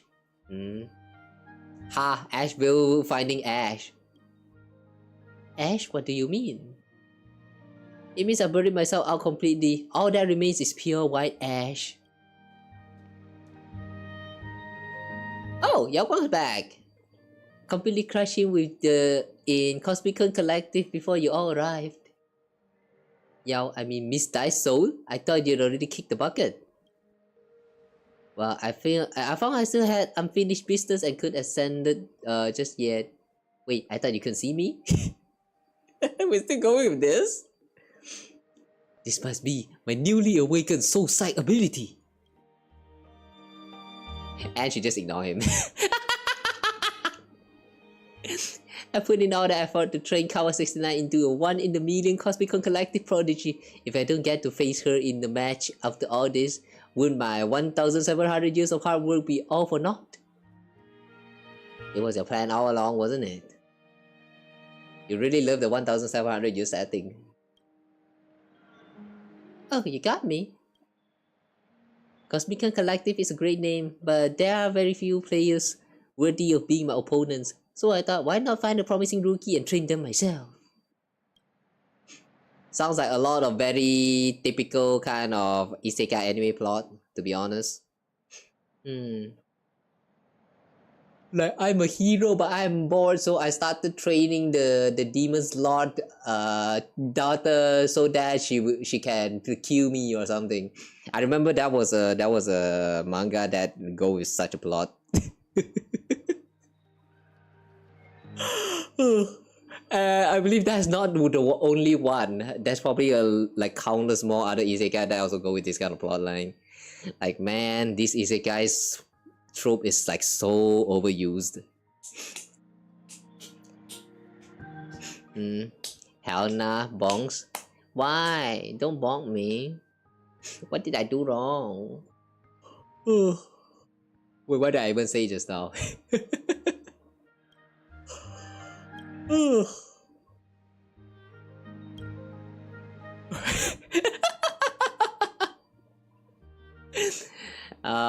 The poor ass will keep getting ignored like that. A defeated opponent. I've been training you this time for this very moment. Do you then disappoint me now? Okay, sure. Not again. I say the mountain of snow was like that.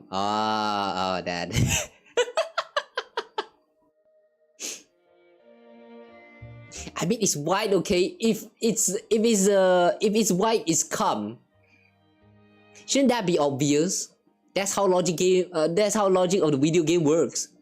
If you see white liquid, it's always calm. Welcome to the anime website of the internet. In real world, you see white liquid, you won't instantly think about calm. But in anime, you know, it's just different. You can always rely on the good old reliable calm to make your story even funnier.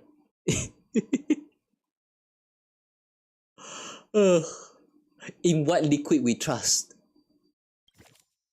Oh hey, Dan Heng is now available. We'll try Dan Heng this time then.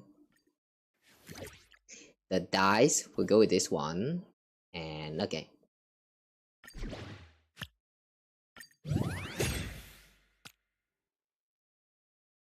You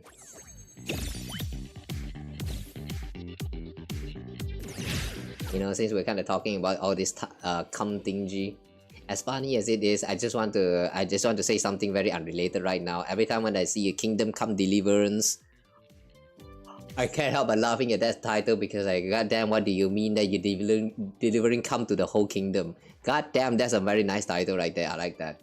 Right, anyway. How do you play with Dan Heng? Attack no less than 18. Next time when defending, increase defense level by 3.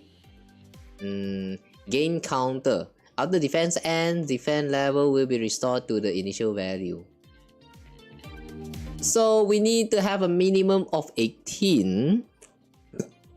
Okay, we need minimum of 18 score.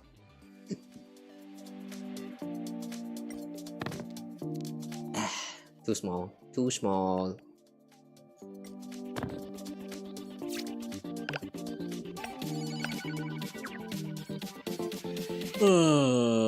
Let's try sorcerer. 6. Okay.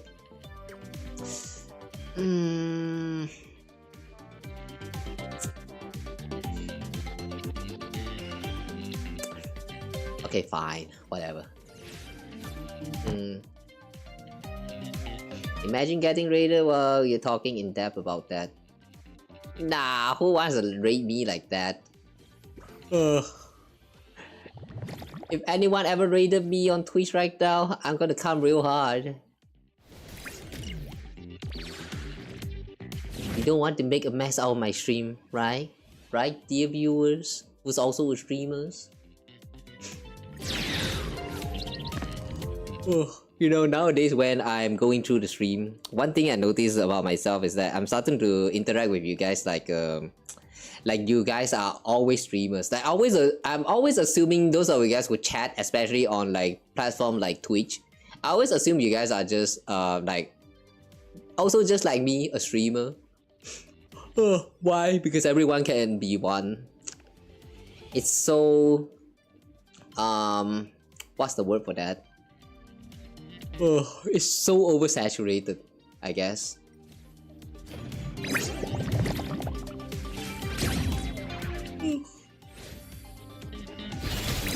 In this current age, everyone, literally anyone can be a streamer. And a lot of people dream big about like wanting to success as a creator, want to like you know, make streaming their main job because they feel like the kind of job that, you know, require the less effort. You don't need to like put too much thought into all that, but like wrong. Oh boy, you're so wrong about that. Oh, there's so many things to consider if you want to be a successful streamer. Not limited to VTuber, like literally streamers in general. You need to think about how you plan your content. You need to think about how you like, you know, deal with your stream contents. Like after your streams, what do you do? Like, do you promote yourself? Do you do like a social connection with people? So many things to put in consideration. It's actually overwhelming unless you don't give a shit about all this. Ugh.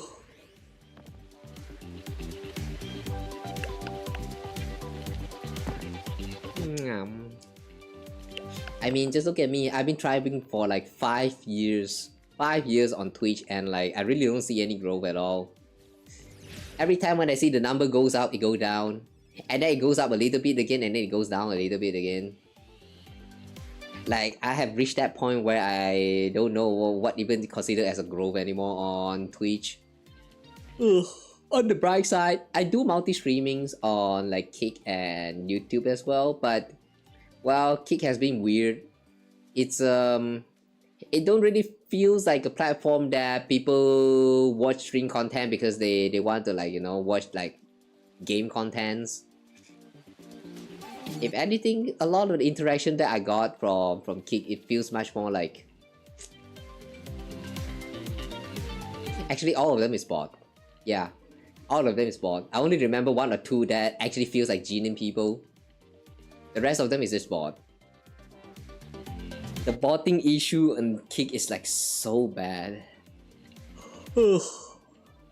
That's why to this point I still don't really feel like wanting to, like, you know, how sometimes when there are some creators, when they do multi-streaming, they will, or like maybe they post their shorts or like their videos, they will casually throw in those like self-promotions like, I also do live stream on like this platform, that platform, so like if you want to, feel free to check out the streams or something like that, you know. But whenever I think about this kind of self-promotion, I can't help but want to just laugh Kick out because that platform has been like so strange. If there's anyone watching from Kick right now, I hope you are enjoying yourself with the stream, and like, yeah, I hope you are human.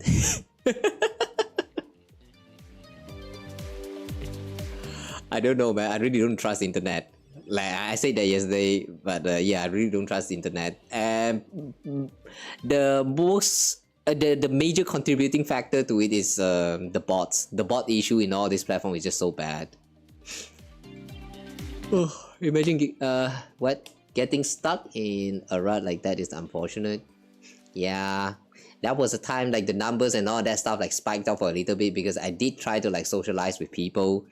Like I try to rate people, the other streamer friends like more frequently, but then from that, one thing that I've noticed is I still kind of don't belong in anywhere of those groups. So in the end, it turns out being just me alone, even if I'm doing like collab streams and all that. Like, yeah, some years ago I did some collab stream with some of my streamers friends before. But I'm starting to notice that collab stream is not exactly my style. Because, like, you know, we don't really have much of like a common topic to talk about, and then what happens is that most of the time it's just me reacting to stupid things and making some stupid dirty jokes, and then everyone just goes like silent and awkward. Like, it's it's so sad, man. The fact that a lot of time I'm getting the cold treatment when I'm making my dirty jokes. I feel so sad.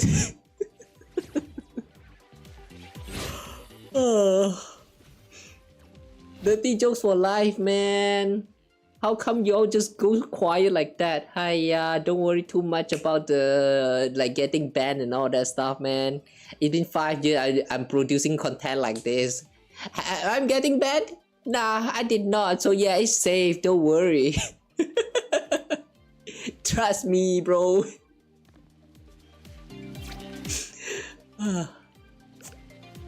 Well, anyway, let's use dice here. We got a 4. Oh, we can actually reroll this. Okay, wait, we cannot reroll the dice. Okay, never mind. 6, 6, 7 then.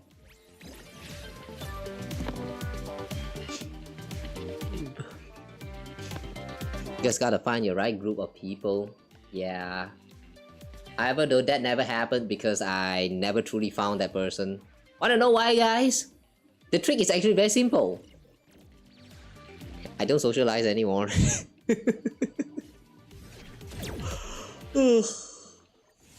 I wish I can find the time to interact with people more often. Like outside of streams, I mean.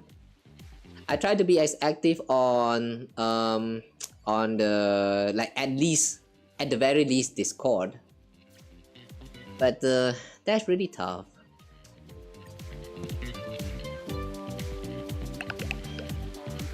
Oh no! Oh no! We might die!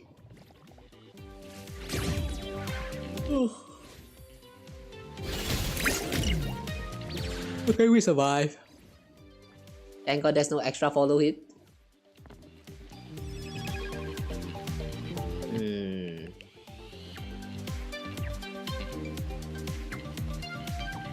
Just in case, we're going to make it big. Big. Nice, very big. 6, 7, 8. 21 blackjack.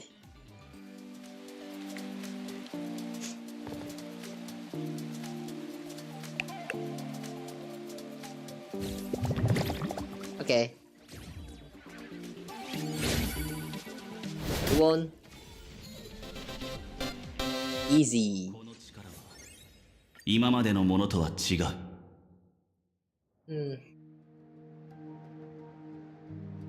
Ha ha ha! What a blast! What an absolutely thrilling draw! A duel! Nothing tastes sweeter than the fruits of your own labor!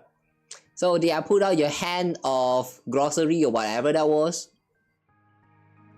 To think outside the box and beyond prediction, to see the bigger picture, to turn the tide and seize victory. The hand of mystic. Oh, the hand of mystic. I think isn't about any one decisive move, nor is it limited to just Cosmicon Collective. My hunch was right, but the table that had witnessed the hand of mystic of yours isn't here. It's across all of Planecardia. I do not know what you mean, but sure. Well then, as a dice soul of the Cosmicon Collective, I can die happy now. Bye! Hold on, you're not going anywhere until you finish telling me about those clues. Oh, I almost forgot. I thought she's going to at least fade away first, while Asheville is saying all that stuff, and then like, you know, fade back in again. I guess her body condition is not that convenient. Victory card was indeed Sampo's. Its purpose was to create buzz and publicity. He gave the card to Sparksy. As for Sparksy giving the card to Hook, that was completely unexpected. He didn't care much after all. The Mogura gang's rampage in Planecardia was already a catchy enough headline to draw people in. Long story short, Shampoo's competent enough, but he's definitely not the mastermind. So the one who led Hook astray was indeed the fourth of the formidable four. The answer is Miss Seeley from Bellabog Delegation. Okay, actually that makes a lot of sense. Yeah, that does fit Seeley's characteristic. Does Seeley know she's one of the formidable four? Probably not. Haha, who knows? Looks like we all want the truth. Alas, the truth is never what we hope it to be. Come on, let's put this case to a close once and for all. Okay. So we'll be fighting Seeley? Heh. So this bloody path of retaliation is finally coming to an end. Since when there was blood spilled? The way they over-exaggerating all of this, man, this is so dramatic. Kawa 69, what are you doing here? And who are those two following you? Friends. And we're about to beat the crap out of you. So you're silly, the bad influence on Hook? Huh? What's that all about? You told Silly the whole story about the Mogura gang incident, leaving her completely dumbfounded. Wait, let me get this straight. Sure, I play with the Cosmicon Collective, and being named one of the Formidable Four is kind of like recognition of my strength, but you're saying I'm a bad influence on Hook? I haven't even seen her in days. Miss Silly is obviously a good person through and through. Yeah, but how come? Ah, okay, it's just a kid going berserk, like trying to learn from the big sis. Is it something you say before leaving Bellabot corrupted an innocent child? You really think she can turn bad just from one sentence? She can. Because I always thought the kids to be upright and proper in everything they do. How could I possibly be teaching them to cheat? Sorry, Miss Silly, as a detective, my principle is this: doubt the suspect, trust the client. I've already contacted Natasha, we'll figure it out when we meet. But now, since we're just waiting around, how about a game of cards? Okay, final round! Interesting that Yao Guang is actually not the one that we're facing like as the final opponent. Oh, it's actually CD. Yeah, this is such a strange plot twist. Oh, wait, not even as good as Sample. The consistent mention of Sample. Does that mean we're going to face with Sample after we're done with all that?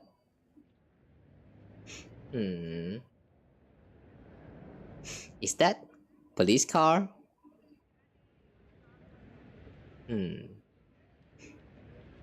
I wonder if the car from just now actually did something bad. Very strange little details. That's a sudden invitation. Talk about a sudden competitive streak. Okay, let's fight. Even though she only found out 3 minutes ago that she was one of the Formidable Four. Yeah, she did not know. Whoa, she has Tyranny card! This time we have Yao Guang. Gain 4 reroll attempts after exceeding 2 rerolls in a single turn. Each reroll grants 2 stacks of thorns. Additionally, if attack is no less than 18, removes all thorns and gains 1 prismatic dice. Before end of turn, take damage based on the number of stacks.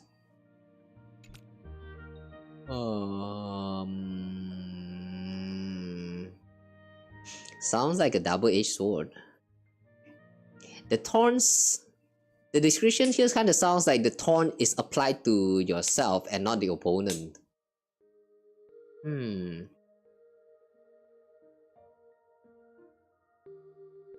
But the benefit is that you get to have more rerolls, I guess.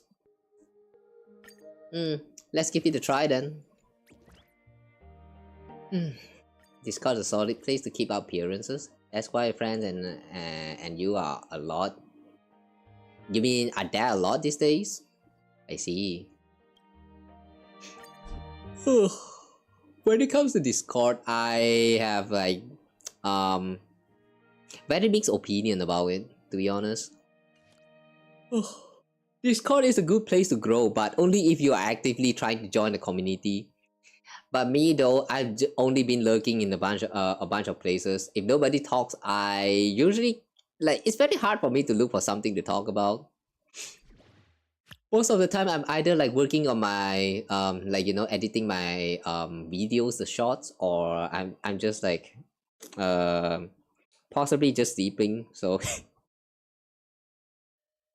it's kind of hard to find a chance to like interact with people. Too much thing to do, man. Too much thing to do when you own a channel.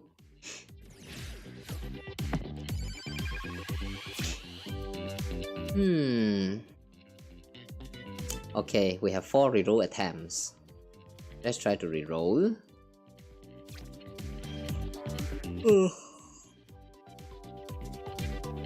We need to make sure that it's more than 18. Okay, nice. That's 19. Now Thorn is removed.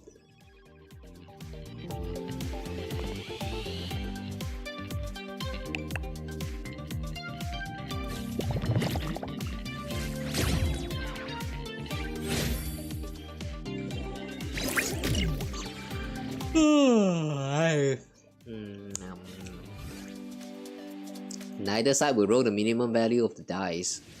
Oh, okay.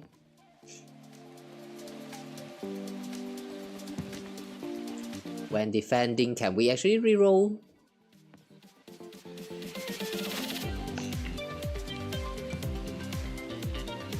Wow. 21.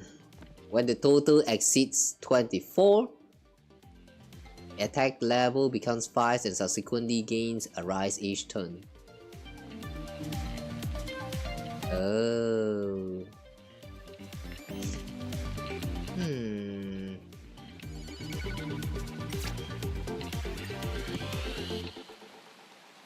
3.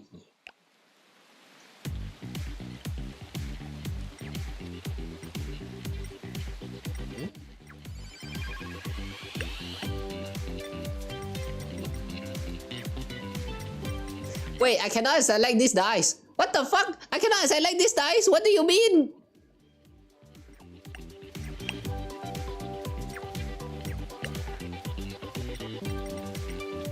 Oh shit.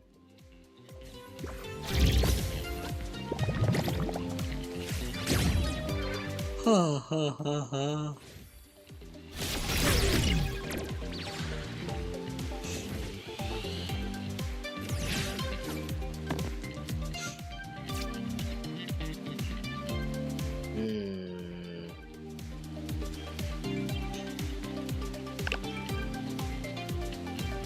Again, hitting another 19.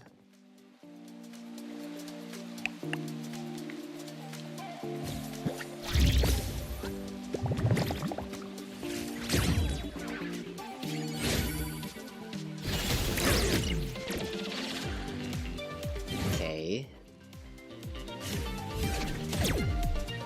What? At the start of the turn, the side with less HP gain 2 stacks of strength, lasting until the end of this weather.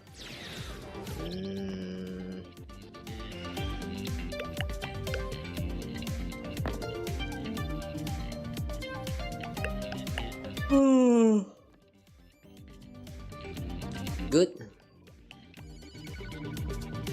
They're all shit rolls. Nice.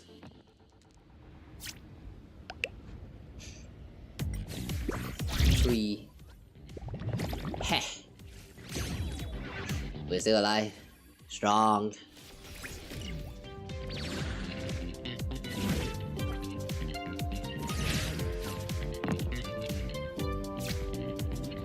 Six, 6, 7, and go.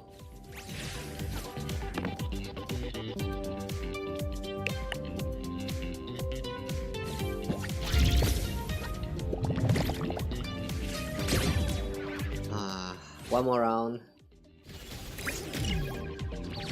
Still need one more round.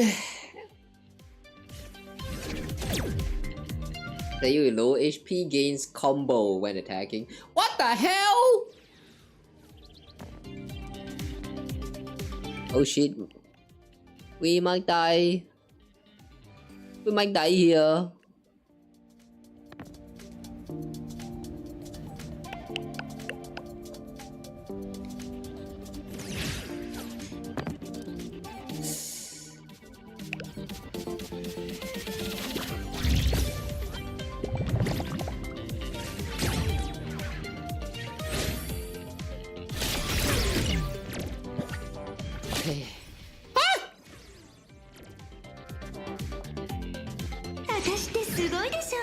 Again. What the hell? You have a combo? Like a guarantee combo? Why? How? Okay, we're not going in with Yao Guang. Yao Guang's what's the dice that's recommended for Yao Guang actually?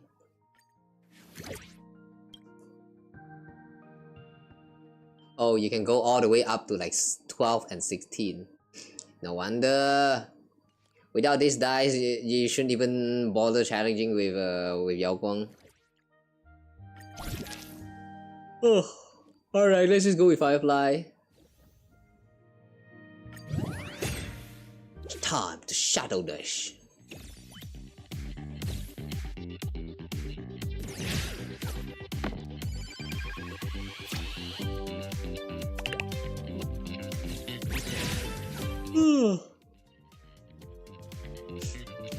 Matching, we need to do matchings.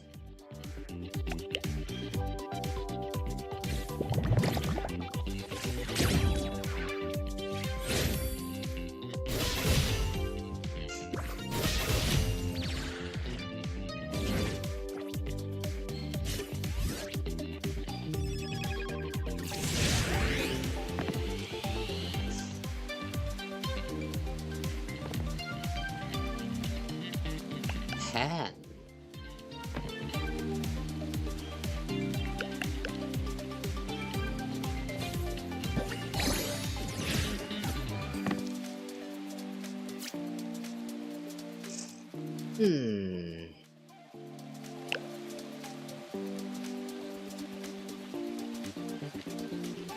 Oh.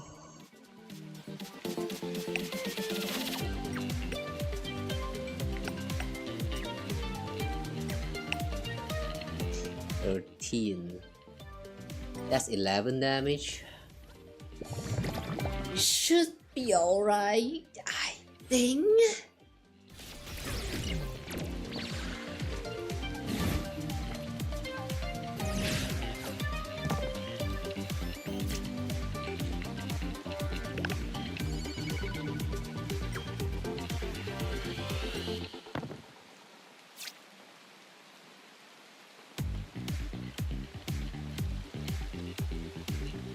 Okay, we're going to throw a dice. 6655. Okay, nice.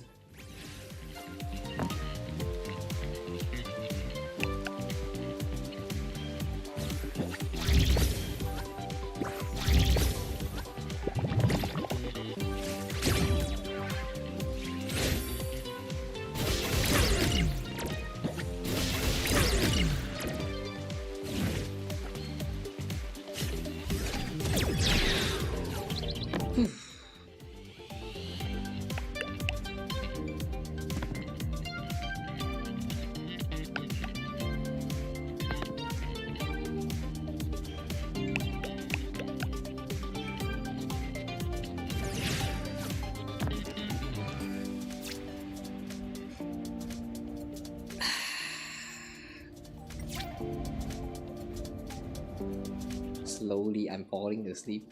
I feel 6, 6, 4.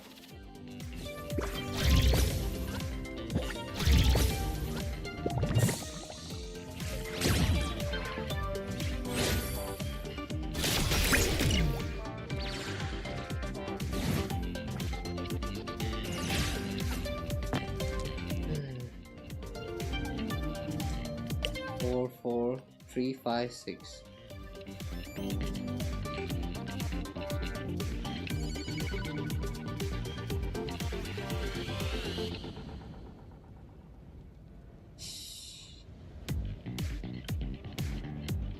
Do we even reroll this one?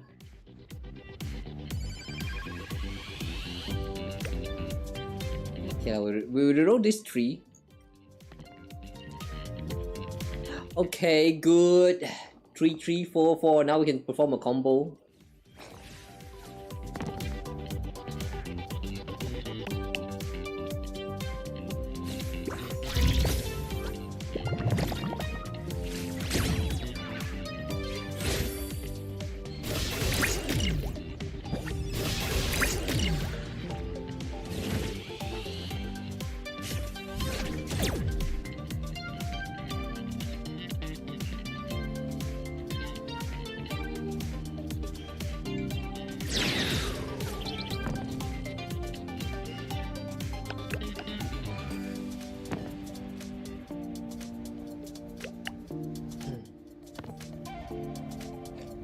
I just woke up some hours ago. Now I'm feeling sleepy again, guys. Why do rest never truly rest you up? Why? Also, I think I'm dying. I think I'm dying again. For fuck's sake, I'm dying again. I'm out.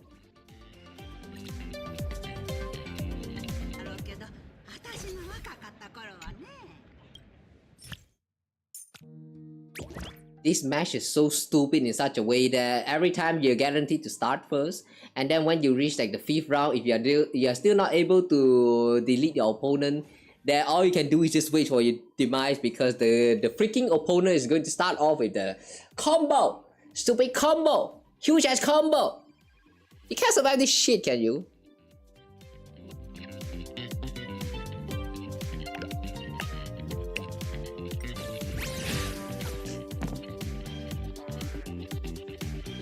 A full 7 or 8 hours would help, but anything less than 6 isn't that great.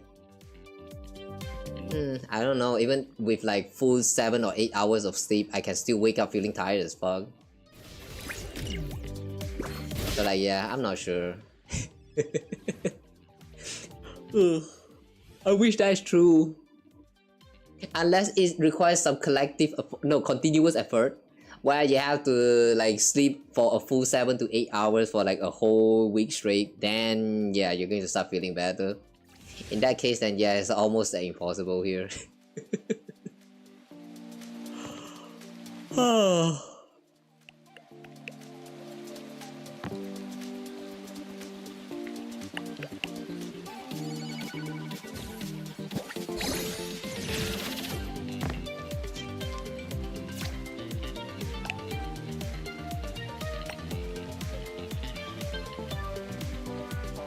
If the unit has full HP, increase attack by 5.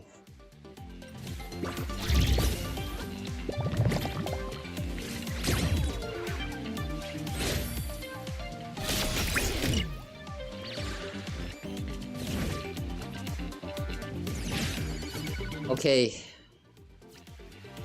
3344. This is 14.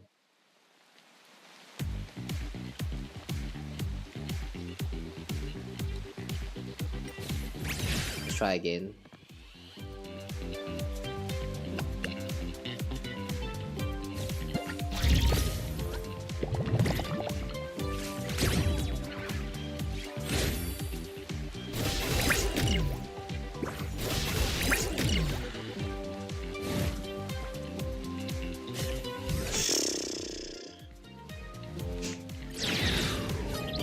The side with less HP gain 2 stack of strength.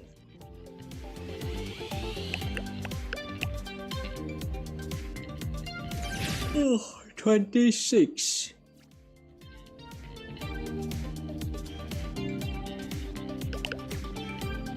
I'm going to try and make myself the one at the lower end here, so that we can manage to get the combo instead.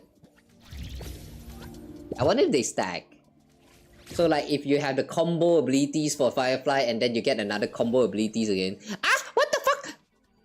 Oh.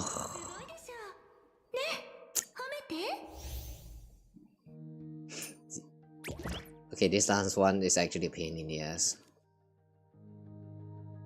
Okay, wait a second. Let's get out first. Let's get out first. Is there a way to get the dice for Yao Guang first?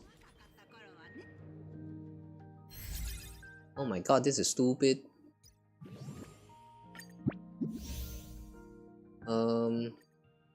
Not this one, but sure. Character selection? No, not this one.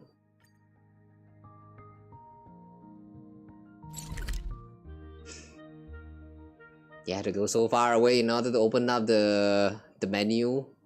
Are you serious? I'm too lazy to teleport, man. I guess we're stuck. Okay, you know what? We're not going to use the recommended character this time. Instead, we're going with something else. No wait, actually, let's give that one more try. Just one more try. One more. Just one more. Just one more with Firefly. If this doesn't work out, we're going to switch to casteries or something.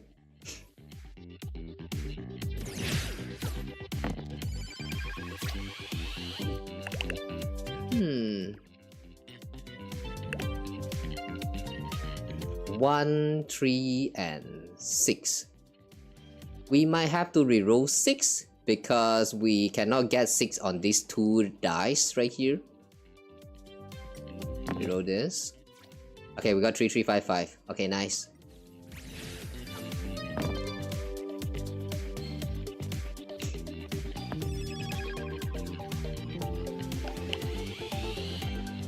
I like how there's actually a little bit of that strategy aspect to this gameplay, where you actually have to consider how you like set up your like choose the dice that you want to reload, like reroll and all that.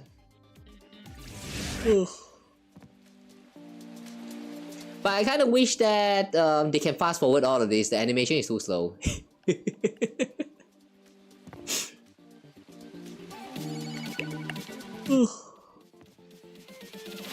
This on Steam Near Replicant is 60% off. Even with 60% off, how much is it? I'm pretty sure that it's still a very high price. I don't think I will purchase it for now. But yeah, enjoy the game once you purchase that.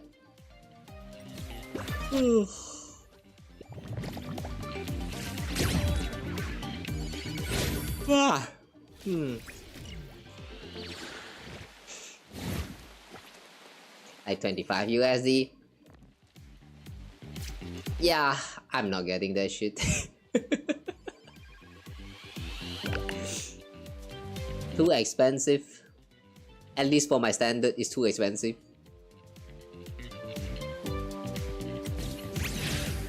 If you convert 25 US dollar to Malaysian ringgit, it's probably somewhere around 100. Wait. If I check it though, I'm pretty sure that it goes with a different retailing price for different currencies. Yeah. Near. Yeah, it's almost 100. Yeah. Too much. I have all of these games in the wish list, but like how to say? I have all of them in the wish list in hope that one day in the future I will be able to sustain myself enough to the point I can spend some extra money on these games. But yeah, I don't think it's happening anytime soon.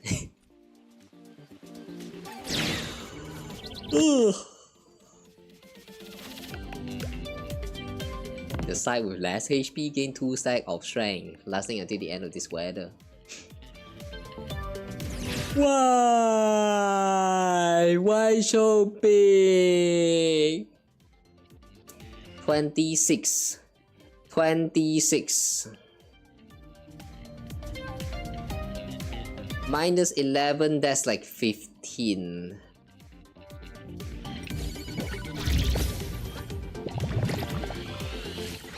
Dealing 15 damage. Oh wait, 16. Ouch. Well, that makes us now the one with the last HP. Oh, look how the table has turned, my friend. 16. Ah, it'll be fine.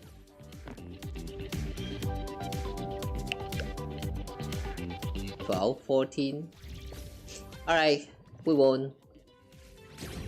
Please tell me we won.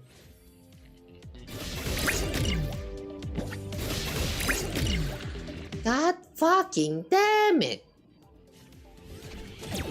Yeah, we lost. We lost.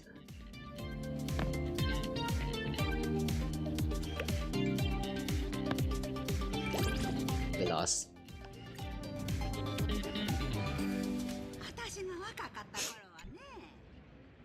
This is so stupid.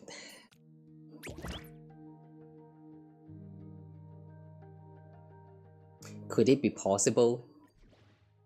If we try this, if we try this again, and if we manage the HP well, there's a chance.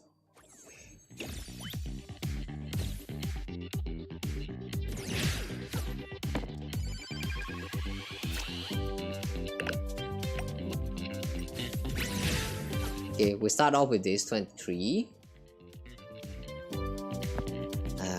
Times like this, I really wish we can just do a fast forward.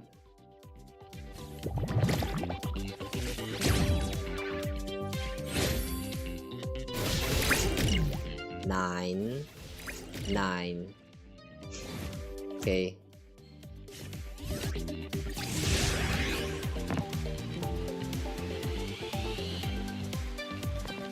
Oh.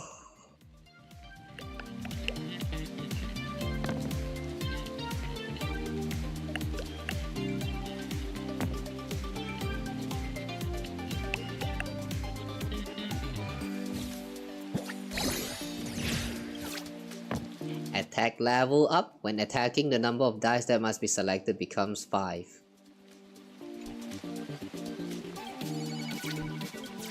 Before the end of the turn, change the die with the lowest value to its maximum value. Wait a second, this is literally cheating.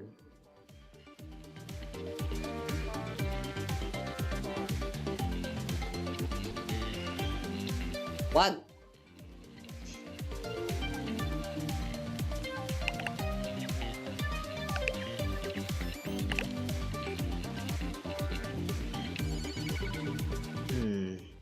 So 13, 21 minus 13, we get 7.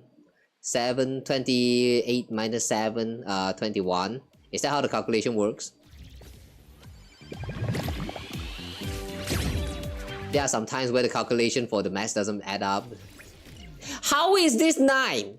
How is this 9? Where did that 2 come from?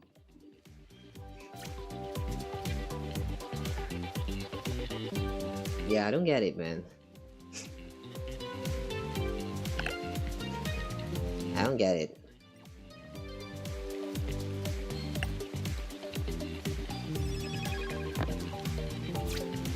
Three. We got a 6. We got a 3. Okay, this can make up an 18. But before that, I want to try another reroll for this. Ooh, that scared the shit out of me.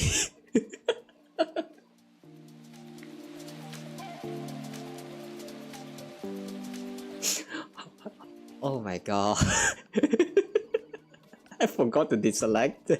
This is so stupid. Oh boy.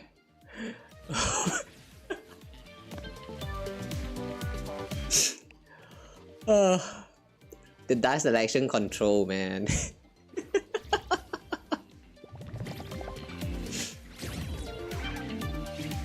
Okay, we're probably hitting a 7 here. Alright, 7. Finally! Dicing the streets. That was a pain in the ass. Okay, at least we're done here. Not bad, friend. You got some serious skills. Just wait till I got some more practice in, and next time we face off, it'll be anyone's game. Alright, now remember, you found the true culprit. It was you, Big Sicily. You're the one who led me astray. Is there some kind of misunderstanding here? In light of Hook's accusation, what do you have to say for yourself, Miss Silly? Were you really the one behind this? What do you mean I'm behind this? Hook, you better explain yourself. What exactly did I teach you? It's you. What? I never taught you to cheat or bully local gangs, did I? You sound so sure about it that I'm starting to doubt myself. You didn't teach me how to cheat, that's true, but you taught me a lot about life. Why did you forget that day in Bellabong? The old witch won't buy me lollipops, Miss Silly. I want lollipops. I can buy them for you, just this once, but what about next time? You'll buy one for Hook again? What about the time after that and time after that? What are you gonna do when I'm not in Boulder Town anymore? Remember this, if you want something, you gotta fight for it yourself. But that doesn't mean cheating is okay. How can I do that? Since you're small and nimble, how about helping Miss Natasha clean those hard to reach spots? Then you can get some pocket money, yeah? You gotta make the most of your strengths and fight for everything that you want. If you want something, you gotta use your own strengths to get everything. What? She didn't say anything about cheating though. How did things end up like this? Yeah, I'm confused. Yeah, how you end up like this? Let me ask you something. Leading the most on this expedition, terrorizing the Dovebrook district, crushing countless local gangs. At the end of the day, what exactly do you want, Hook? Finally, a grown-up who asks Hook what she really wants. Friend. Okay. You kinda asked this for yourself.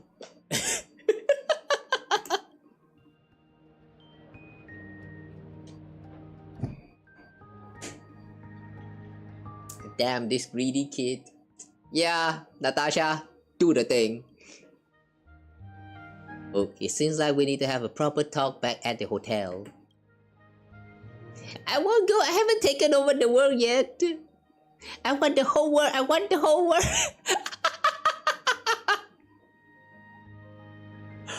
Oh boy. What if it turns out that Hook is going to be the remaining, what is that? I don't know how many of the participant is left for this this Phantasmoon game. But what if it turns out that Hook is going to be the one the final participant in this game? That would be so damn funny, man.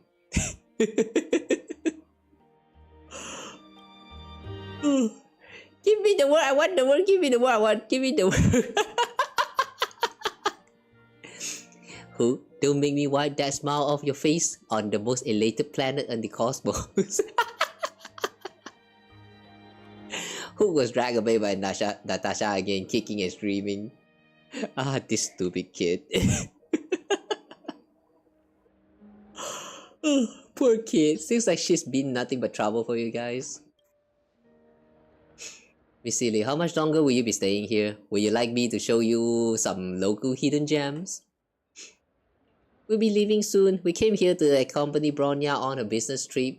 Sightseeing was just a bonus.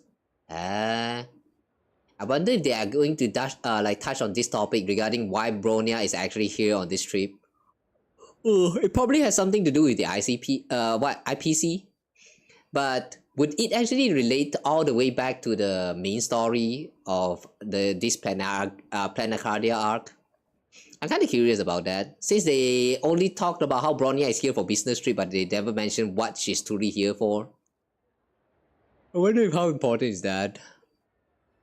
When it comes specifically for leisure next time, I'll hit you up to travel around together. Our friends from the delegations are packing their things. I'll be going back shortly.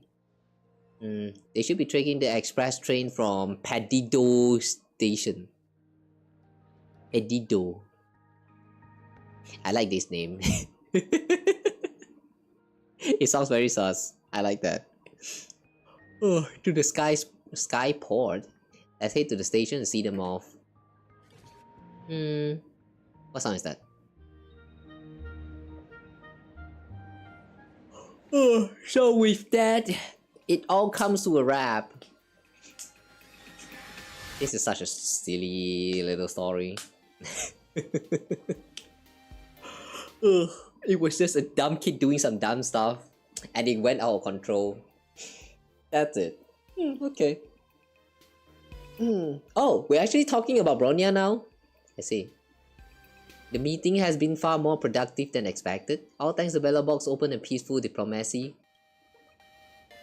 Both parties wish to see this tourism development project come to fruition, all thanks to Mr. Opus. Oh, Kawa, sister, I figured you come. How do you know I will come? How do you know I came? Damn. Is it that obvious? Are you here to see your friends off? Yeah. I'm here to get you off. Okay lah. Sorry about all that jokes. Enough of that. Enough of that. No more dirty joke for now. I was planning to see you, but I've been incredibly busy these past few days. You seem quite occupied as well, so I hesitated to contact you. Let's catch up properly next time. Okay.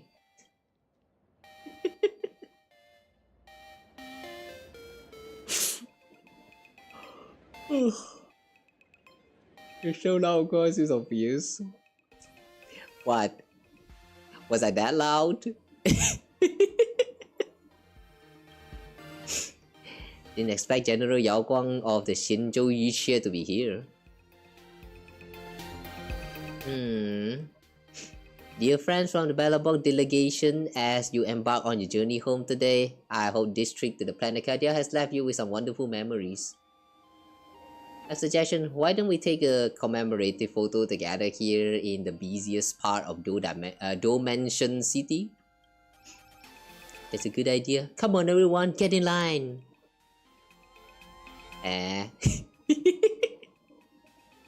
You know, I was kind of expecting Hook to have like at least a little bit of that bulge on her head. That did not happen, which is kind of unfortunate, not gonna lie. And all of them just stands like this. And what is that? Are we posing one? Oh, I like this little kid here at the corner. Look at this thumb out, it's so cute. Do I fit in there? Do you guys think I can fit somewhere in there?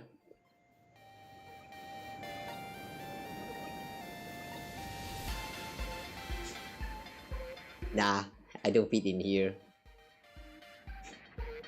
Gotta go out of frame though. Too bad.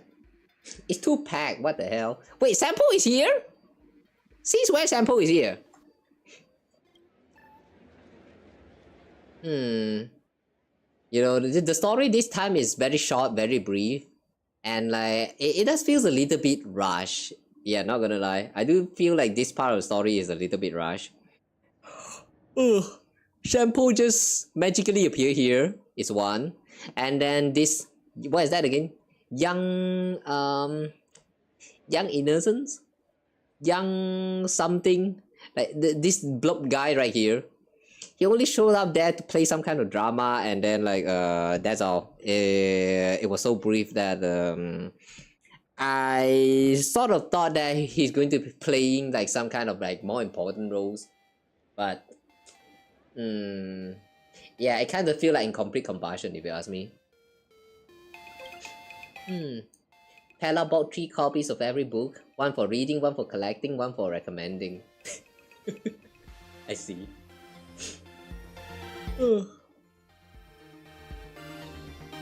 Comic book store. Hey, we have comic book store here.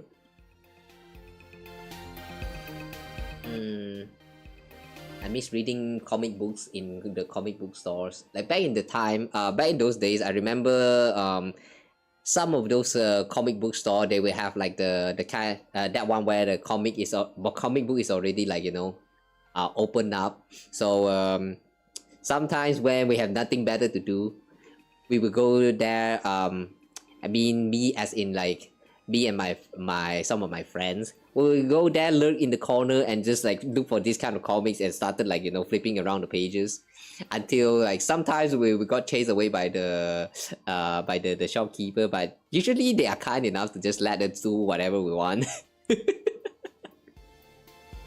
I miss those times, man. And then sometimes later I do notice that a lot more of the books are like packed properly with the you know, sealed tight shards, and you're not able to like open up the books anymore, which kind of sucks. Imagine going to a bookstore not to purchase book but just to read book and then like, you know, place them back right there, never purchase anything at all.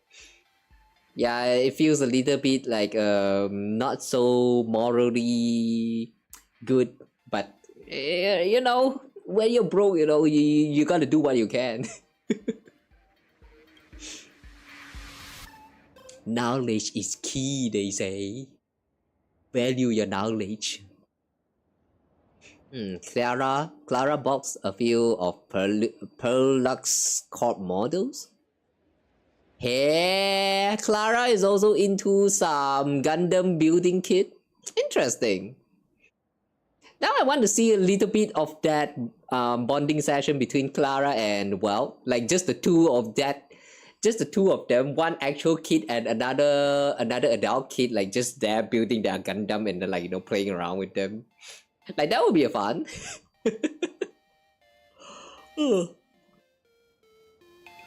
Golden youth, I see. Golden youth. It's not youth innocent. Sorry, golden youth, shouldn't have cheated and bullied you guys from the card away. Don't worry about it, I actually had a lot of fun during our duel. Let's play dice together again sometime.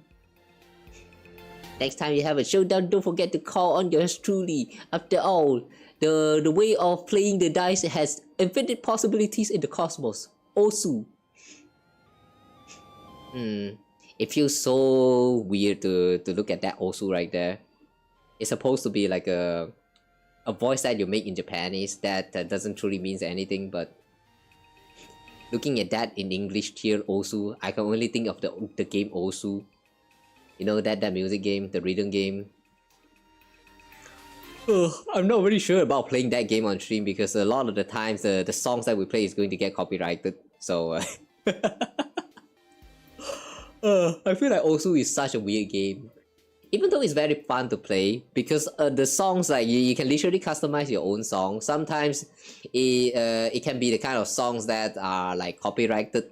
So you know, it kind of falls like around the gray zone when it comes to like live streaming it as its own content. But I'm not really much of an Osu player myself, so whatever, I guess. Anyone here played Osu before? How do you enjoy the game? I remember it has like 4 game modes. The standard one is click the circle, and then the other one is the Osu Mania, where you wait for the notes to fall down and then you press on the specific key. You can customize it to 4 key, 6 key, 7 key, 8 key. I remember. I cannot handle when it has like more than 5 keys. The eyes just really like flies everywhere. The other 2, we have the Taiko mode, which feels kind of janky to me, so I'm not really a fan of that one. The other one, the last one, they'll catch the beat. That's why I don't understand how to play. Some fruits drop following certain beats, and then you have to catch it by positioning the avatar at the bottom.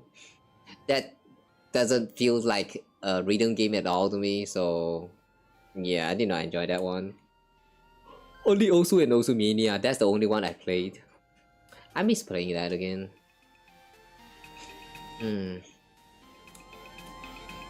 Every time when I think about all these games that I played before, and then I think about how I might not be able to play them anymore in the future because, like, you know, getting busy and all that, it just makes me feel sad, man. Cherish your time when you still get to enjoy games, guys.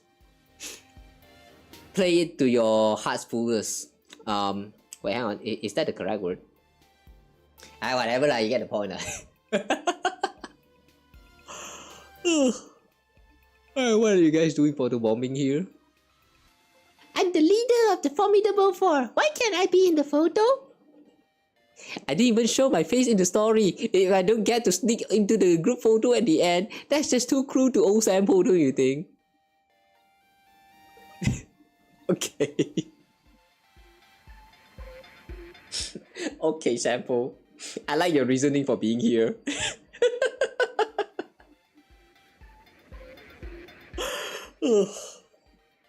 So, General, why are you sneaking into the photo too? What do you mean sneaking? I'm mainly worried some people might have forgotten, so I'm here with a friendly reminder. Yarido 6 is a steadfast ally of the Shenzhou Alliance. If anyone tries to pull a fast one on them with regard of business matters, it's pretty much the same as crossing the alliance. Yeah. Alright, everyone, sit down. We're about to take a photo. Who's taking the photo, actually? Alright, Kawa 69, when you have time, remember to come back and visit Bellabog. Everyone really misses you. You say that, but you never truly show up. Why? Here we are waiting for the Bellabog crew to come back into the story again. Meanwhile, in the story, in event, the side stories, they just be like, please come back to Bellabog, we miss you. That irony, man.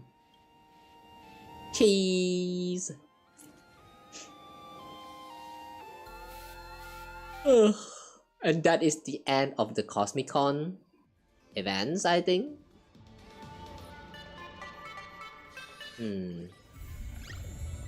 Hey, Ballad of the Moles. Yeah, that's the end. That is surprisingly short, I have to say.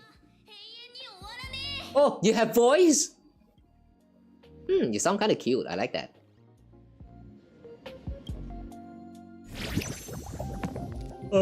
He had that what is that? What that hair called as the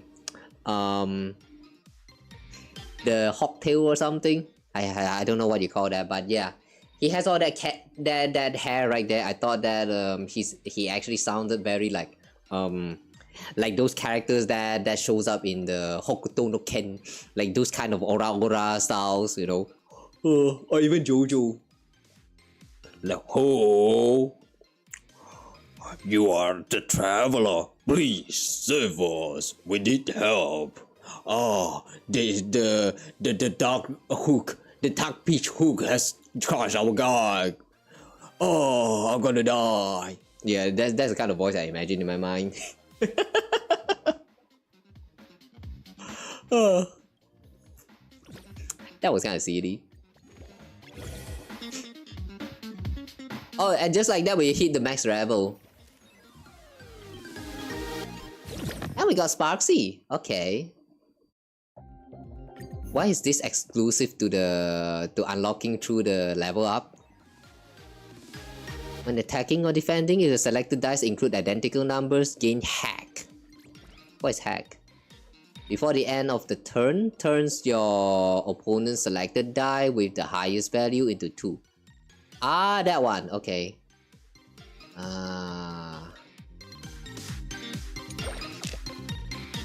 Well, now that we are done with the story, what next? We can still do the... what is that? Guild, right? They call it gilding.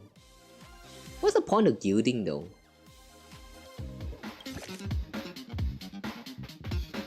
Change prismatic die index.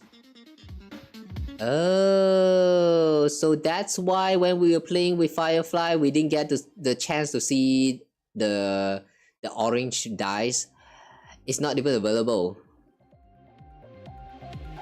It's just not available. Ah, I see. Scott. Sparksicle. Okay, let's check the store. So here in the store, we can purchase a bunch of these cards. And some dice.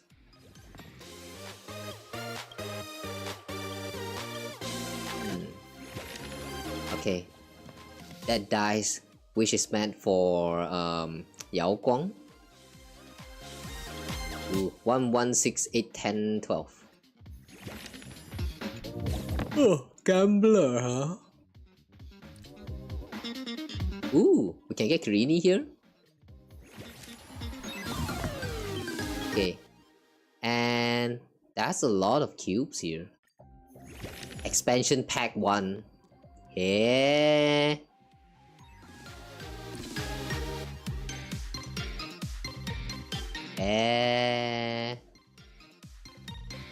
Basic pack. So you're saying that the basic pack is the kind, the pack that you get from just playing in the Planetardia, exploration and all that. Expansion is like the one that you get from clearing that event story. Since that's the number 1 right here, does that mean we will get like expansion pack 2, 3 in the future? Interesting.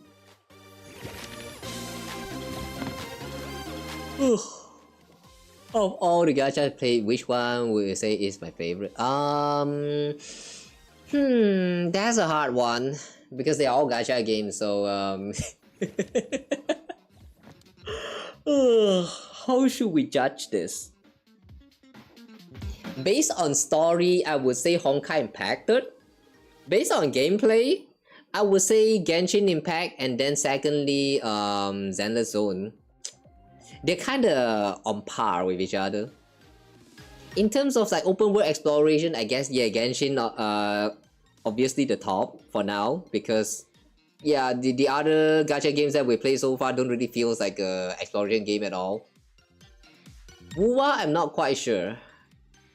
Yeah, I mean, I'm not going to talk about those gacha games that I stopped playing already, because like I don't know what happened to the games after their launch, and also a bunch of updates happened and stuff.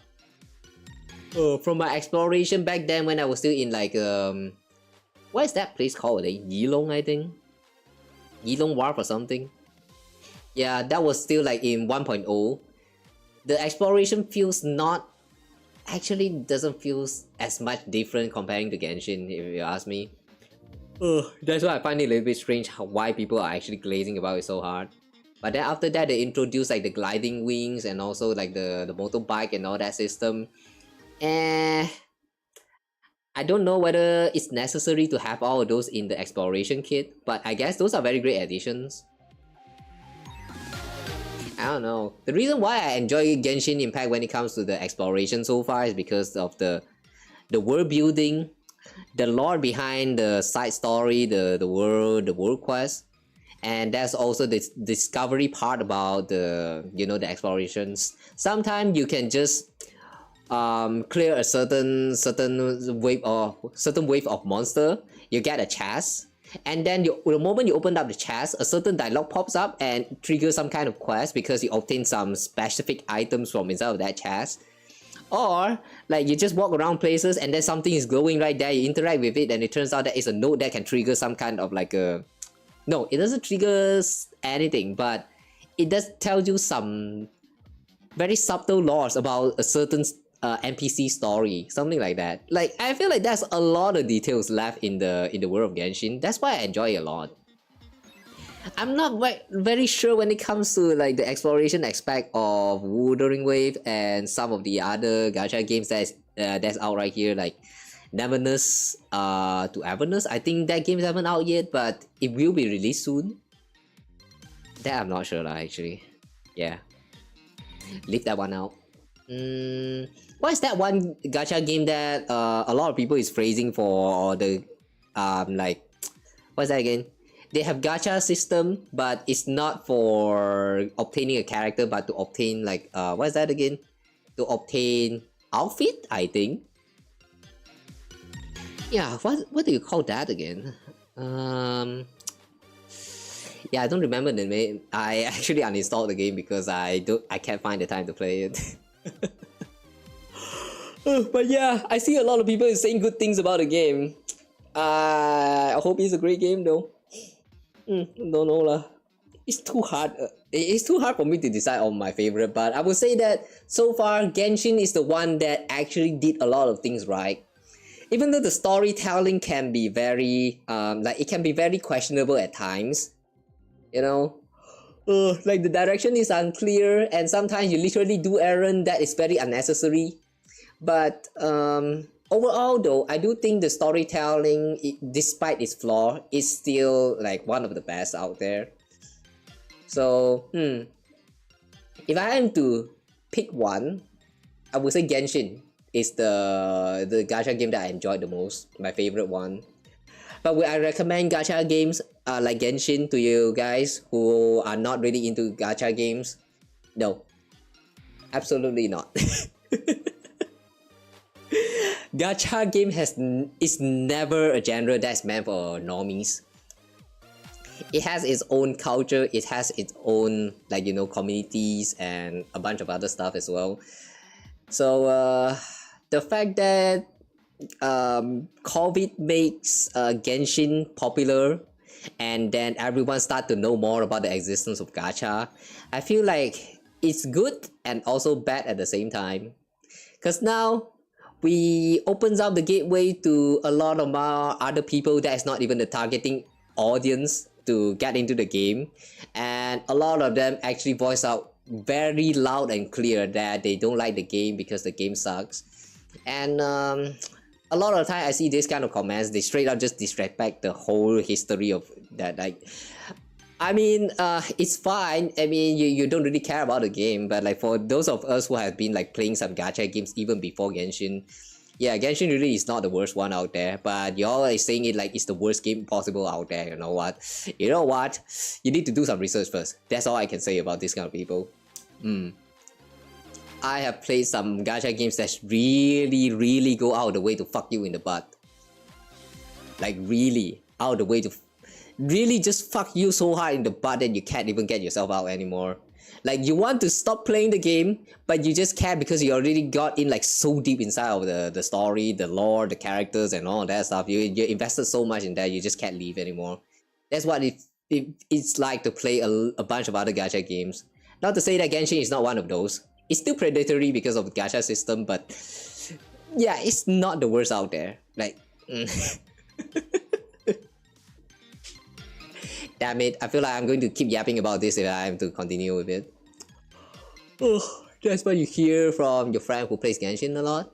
It's the same one you mentioned that sunk 4,000 into pools.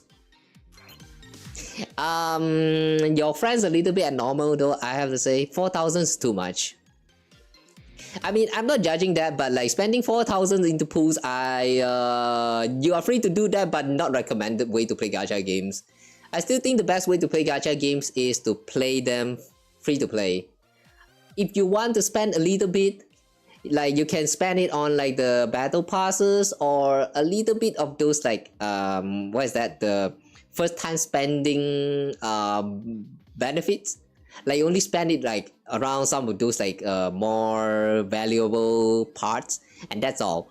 Like you can do it that way, and then you know, for the rest of the gameplay, the rest of the time you still stay with this game, just don't spend too much. Yeah, overspending is not recommended because it's also going to take out your fun of the way you enjoy the game. When everything gets too powerful, you know, you hit on the enemy, one normal attack, one shot everything, like what's the point, what's the fun, right? Yeah, so if you want to make it more challenging, just throw in a little bit here and there, and yeah, don't max out the constellation. Ugh, I think you will have a lot more fun if you play the games that way. But well, the standard of people having fun with their games kind of differs, so yeah, in the end, do whatever you like. Dual Night Abyss. Yeah, that's the game. Dual Night Abyss. I wanted to try the game, but then I see people kind of talk, not much of people talk about the game. And whenever I see people talk about it, it's not really about the gameplay or the story. And I find that very strange because when it comes to gacha games, I value the story, the lore building more. But all I've seen with the people making contents about it is saying how generous it is, how the game actually is like, what is that? How you can get the, what is that? Get all of the characters just by doing this and that, how you can max out the ascension level or whatever you call that in the game by doing this weeklies, these dailies. Like, it's kind of just more of a video backseating you on what you can do in this game, rather than actually enjoying the game and talking about the lore and all that stuff. Like, they are not important and all, which, yeah, it's, I don't know, maybe there are some content creators who talk about those stuff, but they didn't really show up on the homepage, which kind of suck. I feel like if there are more people, like, you know, actually make contents about the world, the characters, about their, you know, how unique the world actually is, I might actually be tempted to wanting to play the game. But the way I see it, no, or more like every time when I see people make contents about them, it's just praising the game for the system being good and yeah, all that stuff, you know. It doesn't really make me feel like I want to play the game. I wonder if you guys can actually relate to that. When it comes to gacha games, I value the gameplay, but I also value the stories of the games more. So for me, I guess it's a personal thing. So if you really don't give a shit about the story, you just want something to kill times, then yeah, those videos are definitely meant for you, I guess. Literally fell asleep to... Huh? You fell asleep to my voice. Ellie, are you okay? That's an interesting typo right there. I like how you actually yeah, how you fell asleep to my voice. So thank you so much for falling asleep to me falling asleep to my voice. I don't know what that actually meant anymore at that point, but yeah, thank you so much. Does that mean my voice is very angelic? Oh, it has that charm, like the what is that again? The mermaids by the sea luring the fisherman into the ocean. Is that how charming my voice is? Thank you. I take that as a top tier compliment right there. If you fell asleep again, good night. I don't blame you. Why am I such a sinful being? Hiya. To be honest, he was never planning on playing gacha games anyway, so you just be wasting time.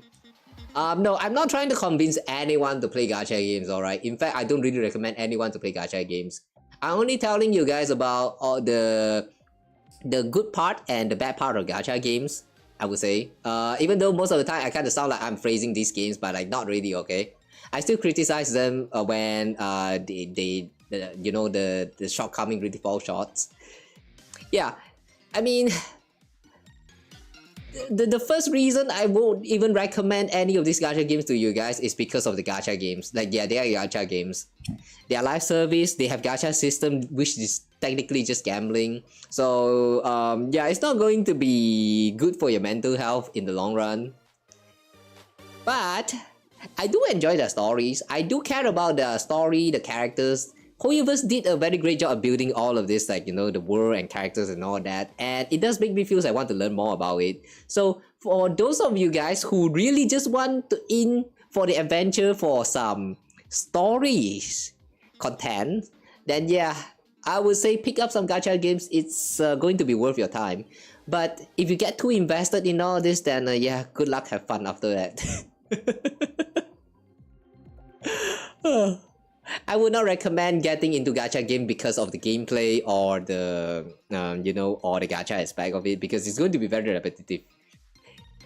Even if the gameplay, the combat of it might look fun at first, even if you actually had fun at first, on the long run you're going to start feeling the burnout of it, because you know, you've been doing the same thing for like 5 years. Like for Genshin, it's been 5 years we're doing the same thing.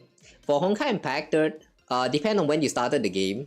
If you are someone who started since the launch of the game, you've been dealing with the whole thing since the launch, so like basically 9 or 10 years now. Honkai Star Rails, it's been like 3 years now with all this content. And Zenless Zone is like younger, like 2 years or 3 years. About very close to Star Rails. But yeah, you get the point. At first, the novelty is there. At first, they were still fun. But on the long run, you know, you were starting to feel like, I don't want to play this anymore, but not... I mean, I still want to play the game, but not today. If anything, I wish we have an option to just skip the game, like, you know, with the grind session, because it gets very repetitive and annoying. And that is the reason why they started to push out all of those like, you know, quality of life update with the like, you know, one click to skip, one click to skip the daily, one click to skip the weeklies, all these things. Yeah, that's the reason behind all that. They know people kind of get fed up with the combat at one point. They also try to push out all this combat, like new combat mechanics, because like, yeah, we need something new. We need something new to sustain the game. Even though I'm not quite sure about the way they handle it with Star Rails, because like the system they introduce always is so damn annoying. It kind of feels like power crap. Like the new mechanic power creeping the old mechanic. Which really sucks. But it does add a little bit of that novelty to the newer characters and make you want to pull for the new characters and like, you know, try out the new system and all that. So yeah, it's like a double-edged sword. And that's also the reason why I will not recommend gacha games for the endgame contents at the very least. But yeah, I started yapping again. If people like playing a game, whether they like it or not, let the community have their fun. Yeah, exactly. If the whole community have fun just talking shit about the other game though, that's a different story. I don't think a community having fun talking shit about the other games or like, you know, just talk shit among its own community is going to be a very healthy way to build out a game. So that's also the reason why I stay out of competitive games. Not to say that there are no people who enjoy the like, you know, those shooting games and like what is that? Like mobile games like Dota, for example. Like, I'm not saying that there is no one among the community who plays and also share their moments in the games where they literally just casually having fun and then like, you know, do stupid stuff and all that. They exist, but for most of the time you're going to see people like, you know, being competitive. And when it comes to being competitive, you know, it's there's this one line right there that is very easily crossed. Being toxic and being not toxic. I don't know whether that makes sense or not when I say it like that, but it's very easy to cross that line to be toxic. If you know, being positive, but if you're being positive on the wrong things, like, you know, how the predatory system is actually very good and you're glazing on all this like gacha functions and stuff, then yeah, that's kind of like toxic positivity. If you're talking about the negative stuff, a little bit as a criticism is fine, but a little bit too much of it, it becomes negative. And yeah, you see what I'm trying to say?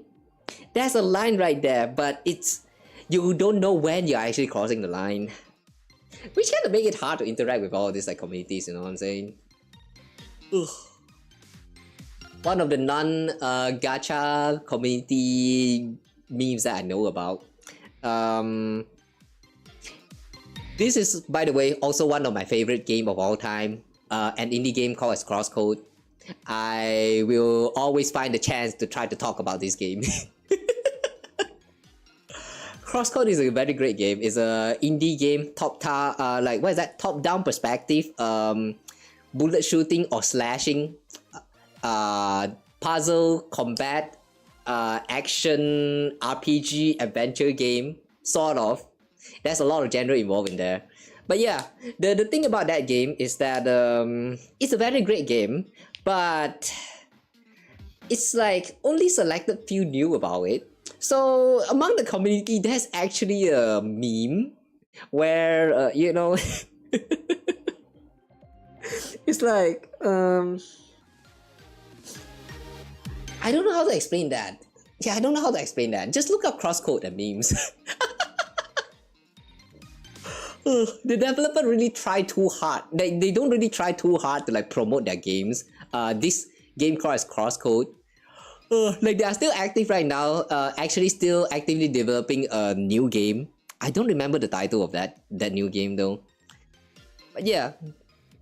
It's not saying that the dev is dead. The dev is still there, actively developing something new.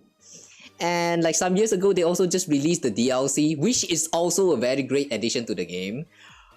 We actually played that on stream some times ago, but I don't know, maybe I might actually come back to it again, just because. Crosscode is the name? Yeah, exactly. Crosscode. I think on Steam. Wait, hang on. Let me just check that real quick.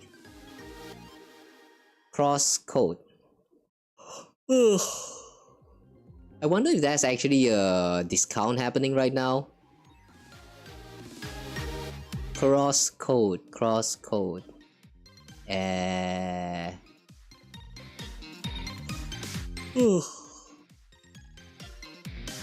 We are actually not done yet with this game.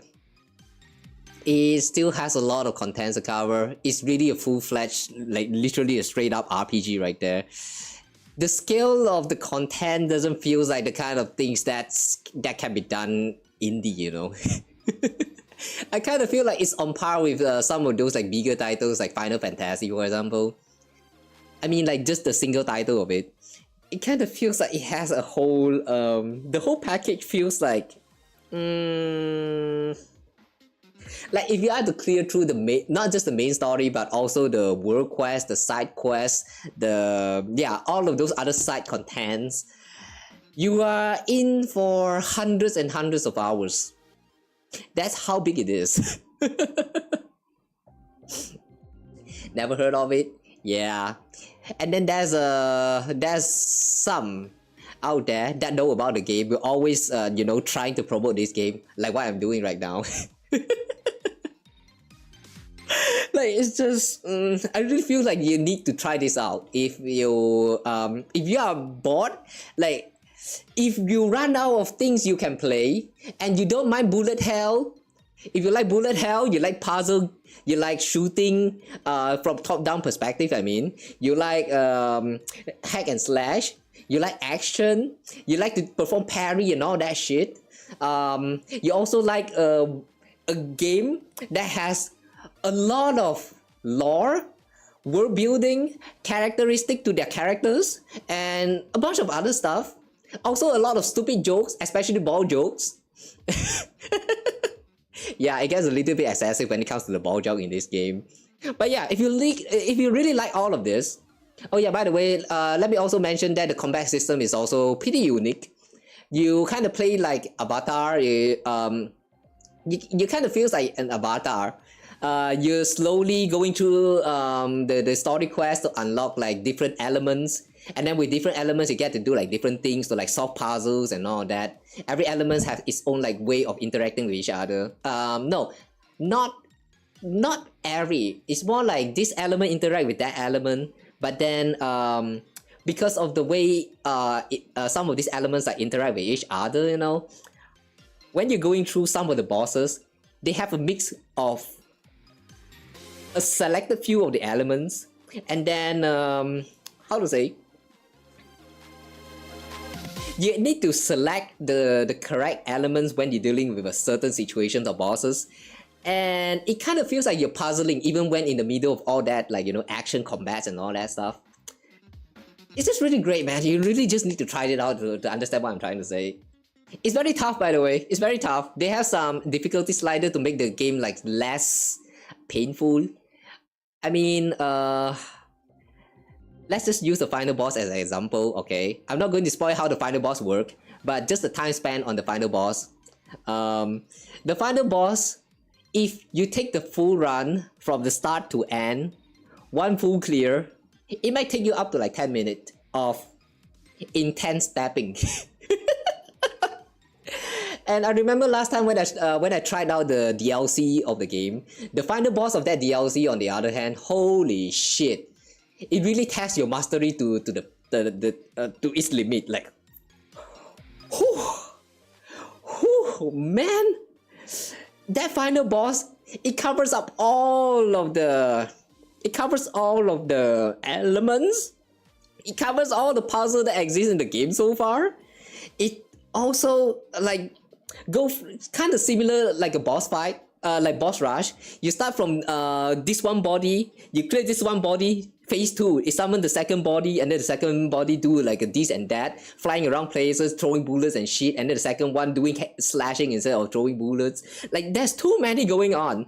And by the end of the final boss of that DLC, I remember it took me like about 20 or 30 minutes in order to reach the end. It's so damn complex.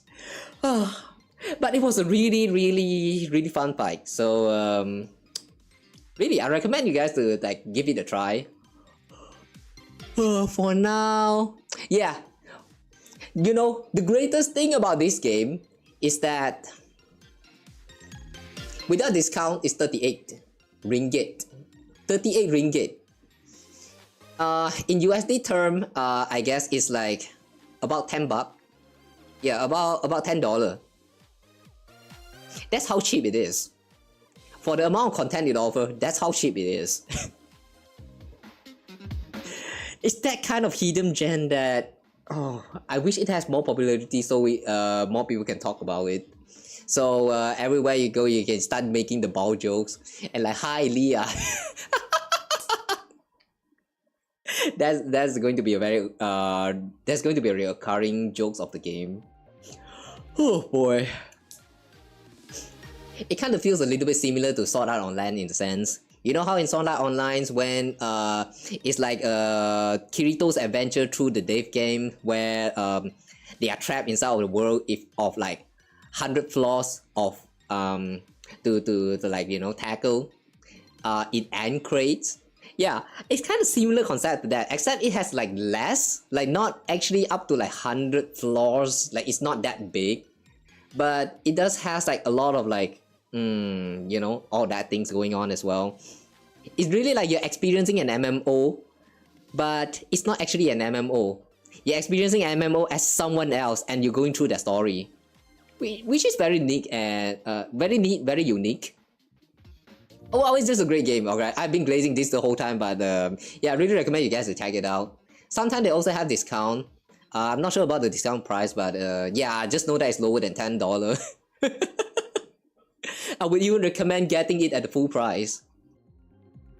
The DLC on the other hand, the DLC is called Crosscode The New Home. 21.5. It's 21.5 ringgit. Yeah, it's a little bit similar to the expansion like the Eldritch Tree or something. I don't know what you call that for the Elden Ring. But yeah, the feeling is about the same. It's not just an expansion as in like only add like one final boss or something. They actually added some new map, new system, new story, new level cap, and yeah, that's a lot of things going on, man. Yeah, really guys, if you get the chance, give it a try. Now I'm starting to feel like wanting to go back to the game again. Oh, by the way, have I mentioned that if you actually clear the game one time, you will also unlock a new game class mode, which is going to be like pure comedy, because you get to enjoy the whole game again with different dialogue, where you start off the game not at level 1, but at whatever level you restart the gameplay. It's kind of like an April Fool joke. There were, I remember that was the part where you no, I haven't experienced that, but I remember there was some showcase like that where you kind of you would start the stage and then you would delete everything in one shot, and the NPC in the game will constantly joke about it. Yeah, that's how stupid this game is. I really think it's a great game. You guys should give it a try, man. Yeah, give it a try if you get a chance. At this point, this is not recommended. This is a demand. I am now requiring you guys to give the game a check right now. Sorry, I've been yapping about that for too long. Got a huge Steam backlog, but you look into it. Yeah, give that a try. Trust me, you will not regret it. They also have like a bunch of skill trees and all that. Also equipments that you can upgrade based on the progression of the stories. They also have like very unique like what is that? Set effect and stuff, I remember. Wait, is that set effect? I don't remember about the side effect things, but they do come in set, and some do give like some special what is that? Special trait, unique traits, like you can farm the flowers like with like double drops or something like that. Takes a while to actually get the gears, but yeah, there's a lot to explore in this game. It really feels like you're exploring another MMO. That's just how big the content is. Oh, but anyway, yeah, that's a good price. Oh, hi there, welcome in. Yeah, sorry, I've been just yapping about a game not related to Star Wars at all right now. But just a bit more, just a bit more. Oh, what is that?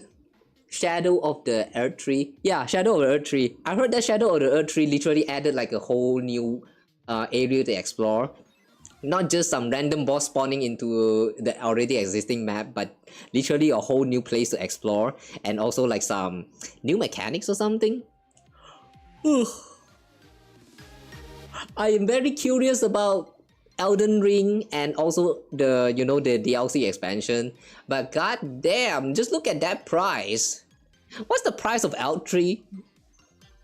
Like 200 something ringgit? Let me check real quick. Elden Ring is 200 ringgit. Specifically 199. And then if we include the DLC, what's the difference between the Shadow of Earth Tree edition and this deluxe edition? What? So if you want to get the Shadow of Earth Tree, it's another 179 ringgit. And then if you go for what premium bundle, what even is this premium bundle about? That's another 199. Like, this is so damn expensive. Too expensive. Meanwhile, look at Crosscode, so many things to play. What price? 38 ringgit. Waliao.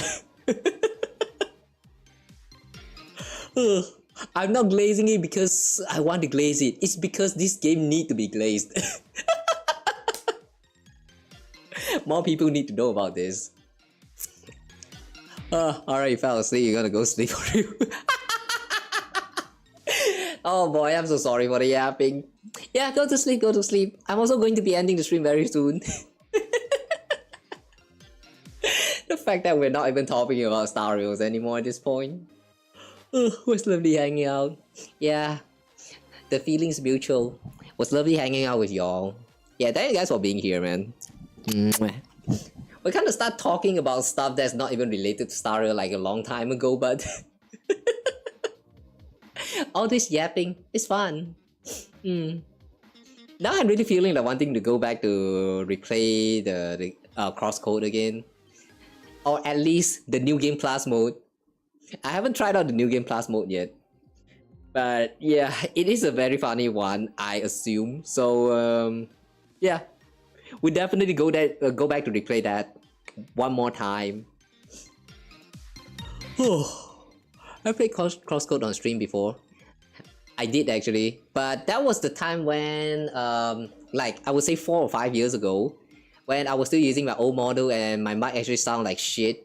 It has a button that can be that can manually trigger statics to you guys. And back then I was still speaking in the very like I don't know how fluent I speak right now, but you take the way I'm speaking right now and then you delay everything by about like, I would say 0.25 the speed. I still remember back then I speak in a very monotonous way. I'm still very like a little bit more held back when it comes to like the things that I say on stream. Because like back then I actually started streaming together, like when I was still together with my uncle. That was the time when what is that? COVID is still happening. So there's kind of like nowhere that we can go. So I kind of just stay home, and I don't want to disturb my uncle too much. So I have what happens is that, yeah, the way I speak is more toned down. I don't even shout, and yeah, I don't even know what to say. And then yeah. Overall, it's just a very weird vibe. If you're someone who came from like 5 years ago and you drop into my stream right now, yeah, I bet you're going to think that I'm a different person. But trust me, I have not changed. It's still the same me. But yeah, I don't think the VODs from back in those times is still up. I either privated them or I didn't even manage to export them onto the channel. So yeah, we will refresh this whole thing again. We will play through the whole game again one day, very soon,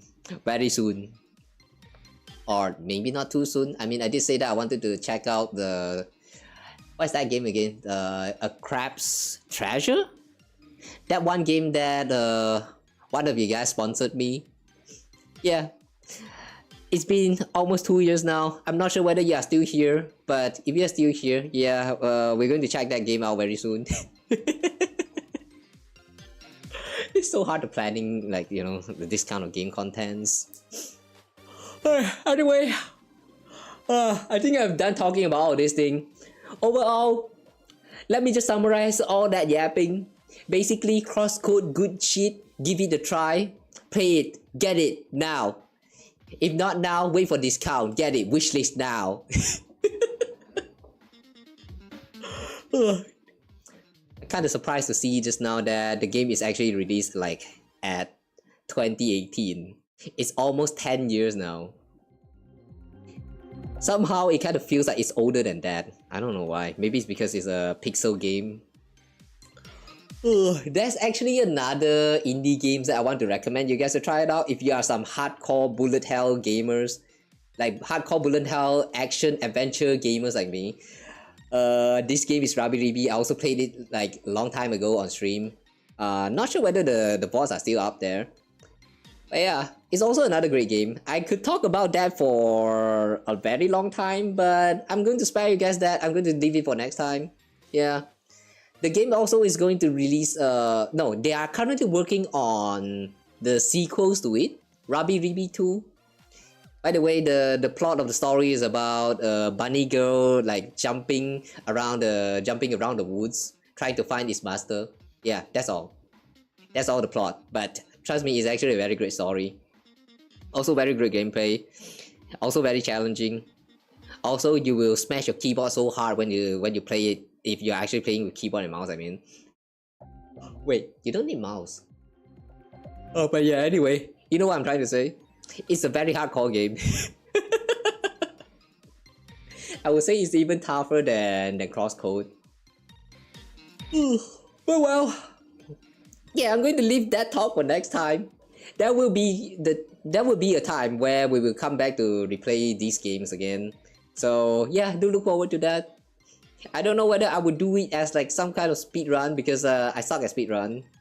I don't remember most of the things. I don't do routing and all that shit. I just enjoy game because I like to play them. But yeah, we will come back to enjoy these games again one day in the future. So look forward to that. Alright, back to Star Rails. Do we still have anything to do here?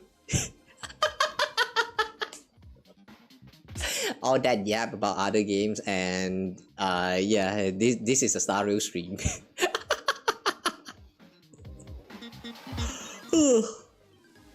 Okay, see, so here we are done with the story battle for this event, and we have some co-op stuff going on. I kinda lazy to do the co-op. No, not co-op lah. Random match. Yeah, I'm too lazy to do this lah. You know what? I'm just going to call it here.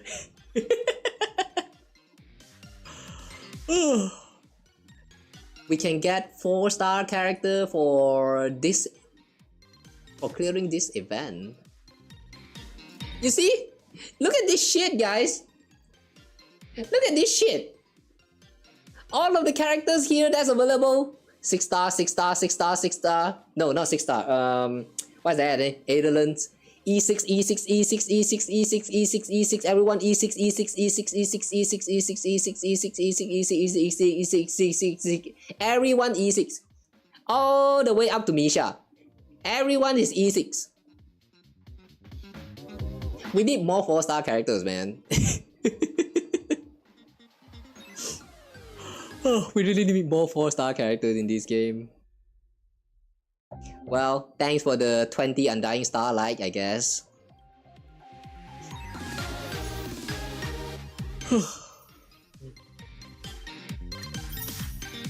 Okay. We cleared all this. Ah. We are actually required to check out the friend battles. I'm too lazy to do that now though. Should we? I'm too lazy lah.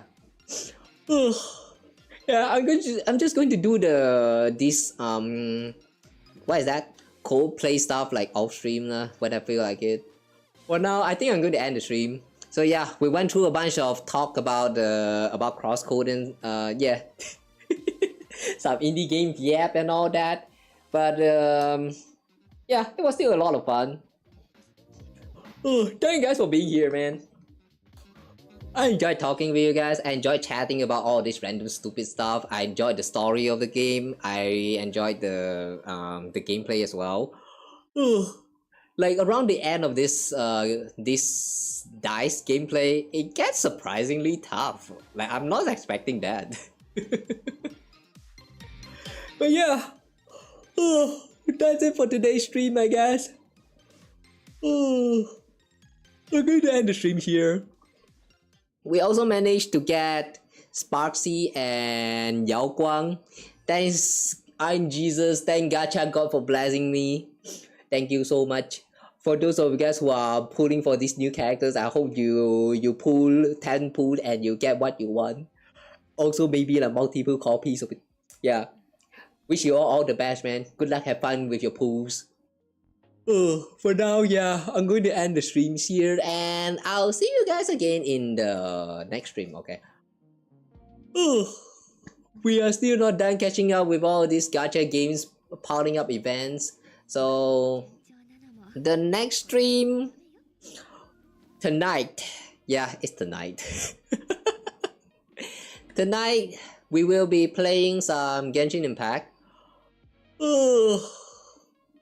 There's not much of events going on right now. I'm pretty sure we already done checking out the events. Or maybe not. I did, right? Oh shit, I forgot. Yeah, I don't remember. But well, anyway, this time we are going to be playing through some of those like gacha. No, not gacha. I mean the Varka, right? We're going to be going through some Varka's story quests and I don't know, maybe like the homework, and might even do some exploration as well. I don't know how long the stream is going to be, but it might be a little bit shorter than usual.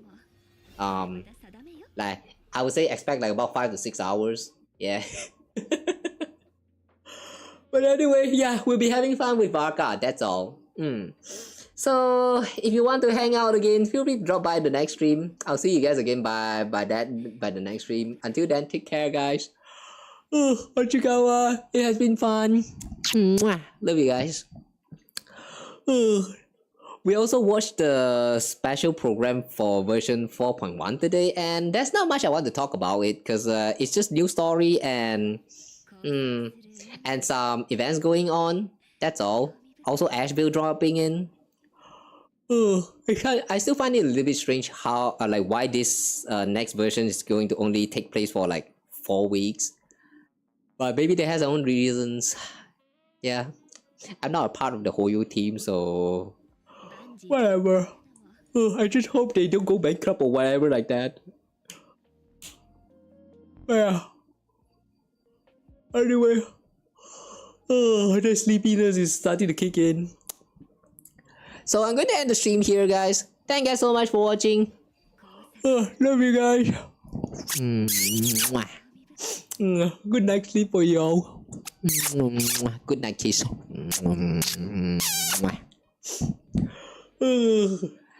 Have a wet one.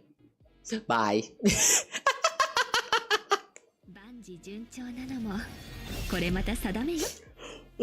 Oh yeah, right. before I end this video, once again, sorry guys for the late start today. That was unintentional. Accident happens. Such is life.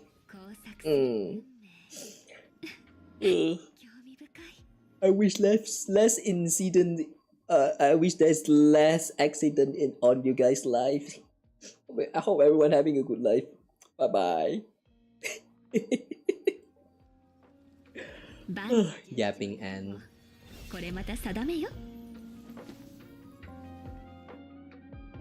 Well then. Okay, bye.